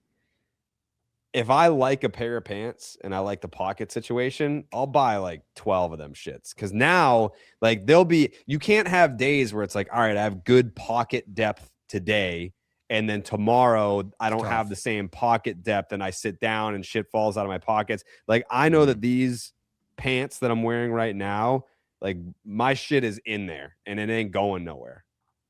You need like one of those anti-theft wallets that like old moms take when they travel overseas. It's like literally strapped to their chest like a bomb. Like that's what you need. It'll also help with your posture too, because you're a fucking hunchback. Am I? Yeah, that's why you always be looking shorter than me in pictures. I like that you said that.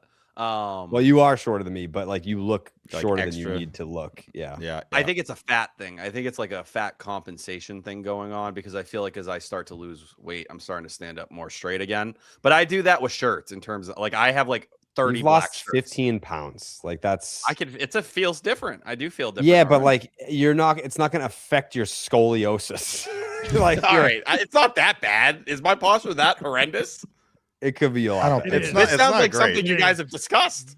Yeah, we've been talking about it. Yeah, yeah, we have a group text with Beetle where we just it's just the four of us. It's just T's posture. Yeah, we talk about a group text at the sports hub that was just frying me for looking like a stagehand based on what I wore. It was Beetle, Hardy, and Tom, and they were just but you were on it. I know. I would just check in and I'm getting cooked for like 30 messages in a row. It was good comedy, though. But you have to give the full explanation, which was he looked like a stagehand. But then and by the way, we talked about this on the air one day, and we got so much hate from people being like, why would you ever do that? It was fat jokes that were in the form of altering the names of plays. So it had to be a Broadway play that we then made into a fat. Now, it was all in good fun. It was good natured, but people were like, you're fat shaming. I'm like, no, I'm fat. I was about to say, like, wait a second. Fat guy can't be called fat shamer. Like that Right. doesn't work. I've been fat shamed my whole life. I get to have fun. This is a friend. Fuck you. But so we dropped it and we couldn't remember that. We couldn't talk about it. We were like, oh God, people are losing their shit. They don't understand that this was good natured. But we came up with how many names? 40, 50. Like Hardy left the show and just was like, boom. And then there'd be days like 3 months later where you would just get a text message in there and it'd be like, just thought of one while I was out today. What were give me one of the names. I can't remember. Oh God. I cannot remember. know Plays. Hold on. If I look up, it's somewhere in here. There were so many good names that were in it was some of our finest work, dude. That was some of that. There was a lot of good stuff in there.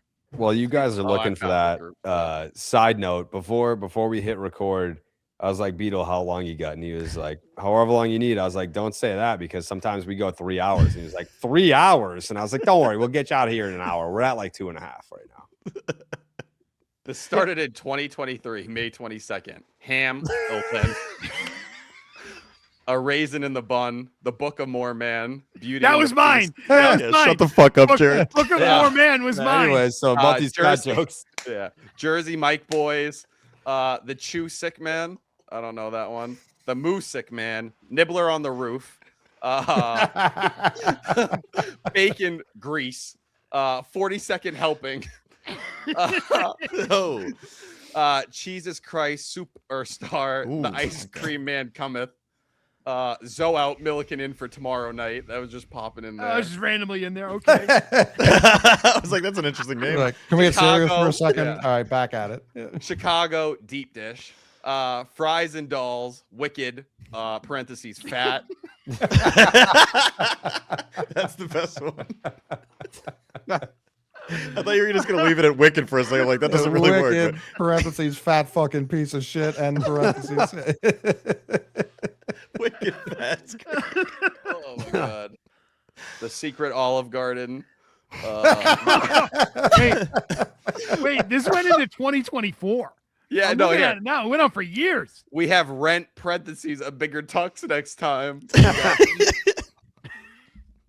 A streetcar named Perspire. That was one that I sent. Cap Ton America. The Incredible Hulk. Snack Panther. God, I don't even. You guys had a Marvel week in the middle of this? Beauty and the Feast. Oh, it's pretty good. Yeah. Oh, they're good, man. Damn. Yeah, and that was all in good fun. I'm kind of on the caller side on that one. Yeah, yeah. You never do that, Jared. No. That's because you don't know the references. That's the only reference. Yeah. I got like 30% of them. Then we went into movie ones. Instead of The Incredibles, it was The Uncrustables. That was there you go. Shout out Mikey. Mikey would love that. Mm-hmm. He hasn't had a crusty in months. No. Oh, this True. team. With this, yeah. No.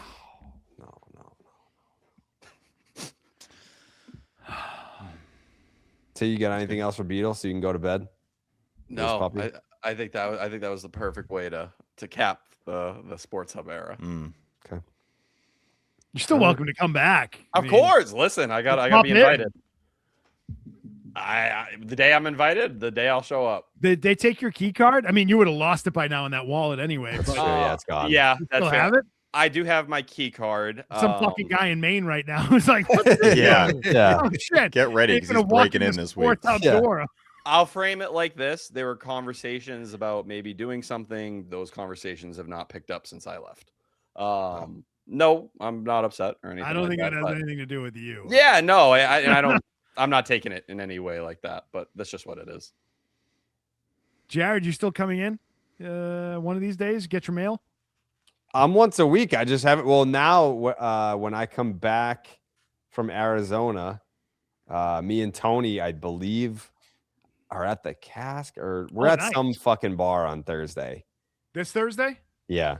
Oh, I can't make that. Yeah, Thursday we're on location, and yeah, as soon as I get my shit settled, I'd love to come actually back. And I was on like a streak of exclusively coming in for the baseball hour. Like I was never a remote guy, but ever since I moved, I've been a remote guy. When did you move again? May 20th, so about a month ago. It was recent. Yeah. That means shit's still a mess. Month post that we put a nice little dent in getting settled, but like we just got our couch like less than a week ago. So like we didn't have anywhere to sit for a while. That's moving. That sucks. It's always the case. You're sitting on like a folding chair. Yeah, the buyers at the previous home wanted all of our couches as part of the sale, and I was just like, whatever. Like it'll save me on moving costs, so take it. And we didn't really have a lot of places for those couches to go, so yeah, we came in here with no furniture. Fun times.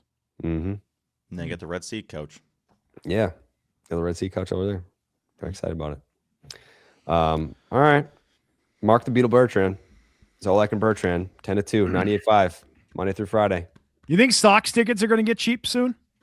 I would imagine you could probably get free tickets. Like there are people that probably bought tickets that can't give them away. So nice. Yeah, I need that. I just need that. I need. Let that. So know. Maybe we can find. Well, no. That's not the guy. He doesn't come through on those promises, as you learned the hard way. Yeah, no, I'm excited for that part of the season. I'm excited for the cheap seats part of the season. When's the last time you went like as a fan? Opening day this year. Okay. Yeah, my boys are huge into baseball.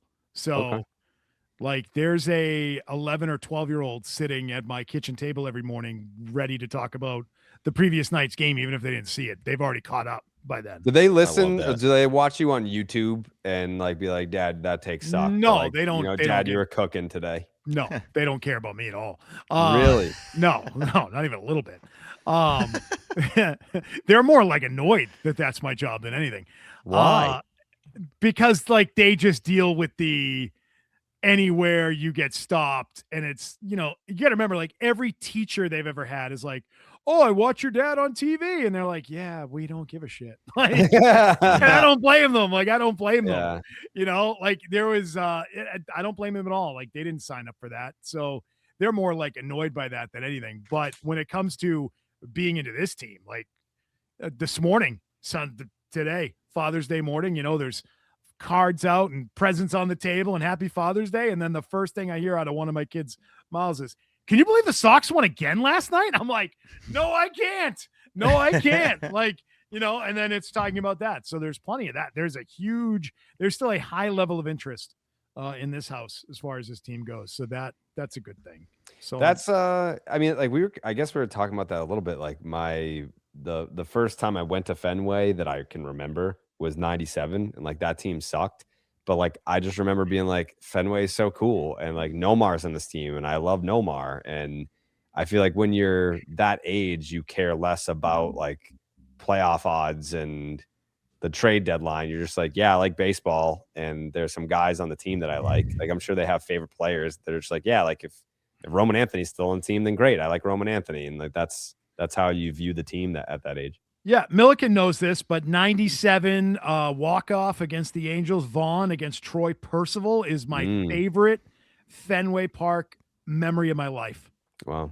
Yeah. So that team didn't totally suck. There was like some hope right around July that they were turning a corner. They obviously never did. But July 2nd, that was my first game. They were interesting. They were a team that you're like, they don't totally suck. They've got talent. Mo was Mo by then, and there was a chance that they were going to turn it around. They did. Yeah. But they sure did. Yeah, so I'm looking forward to once we can maybe find the off nights in the summer baseball schedule, the summer travel ball schedule. We'll then hit Fenway along the way too, when everyone starts dumping their tickets. Yeah. That's my hope. I'm sure that's already started. It might be. Yeah. I'd say there's probably some good deals. But I want good seats. I don't want to sit in the bleachers. I think one of my buddies sat like behind home plate for like $170. That's good. I like that. Yeah. I mean, it happened last year. It had already started like pre-Devers trade last year. Like if you caught it on a day where the weather wasn't great, people were not people were dumping tickets. So yeah. Sorry, I just delayed my exit. No. You're good. No, I'm trying to get you back to Dolly. That's all. I already got the text. You better not wake her up. Dolly can text. Upstairs. No. How bad of a job have I done? I didn't get the text from Tolle. Tolle's like, I got to fucking piss, dude. Like, what are we doing? Come on, dog. You said an hour. I am now going to need You're talking 97 socks. Get tiptoe past that crate. Tiptoe past the dog crate. Yeah. It's the puppy life, man. Been puppy there. life. Been there. Puppy life. Worth it. All right, Beetle. Appreciate you coming on. Awesome stuff, Beetle. Yeah, let's not go 10 years in between the next one. I agree. Let's do it like 10 days from now. That's Tyler's fault. Yeah, I would agree. Yeah, we can do like a post, I guess like a trade deadline post-mortem. Love that. Yeah, like an unpacking of what they did do, what they did not do, what they should have done, what they should not have done. This could be an awesome in the sense that a lot could happen in the next 6 weeks. Yeah. So there's a lot of things that could happen here. There's also, what, 16 games in 16 days right now that they're on. Yeah. Yeah, there's a lot of things that could happen with this team that could have long-term implications. So there's still a story. I'm fascinated by them. More so than other bad years. Sports Hub, 10 to 2. I'll be there. Tolle and Bertrand. Not tomorrow, though. Not any days tomorrow. this week. No, he's not gonna be there. Yeah. No. Yeah. I next will not week. be there. Yeah. Tune in next week Yeah. to Tolle and Bertrand. Yeah. All right. Yeah. That's a good idea. Thank you, Beetle. See you guys. Hey, it's Tyler Milliken. I've been thinking about this a lot lately because I've tried to do the weight loss thing on my own before, and I think the biggest problem for me wasn't that I didn't care. I did care. I used to come on this podcast and we'd go back and forth with each other and try to figure out different pathways, but I just didn't really have the right person telling me, hey, do this, not that. Stick with this. Here's what's next. And when you're in the middle of baseball season, watching games, talking Sox, late nights, weird hours, it gets really easy to tell yourself you'll figure it out tomorrow. I was famous for finishing up this podcast or maybe an awful Red Sox loss. And you know what I was doing every single time? Fast food on the way to my house. I was nibbling till 2 or 3 a.m. It was the worst thing possible for my health.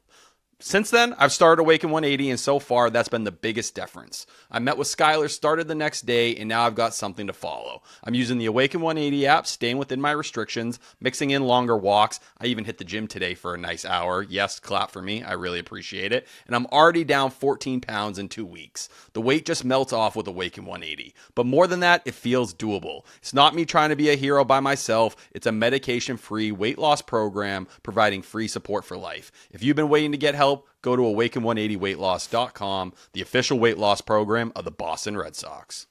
Big thanks to Beetle for stopping by the 10. First time in 10 years, Marc Bertrand. I mean, we don't do interviews in season because most of the people that we want to talk to are players who are not going to come on right after the game, or they're like Lou, Will, the other Will, or whomever. It's like, once the series is over, they're getting on a plane to go to the next city or getting on a plane to leave the homestand. Yeah, it's just very rare that we have someone that's available to do it in season. But I would like to have more people on if we can figure out a way to do that, because, yeah, I mean, like, the more that they lose, which, you know, they won a series, that's tremendous. The more that they lose, it's the less people are going to care about the actual games, and it's going to become more about just the topics surrounding the team.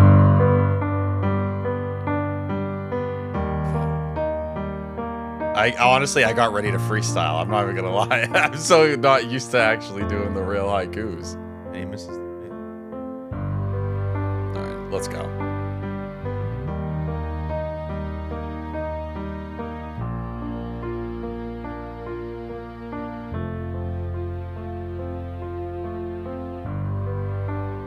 I'm sorry, I don't have them. I wasn't ready. This is. I feel like.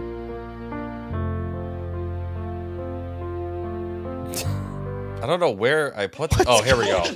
I got it. I tried. You don't. I gave you a long leash there.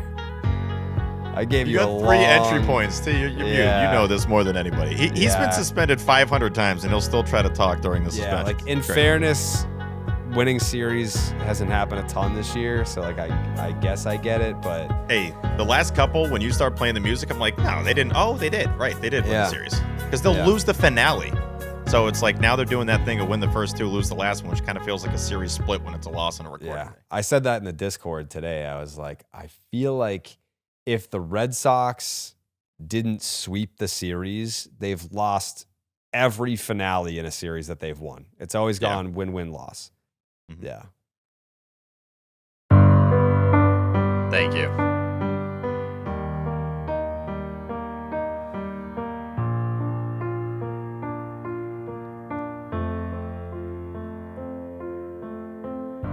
Durbin's power surge. Suarez, a worthwhile splurge. Meyer, sickness purged. Ketchup, we smiled. Early, effectively wild. Willier, hot, not mild. Series of haikus by Tyler Milliken. You just promoting other podcasts in the middle of the fucking... It's a bar, haikus? buddy.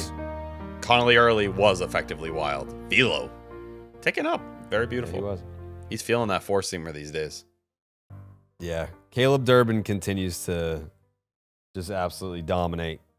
It's making me happy. Someone was trying to fucking call me out today, being like, you gave up on Durbin. I was like, wrong fucking guy. I had never said a bad word about him. Nope, never gave up on Durbin.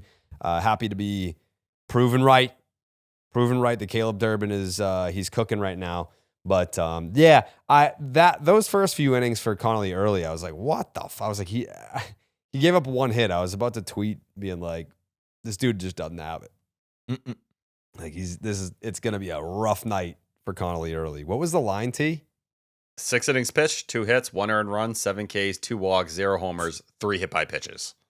Yeah. I mean, yeah. And when he was missing bad too. But I mean, like, yeah, you would look at the line at the end of the game and be like, damn, he shoved. But if you sit down and watch it, you'd be like, ugh. It was weird. Like the control being off like it was. He only had 3 hard hit balls all night, but to not give up a hit after the first inning for the entire team was wild. Yeah. But the velo being where it was, up a full tick, he averaged 94.9, topped out at 96.7. And he's just that four-seamer. He's loving it right now. 40% usage on the day, spent 36% on the year, and it keeps going up. And the sweeper was his other thing in this start. 20% usage in this start, 7% for the year overall. But everyone's watching and kind of expecting the ERA to catch up to the FIP. It was nice to see him kind of go out there and buck that What's trend the a little FIP right bit. now? 487. Ooh. Yeah, I mean, like, again, like, that's just from the homers. Yeah, his walks are up this year, too. Especially compared to where he was a year ago when he was like, his peripherals were as good as you could possibly imagine. Sure. But nobody expected him to strike out that many. The FIP is high because of the home runs. So I don't know. I think that I think he's a fine young man who is coming into his own as a big league starter, and he's been fun to watch. There's been obviously starts where he's hasn't looked as sharp and has admitted as much after the game, being like, yeah, I just didn't have it, or like or be like, yeah, I just wanted to go out there and win for Alex Cora today. I mean, he's pretty honest with how he feels out there. So he command wise though, it's 3.4 walks per 9. He's hit 9 guys this year already. Jeez. Right That's now, hard to hit. Naylor. Yeah.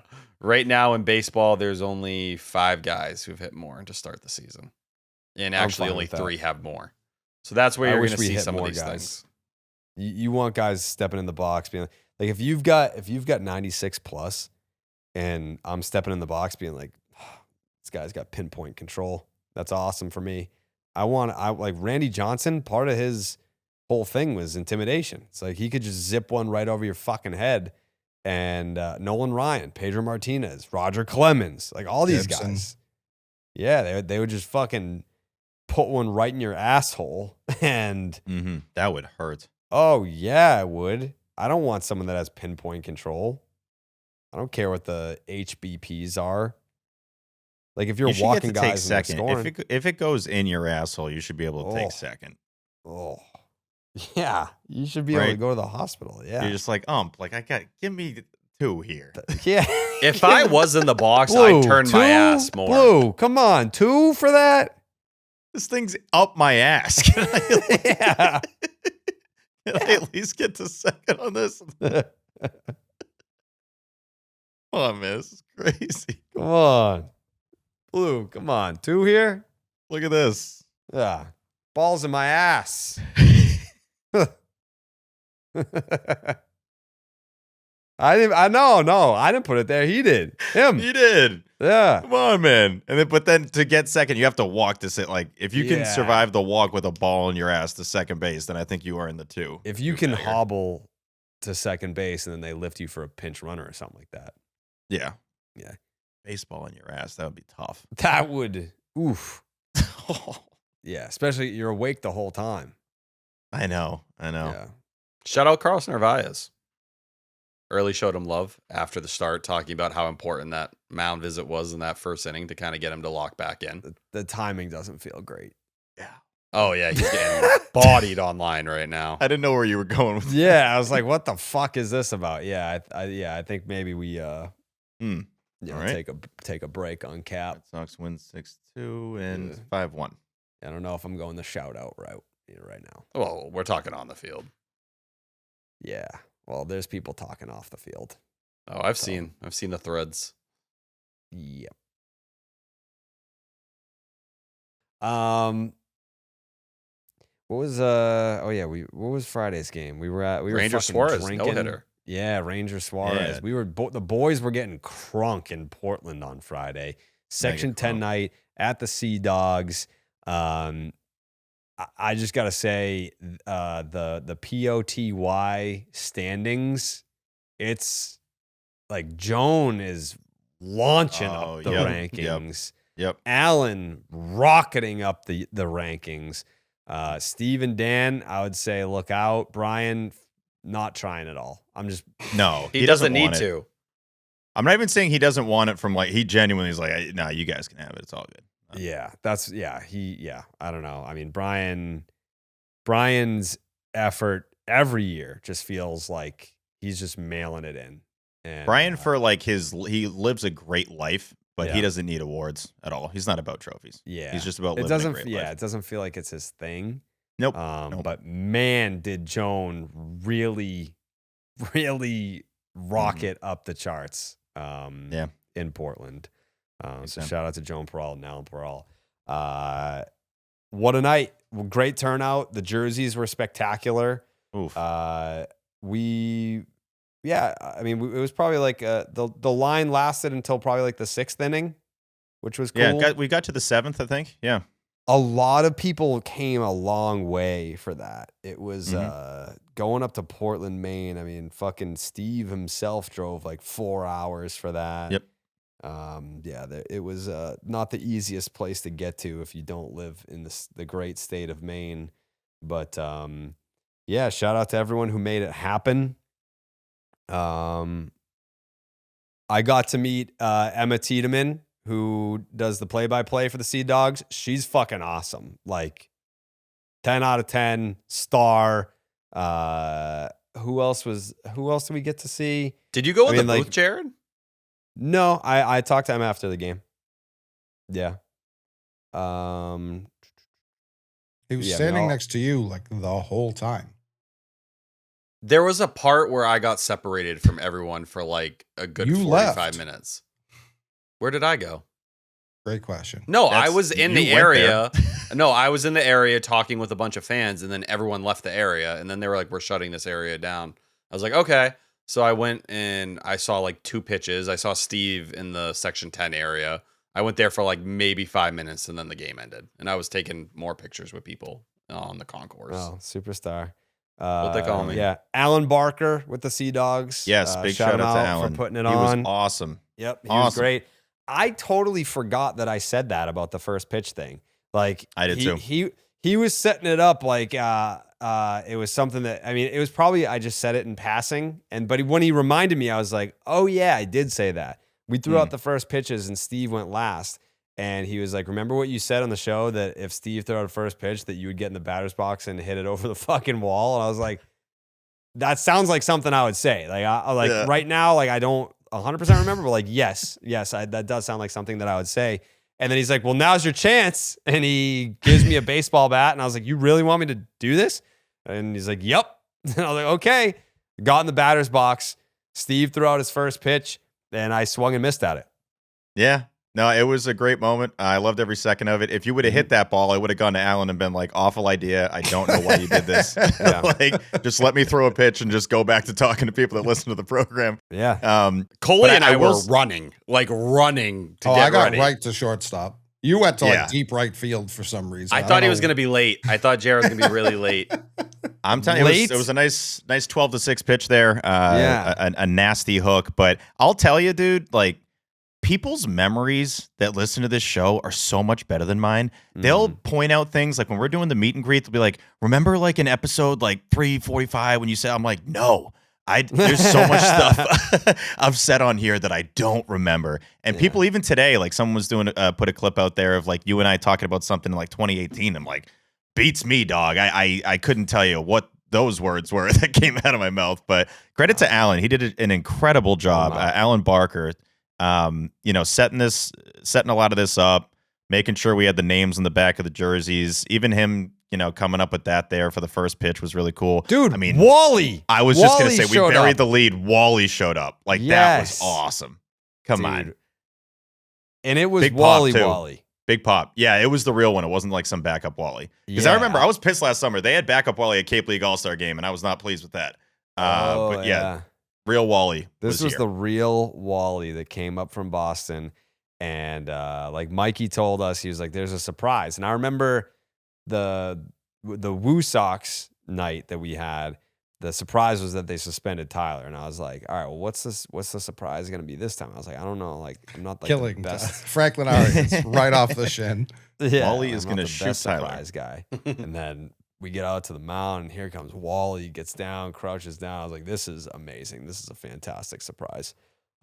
Slugger was nice too. I enjoyed it. Shout out Slugger Slugger, is just man. a great looking mascot. That is a good mascot right there. Yeah, that ballpark is fucking gorgeous. I love it. That's what a baseball ballpark, whatever you want to call it, should look like. And shout out to their grounds crew because, like, dude, they keep it looking nice. You're walking out on that field, grass is good, dirt's good, like everything. It feels very baseball. It's very summer baseball, almost Cape League-y. It's really, really good. Yeah. I wish it were closer. I would go there all the time. I would love to have like a minor league ballpark accessible to me to just go and just sit there. Like I would go to games by myself and just sit there and like watch.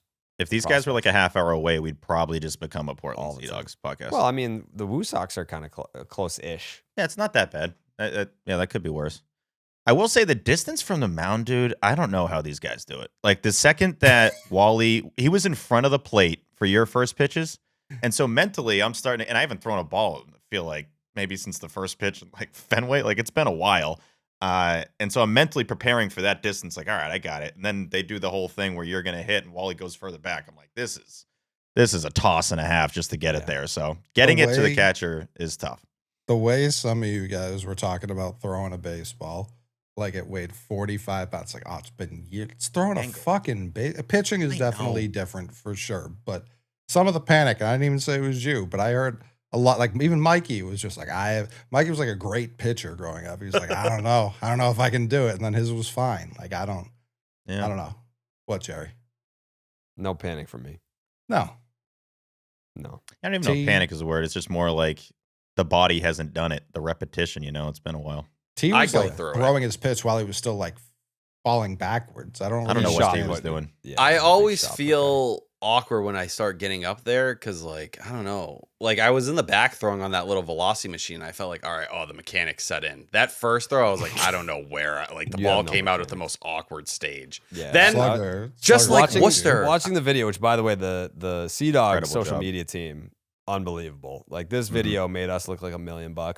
But yeah, if you watch the video that the Sea Dogs put out about this, I would say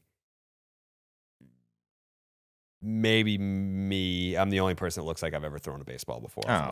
Listen, the ball got to the plate, man. It was completed. Did anyone bounce? No. Maybe you. I don't remember where yours went. Slugger. Me? The second you let go, started dying laughing at you. So I don't remember where yours landed. Yeah. No, mine was like maybe a little high, but not really. I think it was better than my Fenway one, easily. I was thrilled with my follow through. I was thrilled with my release. All of it. I just always forget to go to the plate. I just always start walking away or running away after I throw the pitch every single time. Wally was like, "What the fuck?" I did that in Worcester too. Crazy. Dude just like goes back in the dugout, starts high-fiving people. You guys were all like, "What are you doing?" And I was like, "Oh my god!" And then I had to run over. We were okay. We were covered. Yeah, hell of a night. Hell of a night. Shout out to the Sea Dogs. Thank you guys so much for putting that together. I had a blast. Thank you to everyone who came. I know, again, the travel was preposterous, but yeah, shout out to everyone who made the trip. And yeah, the wheels are in motion for Section 10 night at Fenway. No dates yet. Just an exchanging. We're playing footsie under the table about the jersey for this year, and it is. I would say if we were going to power rank all the jersey giveaways that we've done, we actually didn't do a giveaway at the Woo Sox night. They gave us a Woo Sox jersey, but there was no giveaway. Correct. Yeah, we've got to do one with them. But this year's Section 10 night at Fenway, it's going to go that one, number 1A. The Sea Dogs is like a 1B. Like, it's great. Like, the teal is great, but this year's Section 10 night at Fenway is probably going to be 1A. The thing I super love about the Sea Dogs one, you never know this till you put it on. It's just so light. It's so wearable. And you can kind of tell because anytime I'll go on eBay and search like Red Sox game used stuff for the studio, they auction off their stuff a lot. And I think that Yoshida one, that Yoshida Scooby-Doo, I think went for crazy money. And now knowing that they're just kind of like light and wearable, I'm probably just going to get a bunch of Sea Dogs jerseys because they're game used, but it's like they wear them once, you just wash it, and then that might be my wardrobe for the summer, just Sea Dogs game used jerseys. I got to get in on this auction shit. Like, I didn't realize that was a thing. Yeah, the MLB auctions, which is a little pricier, but yeah, eBay I think is where they have a lot of the Sea Dogs ones. You can also just go to the minor league baseball store for all the teams, and there's usually, if you scroll down, like every team is auctioning jerseys, so you could get really whatever you wanted. There was like a Chavis Stormtrooper jersey that was going for crazy money. I'm like, we got to bring that down. But I love the Ice Horse. See if it's still out there. Somebody might have got it. This is how we get to 4. Yeah, yep. This is exactly how. Yep, reel it in. Payton Tolle's pitch usage, T, talk to me about it. Yeah, just continuing to lean heavier and heavier into the four-seamer and really the three-headed monster of hard that we've talked about on here a million times. 51% on the four-seamer, 24% on the sinker, 23% on the cutter, 3% on the curveball. He threw 2 total the whole start. Didn't throw a single changeup either. And when they were kind of talking after the game, he even admitted like some of the struggles he's had against lefties this year could be a usage problem. And last year, like it was a much different approach, and I don't want to compare it too much because we had him working in the bullpen at that point, and his arsenal even back then he was throwing different pitches. But you look at what he did against lefties last year, he was throwing the four-seamer 63% of the time and then a slider 30% of the time. Well, that slider is no longer even part of the arsenal at this point in time. But he's throwing against lefties 41% four-seamers, 34% sinkers, and then 20% cutters. The curveball comes in at 5%, and as I said, that keeps going down. I feel like he is becoming a little too reliant on just those fastballs, and it leads to him maybe getting a little bit more predictable later in some of these outings. And if his command starts to slip a bit, that's when he starts to run into trouble. Stats had an awesome tweet just kind of painting how crazy it is, in terms of usage for Tolle right now. He threw fastballs 97.5% of the time today. Here are the last 5 starts that eclipse that. Minimum 75 pitches. Garrett Crochet, June 13th, 2024. Lance Lynn in 21. Lance Lynn in 21. Sandy back in 2020. And then Lance Lynn in 2017. Lot of Lynn. Stephen Brault? Is that off the top of my head? Yes. So, like, you're talking about a guy who is not diversifying a mix that at one point it seemed to be a pretty heavy focus for him. And he passed Schlittler for the heaviest fastball usage at any start this year. There you go. Yeah, there were some some boneheaded mistakes today, which I feel like that's just how the Red Sox do. That's how we do, baby. We always be doing dumb shit, and that's how we lose games. And I looked it up before. Well, I mentioned it in the Beetle conversation about the run support for Payton Tolle. Just wanted to make sure I wasn't losing my mind. It is one of the worst in Major League Baseball for starters with at least 11 starts. He got screwed today. What do you mean? His line should have been even better than what it ended up being. Like, you can argue the run that came in the 5th inning that Connor Wong bobbled. Like, Wilson should have probably been thrown out at second on that play, even though Tolle wasn't doing a great job of holding him. And then you go into the 6th inning where, Marcelo Meyer, I know they ruled it a hit. That Rob Refsnyder ball that ball has to be handled every single time. He would say that it's just, it was a one hopper. It was 100 miles per hour off the bat. But to let that kind of happen, you saw Tolle's reaction. Felt like he knew he was running out of gas a little bit and he needed that, but his velocity dropped in that final inning quite a bit and he was only at 79 pitches. So I think you're seeing some of the wear maybe catch up too. And then the Meyer thing on Friday, where it was like he's sick, he's out of the lineup, but now he's in the lineup and driving in runs now. Yeah, good game for him, even though I thought the Connor Joe play in left field, like that ball probably should have been caught on that double, but nice to see him have a couple nice moments. Yeah. It's not moving me yet. He needs to get on a Durbin run. Yeah, that would make, I think, the entire organization and everyone who's a fan feel a lot better, but we have never gotten even 3 weeks of that. Let me ask you a question, T. You think Marcelo Meyer sees Worcester ever again? Not for rehab. If the Red Sox were a better team this year, I'd say maybe. I think they'd ponder it. But the fact that it looks like the season's going down the tube, I think the best thing for him is play him every day, let him face some lefties, and use this year as the growing pains. In a lot of ways, healthy. like especially now that IKF is cooked. Yeah, like 2014 and 2015, like take this moment and let these guys learn, because you could send them down to AAA, but what are your alternatives? Is there anything really worth it? And Meyer, to me, doesn't come off like the kind of prospect I worry about from a confidence standpoint as much. He doesn't seem like a guy who's going to get too down on himself overall. I don't think every player's made out that way, though. Like at Christian Campbell, for example, someone who I don't think, like, I saw some people floating today, like, let's bring him up. Let's let him play the final 2 months after everything happens. And it's like, yeah, I don't think he's a player that handled failure well last year. And certainly if things aren't going well at AAA for him right now, I don't have much faith it's going to go well in the big leagues. No.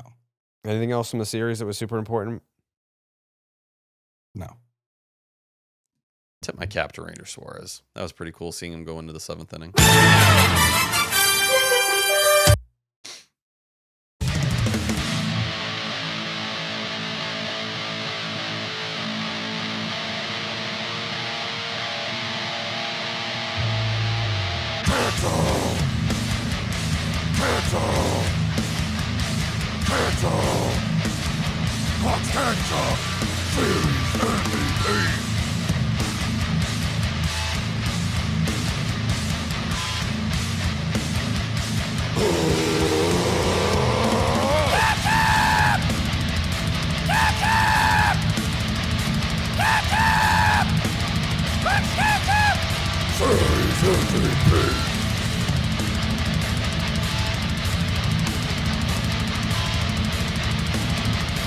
Ketchup Series MVP. Clark's Ketchup Series MVP is brought to you by Clark's Ketchup. Drizzle that ketchup. Everyone voted for Durbin. Here is Will Fleming with Lou Merlone and Will Middlebrooks. In Seattle, motherfucking ketchup time for the U.S. men's national team. Winners over Australia, an electric atmosphere here all weekend in Seattle. This is an obligatory catch-up for the Boston Red Sox, but, as annoying as today was, the Red Sox had chances. They did not play small ball with a small ball lineup, but they take 2 or 3 in Seattle. They get great pitching up and down and just enough hitting. I'm with Will and Lou. And if you told us coming out here that the Red Sox would take 2 or 3, you'd totally take it. Yeah, absolutely. Yeah, this is like a ketchup. You leave the bottle out overnight. You have to use it the next morning on an omelet, and it doesn't taste right, But you win a series against a good ball club, had some good arms, the offense did some good things. There's some guys struggling right now, but there's also a couple guys swinging the bat well. I think there's some positives to take from it. I feel like we do this a lot. Yeah. You know, take the first two and give up game 3. Right now, you can't afford to give too much of it up, to be honest with you. But you did win a series. I mean, it's not a great team right now, but you did come out here and took the first series here. You go to Colorado because I thought the first 2 games you did what you needed to do. Great pitching for the Red Sox, and then you tacked on late. You know, Lou, I don't want to harp on this, but we talked about it a lot on our radio broadcast tonight. They've gotten production from guys, including a man who I know is going to win the Clark's Ketchup Series MVP. People you wouldn't have expected to really do that. But it is really difficult to keep coming to the ballpark and looking at these lineups. I know they're hurt without Trevor and without Roman, but I mean, honestly, 1 through 9, it just stands out to me most days that they are still really lacking offensively. Yeah, they're in demand a little bit. You know, it's like, listen, I love role players. I love utility guys. Okay, nobody loves them more than me because that's what I was. But yeah, you roll out, 6 a night? You know, so you get some guys hot and you can win some ball games. But ultimately, like in this game here, really this whole weekend as it was going on, it was kind of like, without Duran and Contreras. You know, Contreras just looked lost out here. He did against Toronto. It's going to be really hard to consistently score, even with the guys in the bottom kind of delivering here lately. Jaron's in another one of those little funks. We're going to go quick. We'll do catch up in just 1 second. But Will, he had chances to play small ball today and did not do it. Yeah, Siegler in the 6th, right? Nate Eaton lead off walk, gets to second base. That's a perfect spot, right? This is not your typical leadoff batter in a big league lineup. He's probably hitting 8th or 9th. But he comes up in that spot. It's a perfect spot to drop it down. They choose not to do that. Marcelo had an opportunity earlier in the game to do the same thing. To your point, Lou, utility players, they're not huge power guys at all. Take that back, You Will. got to play. No, Take that back. I'm not taking it back. You're right. I'm not taking it All back. right, you're right. You got to play the game. You got to play to your roster and who you are, and that should be who they are, and they chose not to, and it hurt them. Well, one of the guys who was a big part of this thing, I'm sure we're all going to feel the same way. But Willier will probably get a vote or two because, you know, if you really dig in, they win the series because of that swing. I mean, Hancock was locked in. Big swing from their star. But, Brooksy, you get to go first. Oh, thanks, man. Yeah, I'm going with the guy who over the last 15 games hitting over 300 with 4 homers. Caleb Durbin had 7 hits in the series, some really big ones, obviously. Early game, first hitting homer to give them the lead in a game this series, and just keep swinging it. 3 hits in game 1, 2 in game 2, 2 more in game 3. Durbin's hot right now. Yeah, there's packets, right? We forget a guy had a no-hitter going into the 7th, right? Ranger Suarez, he was fantastic. Connelly early after the first inning, kind of all over the lot, settled in through no-hit, pretty much his team after that. So, and I thought Tolle was okay here tonight, too. A couple plays maybe in the field could have been made, would have looked better. But obviously it's a Derminator. Guy's raking. No doubt. And a packet to Siegler, who looked pretty comfortable coming up here, kind of getting ambushed.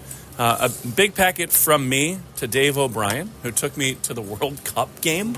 I mean, that was as cool a sporting experience as I've ever had. We sat at midfield, and Seattle was just unbelievable. Yeah, I'm glad he had an extra ticket and took you. That's fun. Did you have fun? Was it a good time? I just want to watch the U.S. Open anyways. Yeah, I had fun. I was in bed watching everything. It was cool. Yes, I did. And we even talked some Sox at the game. Red Sox win 2 of 3 from Seattle. And yes, the Clark's Ketchup Series MVP is Caleb motherfucking Durbin. It is Caleb motherfucking Durbin. It's unanimous. Let me just triple check that. I'm pretty sure. Yeah, I mean, I didn't ask any of these guys. I didn't. Let's see. I do have a thought. Demai, Caleb Durbin, Castillo, Caleb Durbin, Dave O'Brien, Caleb Durbin, TC, Caleb Durbin, and then the Ketchup crew on Patreon was 76%? 77. 77% Caleb Durbin. I know you just love 76. Yeah. I do. Does anyone here object? Did we all vote Caleb Durbin? Durbin. I object. Okay. Oh. Tolle? Yeah, I was voting for the road. That was my logic coming into it. The road won them those games. If these games are at home, they get swept comfortably.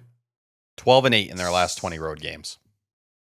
Just with who they are. So you're going to rob Caleb Durbin of... You didn't ask me. I would have let off with this. Not wrong. I had kind of already penciled him in. This is like when they have the trophy and they start like etching it in there, and it's like, lady, you gotta take that off. Yeah, It's not unanimous. He would have joined Devers in that class. He doesn't deserve that. So everyone's been working off the Gradum conversation, right? Like, are they the ones who fix Caleb Durbin? And I know, fuck off. And I know there were rumblings that maybe he didn't love the way some of it was being promoted, but I did notice the hitting coach. We've heard all this talk about these guys coming into the clubhouse and like, oh yeah, Bregman had his guy around last year, or this guy has his guy.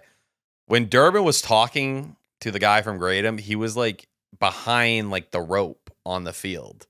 So like, I don't know if that's for like family or friends, or you guys probably would know better. Huh? He gave him BP passes. Yeah, those are the field passes. It's interesting to see that guy kept out when certain guys are able to bring their guys into the clubhouse or something like that. Like, that's kind of a weird interaction point, right? Like, wouldn't you think? No. Like, is that maybe a sign that they don't want him or this certain hitting coach in the dugout or in Who the else clubhouse? has someone from the outside coming into the clubhouse? I feel like They mentioned Alex Bregman and a bunch of the guys having certain hitting coaches that come in. I don't know. I don't know enough about that to speak on it. It was just a thought. I believe maybe it was your Mass player Live. has to hit higher than like 215 on the year. I don't know. Get... I think Mass Live had the article. Yeah, they did. Anyways, Caleb Durbin hit 636 in the series with a 1727 OPS. Had 7 hits in the series. No one else had more than 3. 7 hits, 2 doubles, a homer, 12 total bases, scored 3 runs, drove in 2. Caleb Durbin, your should be unanimous Clark's Ketchup Series MVP. Tolle, I'm not saying this as an insult. I'm just stating a fact here. With Coley and Castillo on the panel, these guys are kind of the unanimous killers. These guys are the UKs here. I don't know if we're going to have a lot of unanimous people here. Jared? Before I was open to having Castillo, like we didn't want to have everyone thinking the same way, but because like he would vote for someone or something where it didn't make sense, and he would also be like a unanimous killer. He gave his vote to Twitter. You can't do that. So I feel like he's gonna get banned. Did you see this? I'm just hearing this for the first time. Yeah, he like asked Twitter like, who should I vote for? And then he submitted his vote based on someone replying to it. And then he shared on Twitter what his vote was. Yeah, I feel like that both of those things you can't do. Like he didn't submit his vote privately, and he propositioned Twitter for the vote. So that might actually be a bannable offense. Hate to say I saw this coming. I mean, this is just who he is, you know? Like, when you know someone, and I don't think he's going to change, or I don't think he's going to get better either. So Put him in a fucking bench. He's got to go. This is what he wants, though. I understand that's what he wants. Like, there's a difference between I'm voting for Santa Claus just to mess up the vote, to be a dick, and revealing what your vote is to the public before the show is even recorded. You can't do that. Also, this what, is like what for if the it greater came good down? thing. What if it came down to Castillo and everyone already knew that what his vote was? Yeah, it's a problem. I mean, T, you're not last wrong, year- but this is a for the greater good thing. It's like it needs to happen, even if it makes him happy. Yeah. Last year, I was announcing who I was voting for before series were starting. Yeah, but you're cold. You're on the show. That's undeniably true. Mm-hmm. I I think could Trump be- has prevented some unanimous. last Yeah, because I was announcing that before. If they sweep, I'm voting for this guy. They would sweep. Oh, yeah. I That's would vote for that guy. Oh, but they still That's need to do different. the thing. Yeah. Yeah. Yeah, of course. Yeah, I can't just be like, fucking give me Sogi, and then he doesn't play. I'll take peanut M&Ms. I don't know, whatever. Give me Sogi. Do you think they take 2 out of 3 off the Mariners if this series is in Fenway? No. Right. So it's the road. Oh, it's not a bad pick. No. Pick. I was I think just this rooting for might a be, stunning thing. The idea that Caleb Durbin could be unanimous is Yeah, kinda it's insane. not why I'm voting the road, but we also can't have that. That makes Ketchup kind of a mockery. a little nuts. Well, Castillo's making a mockery of Ketchup, which is why I feel like that I think he might be banned, and I feel like it's Tim Healy who's next up. Oh yes, easiest replacement ever. Yeah, I think Castillo's out, Healy's in. Okay. Yeah, I can't. He wasn't respecting Ketchup before, but there's a difference between like not respecting and like blatantly disrespecting. Yeah, he went too far, and he knows it. Yeah, he went too far. Tactical nuke incoming! Stop and Shop supermarkets have a major announcement. We repeat, don't shop for your groceries anywhere else. Yeah, Stop and Shop. Yeah, Stop and Shop. And what's great about these tangerines, look how easy they peel. Just like that. And loaded, loaded with nutritional value. Yeah, Stop and Shop.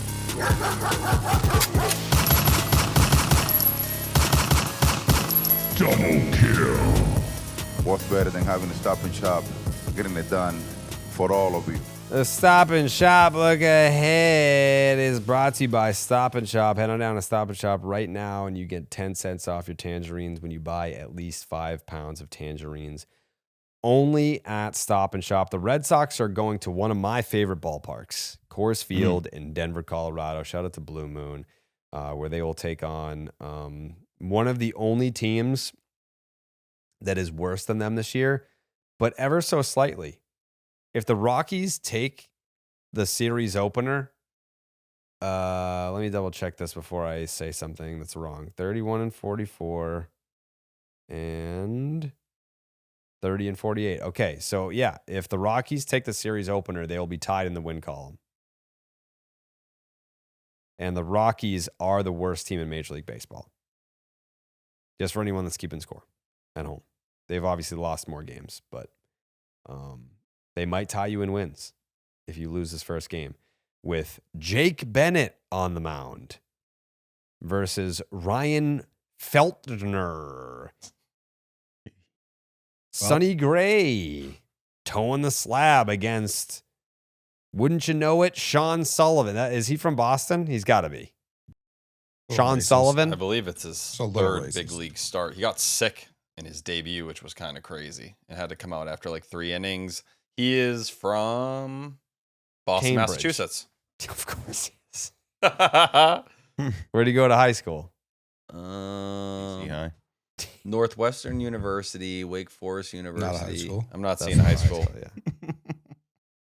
Where you go to high school? Type in Sean Sullivan High School. See Yeah, he what went to comes up Harvard High. Yeah. Yeah.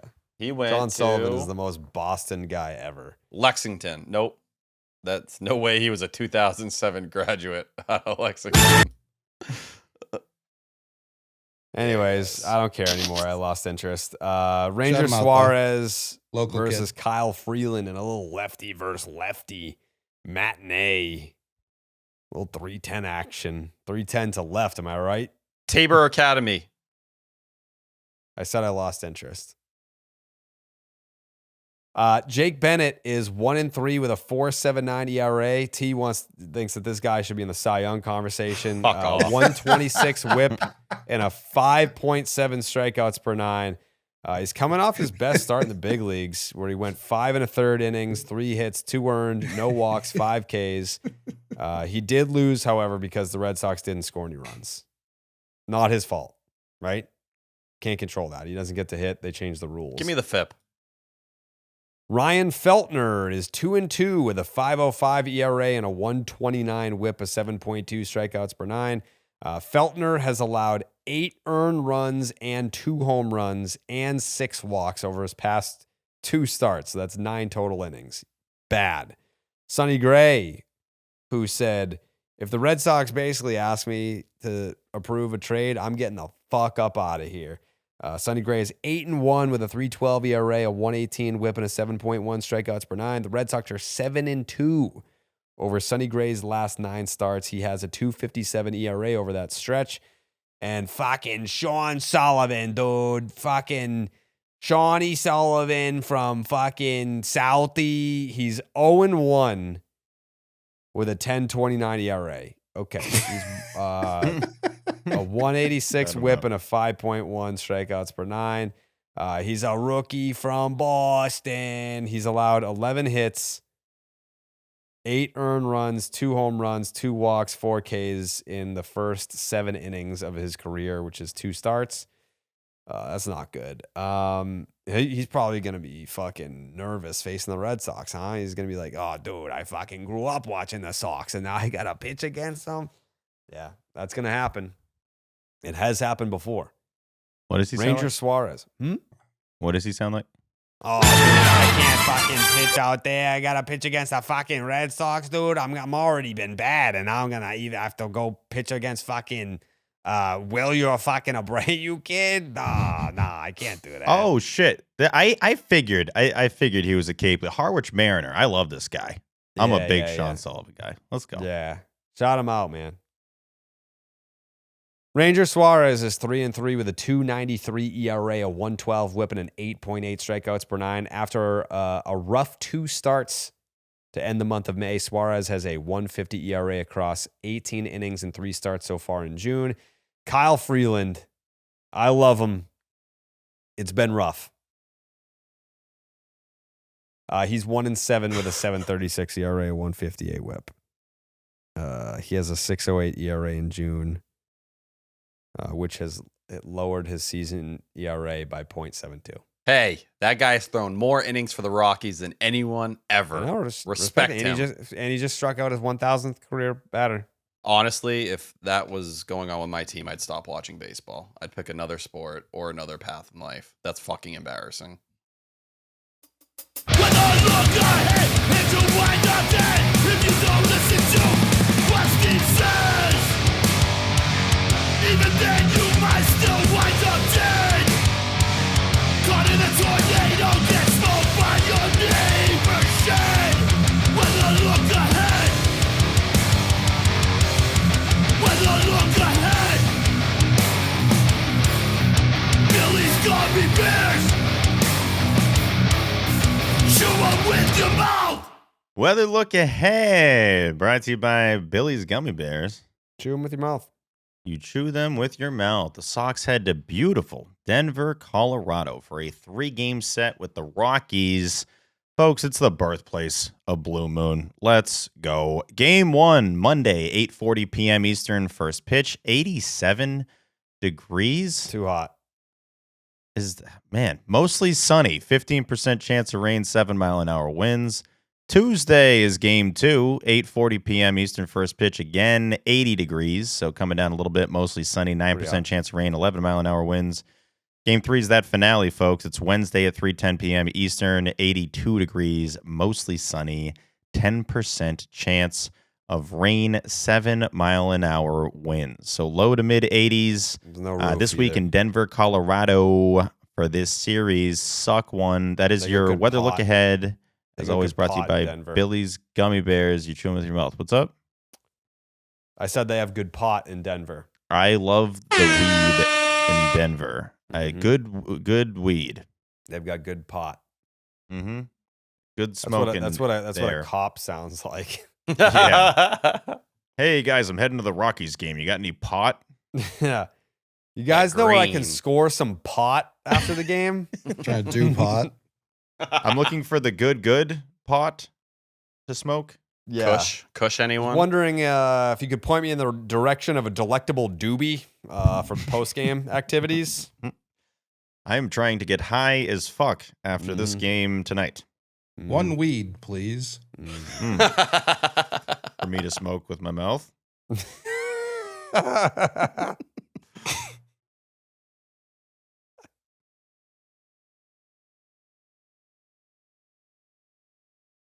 Just for the record, I'm going to be smoking this with my mouth once I get my hands on it.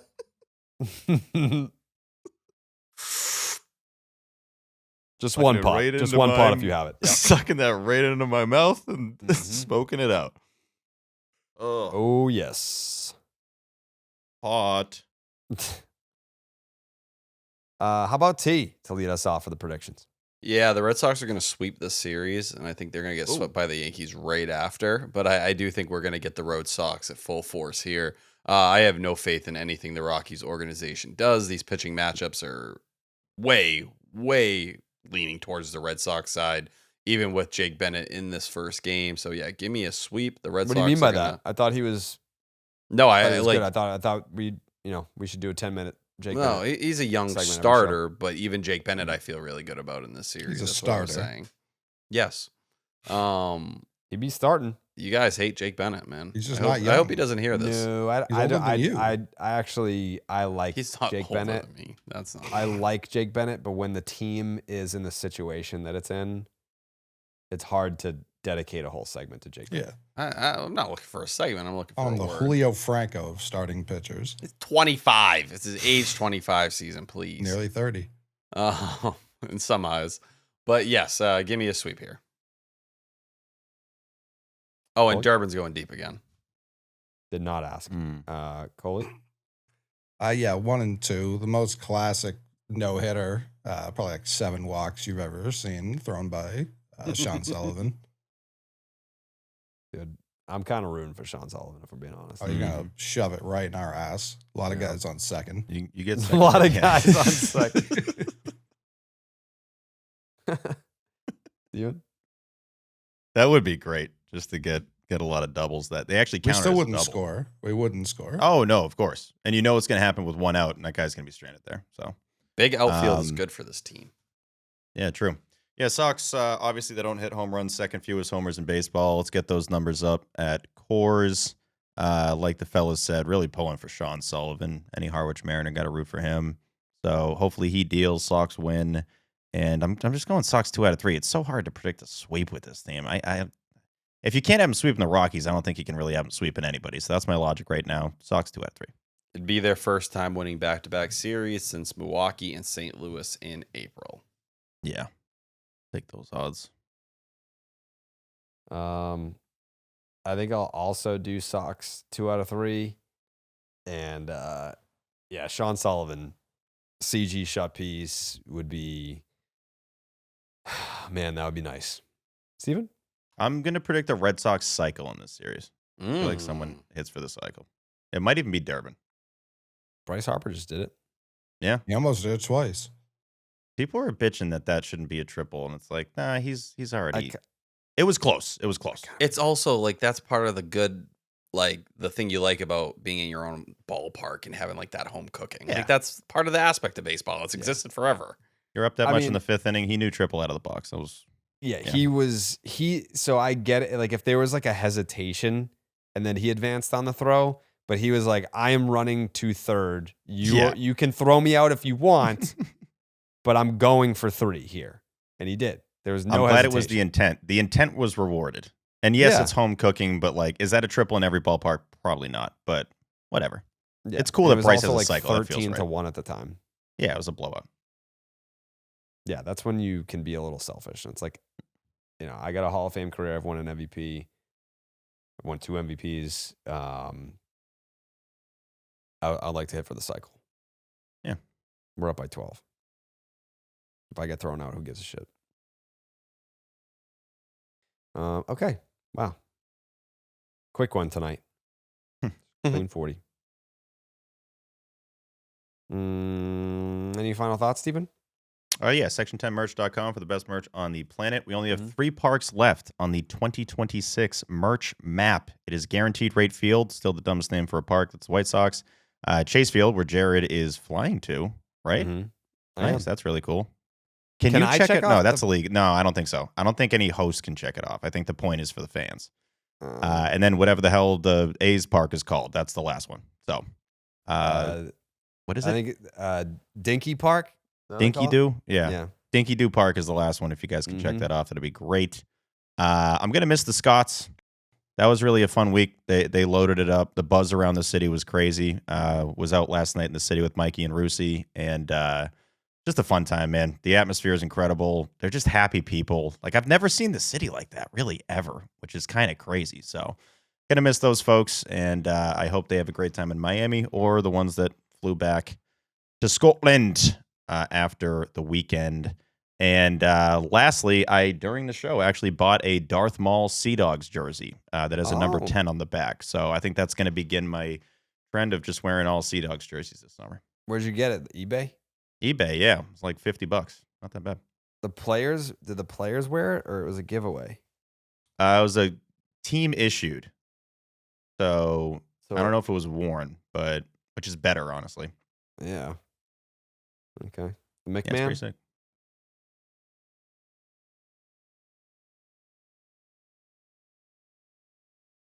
No? No. Okay. T? Just a couple quick prospect things. Jack Winay getting promoted to AA has absolutely torn up high A, 254, 433, 459, 892 OPS, 11 homers in 55 games. I think one of the cooler stories to follow in the organization. He's not the highest ranked prospect, but local guy, grew up in Newton, went to Belmont Hill, and just to see him kind of climb the organizational ladder, I think is something cool to follow if you're a fan.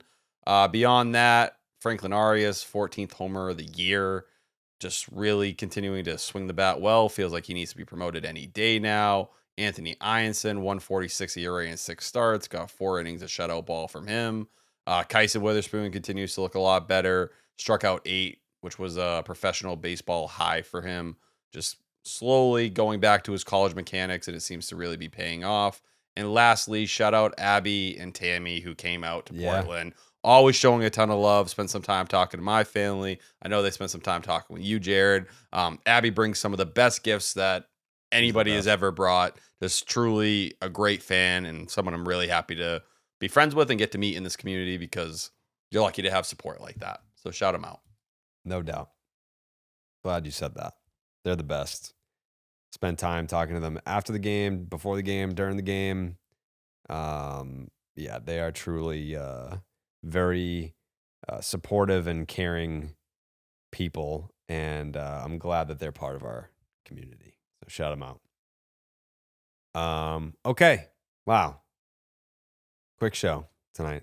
I will, like T said, or whoever the fuck said, I will be in Arizona Monday. I'm going to fly back Wednesday, tune into the MLB Network, MLB Draft Combine on Tuesday. It's live. But I'll be back fucking basically drive from the airport, walk in the door, and then do the 10. But I'll be off of Baseball is Dead on Monday and Wednesday. So, and then I can't for the life of me remember which bar it is, but me and Maz are doing the baseball hour on site. T, I believe it's the Cask. Okay. I remember them talking to me about it before I left. Okay. Let me just double check. Yeah. Yep. Cask and Flagon. 6 to 7 on Thursday. And then we get the views on Friday. Exciting times. All right. Thanks everyone for watching. Thanks everyone for listening. We appreciate everyone for tuning in. Hope you enjoy the show, and we'll see you Wednesday night, Thursday morning for you guys. Ba-doop, doop, doop. Buenas noches, amigos.